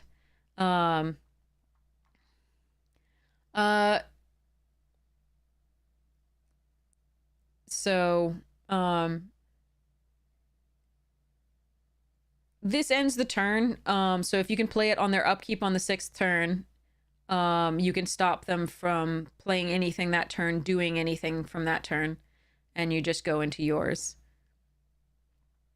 So, Phyrexian Arena, good card in limited. Card at the cost of 1 life is always worth it. This is a slam. Rise from the Dark Realms is 9 mana. Almost never are you going to get to that and be not already winning. But maybe you get a board stall. Maybe this is really slow. Maybe you have a lot of ramp. You can try it out. It's a risk. It's a huge risk. It's 9 mana. So, and there may not be creatures in the graveyard that matter. So again, this is more of a constructed card. You can do with that what you will. But this is mostly unplayable in my opinion, just like this. Runescarred Demon, however, is fantastic. I would slam this card. It is 7 mana for 6/6 flyer, but it demonic tutors. So demonic tutoring in limited is less strong than in constructed, just because the cards are less strong overall. But I really like this card, and it's a pet card of mine. I probably would slam it. It's probably actually a middle of the high picks as opposed to the highest of the high, but I love it.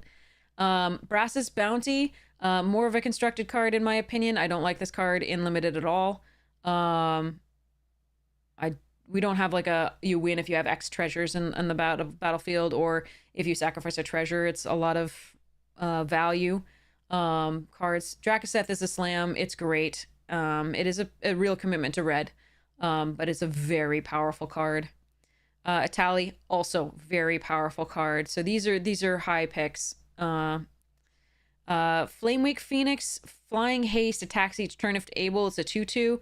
At the beginning of combat on your turn, if you control a creature with power 4 or greater, you may pay red and return it to the graveyard from the graveyard to the battlefield. This is a low end of high pick. It's a really good card. It does what you want it to do in red, especially in Gruul, where you're having to have the 4 power or greater. You're not really going to want to play this in the spells deck, usually, unless you have the Tolarian Serpents or whatever those are, the 5/5s in your spells deck. But almost always this is going to be best in Gruul, where you have a lot of 4 power creatures, and you can keep getting it back, keep hitting opponents with it.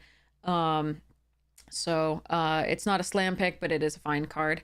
Krenko is dumb, and I will be high slamming this because it's just, if they can't answer it, it's so dumb. And if you have any goblins, it's so dumb. Even if you don't have goblins when you put it out, and you can get 1 the next turn and then 2, and it's so good. So yeah, sorry, you can get 2 the next turn and then 4, and then yeah, it's just dumb. So take this card. Slagstorm is another Wrath type, small Wrath. Would I pick Atali over Phoenix? First pick, first pack?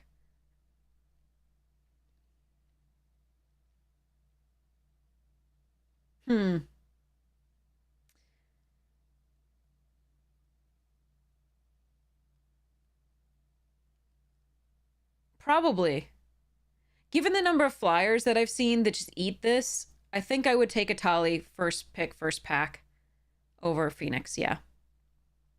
Slagstorm is another mini Wrath. So deals 3 damage to each creature or 3 damage to each player. Again, kills the small things so that you can buy time to get to the bigger things. It's important to remember that this is in the thing as well. It's also kills flyers, not like the uncommon that only kills it only does 2 and kills non-flyers only. I think it's going to be important to remember that this exists in the format. Again, this is a lot of Wraths that we're seeing. So 2 mini Wraths in red, and the white and the black Wrath. It's a lot of like mass removal that is a little bit interesting. There's a lot of stuff that this Slagstorm kills. I think if I had an option to pick this early, I would be really happy with it. To take it and just build around like the bigger stuff. Or if I happen to get past all the small stuff, at least I took it away from the person in my pod in person. On Arena, you're probably not going to have to prioritize it like that. If you're already in a deck that's big creatures with big toughness, you'll take the Slagstorm, or big creatures that are going to cost stuff so that you can wipe the board and don't get overrun by aggro. Because this is to each player, remember? So in Two-Headed Giant, it's pretty cool. It will deal it to both of you as well, but if you need 6 damage to the opponent and you're still up, that's fine. Be careful about this, though. You can use it to get a tie if you're both at 3. So yes. I think this is probably an upper end of mid pick, but sometimes if I'm already in Gruul, like toward, second and third pack, this is going to be a really high pick. Or in something with big creatures, that's going to be high pick. And again, it's also a nice oh crap button against you if you face another super aggro deck to some degree.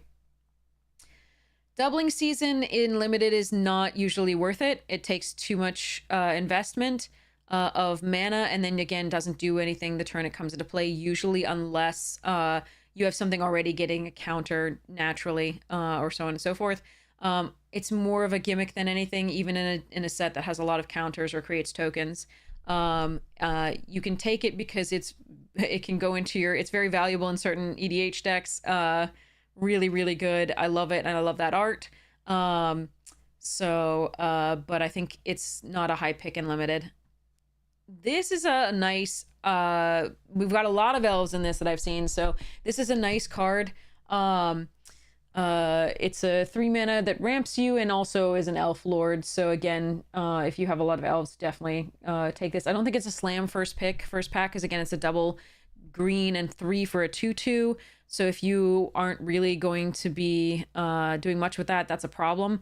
So it's a lower end of high pick or an upper end of mid, as opposed to anything else like that. Genesis Wave, reveal the top X card of your library. Cards of the library, you may put any number of permanent cards with mana value X or less from among them onto the battlefield.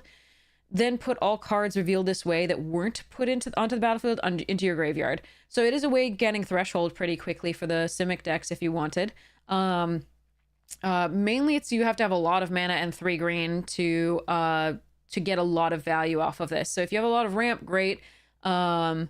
I feel like, so if you have like 6 mana, so you can reveal the top 3 cards and put any number of permanent cards with mana value X or less from among them onto the battlefield. If you have 8 mana, you can look at the top 5, anything with 5 or less. I think 8 is where this card is probably going to serve you the best, unless you're a very low to the ground green deck, which I don't usually see happening that much. You also have to be heavily prioritizing green because the 3 pips. I think this card is a little bit is going to be dead in the hand a lot of the time until late, and is really only a late game card. So I think this is a low mid pick. It can do stuff, but it's going to require a lot of things to go right. So Galta, Primal Hunger. This card is great. I would probably slam it. This card just overperforms. You just get it out so much sooner than you're expecting usually. So I like this card. It's probably supposed to be a middle of the mid picks, but I would probably slam it. Again, probably mid pick, but it's just a really good card. So yeah. Isn't what a win more card? Galta? No, Galta will win the game for you often. If you're like a 3/4 out and then a 4/2, like especially in the green in this, which has really big power and really low butts, this can come out on turn like 5. Oh, Genesis Wave? Yeah, no, that one's a low pick, like we said, like a lower end of mid. If that. It might be more of a trap than anything, but sometimes it can do stuff on 8 mana. And if the format's really slow, that might actually matter. Or if you have ramp. So Galta is great. Scavenging Ooze is really good in this format. You should take it. It's a really good thing because again, there are so many things with flashback, so many things with threshold. And you can just put your opponents off of that. I really like this, and it gains life. So it's good for your life gain synergies. I would slam Ooze too, but that's me. Vivian Reed is a powerful planeswalker. It doesn't protect itself usually, which is a little bit of a pain for a 5 mana planeswalker to no longer protect itself. Look at top 4 cards of your library. You can, but Ajani was a 3 mana, but it didn't protect itself. But at least its abilities were really powerful at that point. 5 mana, you can just reveal a creature or land card and put it into your hand. Is not great. Destroying target artifact, enchantment, or creature with flying is nice, but then it's down at 2. Vivian has been outclassed, I feel, a little bit more with recent green planeswalkers. But still worth playing. I just think it's a lower end of high as opposed to the rest of it. It's just not as powerful as a lot of the others here in my mind. More win, am I right? Yeah. Consuming Aberration is back. So from Gate Crash? Was that Gate Crash? Hold on. Yeah, Gate Crash. Okay. So this power and toughness are each equal to the number of cards in an opponent's graveyards. In your opponent's graveyards, rather. In any opponent's graveyards, right? When you cast a spell, each opponent reveals cards from the top of their library until they reveal land card, then puts those cards into their graveyard. So if you're enabling somebody to get threshold or find stuff with flashback, that does suck. But the thing is, this is usually quite powerful because revealing until they reveal a land card can mill them out pretty quickly. And the fact that they're going to have a lot of stuff in their graveyards means this is going to be huge. So I think this is a good set for this because a lot of people are going to be milling themselves already and or surveilling. So I like this card. Obviously, it's going to be best against the colors that it is, but it's pretty sweet. I don't think it's a super high pick. I think it's probably on the low end of high, but it does a lot of what this things wants to do. Okay. Lathril is reprinted. This was a commander card. So 3 mana, 2/3 menace. Whenever it deals combat damage to a player, create that many 1/1 green elf warrior creature tokens. I love this card. Tap 10 untapped elves you control. Each opponent loses 10 life and you gain 10 life. This is just a really, really powerful card, period. If on its own, if you can get in, you're just making so many elf tokens. It is a little expensive for like 4 mana for 2/3 menace, not great. But as long as you have the backup for it to get in, it is very, very good. I want to put this on the mid, so low to mid end of high. It's 2 colors. It's a little understated, but like if you can make it work, you can make it work. Literally, tautologically. But yeah, good card. Not slam, but you know, a good card to build around and do stuff with. And especially prioritize removal and getting through. And trample and plus blah. It has menace, so that's hard to block, but it is at 4, and by then they probably do have 2 creatures out with the set. So you need the removal or the pump or stuff. Okay. Muldrotha, you can slam this if you can find the, like, I would slam this card because oftentimes you can get that fixing, and it's just such a powerful effect. It does something when it comes into play because it's a 6/6. It's a big butt and big card. So whereas the other things that I was saying, I don't like these because they don't do anything on the turn they come into play. This is a big creature on when it comes into play. So at least there's that. And then if it survives, you have so much additional value. So this card I really like. I would slam it even though it's 3 colors, and I would prioritize making that work. Progenitus is a trap. Do not touch it. Don't do it. It's not going to go to your graveyard, so you're not going to be able to reanimate it. Don't think about it. This is a constructed card, and even then, it's a janky one. It's fun. So I have it in my 5 color, or I used to have it in my 5. I don't know if it's still in my 5 color deck, but my 5 color jank deck. Yeah, that's Progenitus. It's a thing. I'm sure I'm going to die to it, by the way. Having said that, I'm sure I'm going to die to it, but don't do this. All right. A swift, unless there's like is there an Elvish Piper in this or something that could let you put into play from your hand? I don't think I've seen one, but anyway. Achievement tied to Progenitus, yeah. Swiftblade Vindicator is a really good Boros card, especially since there's so many +1/+1 counters in this, in white. I am definitely all over this card. This is a nice one. I think it's a upper end of mid to lower end of mid. It's probably on the upper. 1,000-Year Storm is too slow for limited most of the time. Maybe this isn't, but I haven't seen a ton of instants and sorceries that I'm so excited to play and double them in this when this doesn't do anything on turn 6. So I think this one's more of a trap as well. So like don't play in my opinion. I'm sure I'm going to die to this as well at some point. Solemn Simulacrum, good 4-drop. I'm going to go with probably lower end of high to upper end of mid. And that looks to be the end of them. That looks to be what you can open this weekend at the pre-release. We covered the commons and uncommons, and we all both reprints and new, and we covered the rares and mythics, both reprints and new. So these are the cards you're going to be playing with, and these are approximately where I would put them in the order of pick for draft and or in the order of like power level overall. So hopefully that'll be helpful in this pre-release weekend, and we'll see where you go from there. This is a really cool set, a really cool amount of Magic history, and a really cool look into... Also, I just love this new art here. Threats? Extortion? Good sir, you have me all wrong. I am a legitimate businessman. My colleagues and I are simply here to conduct legitimate business. So it's got the flavor text. It's got the big dinos, the dragons, the demons, the angels, the elves, the merfolk, the humans, the soldiers, the knights, the everything. And it just all of sort of what is iconic about Magic for so long. And in a big set, it's just really, really nice. So this is really cool. I think we'll try and go over the specials next time on stream. We'll go over what those look like and what you can expect to get out of like Jumpstart and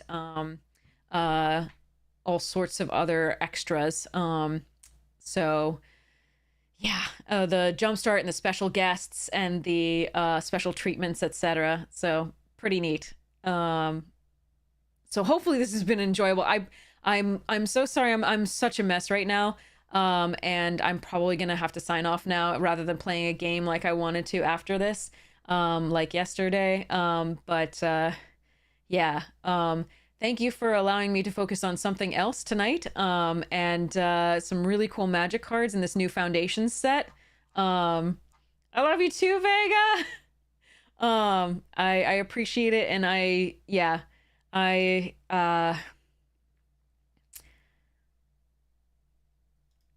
think this set's really cool. I hope that for 5 years that it's going to be legal. We get to see how cool it really is and learn more about the design of it and get to really appreciate it. It seems to have something for everybody, and different themes for its iconic themes for its color pairs as well as its single colors. So yeah, I think it's got, you know, cards for everyone, cards for new players, cards for you know, standard players, modern players, commander players, etc. And of course, I hope it's going to be a good limited set. It does, like I said, look a little slower to me than many limited sets recently, and I'm going to enjoy that because, again, that means more decisions. Each decision matters more. You get incremental advantage. Those are the types of games I love. So I'm pretty excited for this. I hope you are too. I wish you the best of luck at your pre-releases if I don't see you again for the next review of the special guests, etc.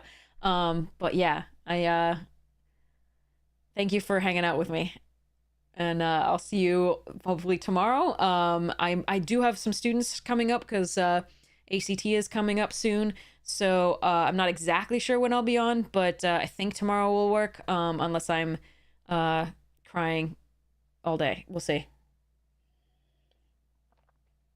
So, Magic's happy. All right. So let's go raid somebody awesome, and we'll go from there. I just don't think I'm focused well enough to play a game. I'm so sorry. But what I can do, what I probably will do, is I'm gonna go upload some drafts, a draft or something on YouTube. So it'll be good. Morning, Kim.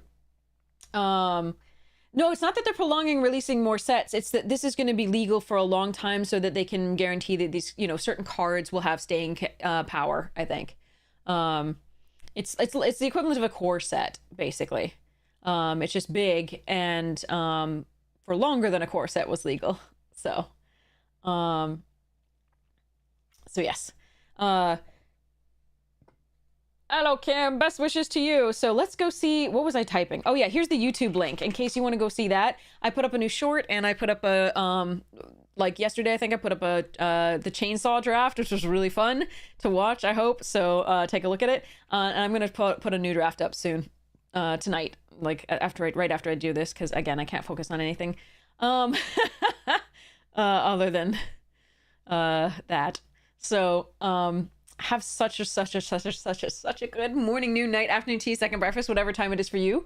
We will raid somebody really, really cool because I'm sure there are some amazing people online who can help you to focus on some cool stuff. Oh, Mercurial will make you feel good. So will Nib.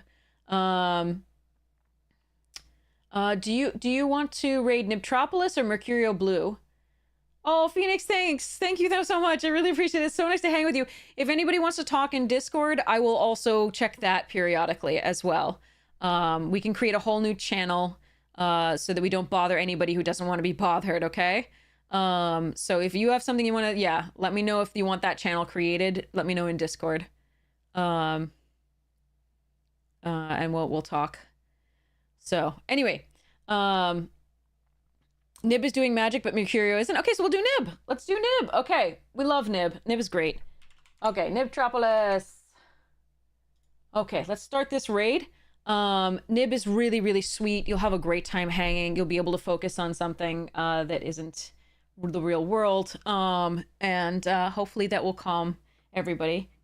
Haldir. Let's give Haldir some treats first. Haldir, Floof. Haldir, Floof. Hi, you're very cute. You want some treats? Haldir. Come here. Yeah, come on up. Come here, babe. You're so cute. That's your first treat. Oh, you dropped it. Good job. Yeah, you got it back. Okay, come cuddle me. All right, here we go. You want a treat? Nope, you're very bad at that.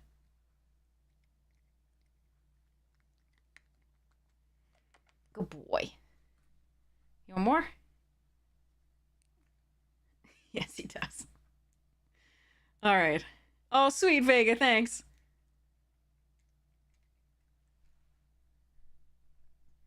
Chew it. It's healthy to chew it, dude. All right, we're gonna be raiding in a few seconds. He's just horking him down. But he says hi and he loves you all. Have such a nice night. Mwah. Enjoy.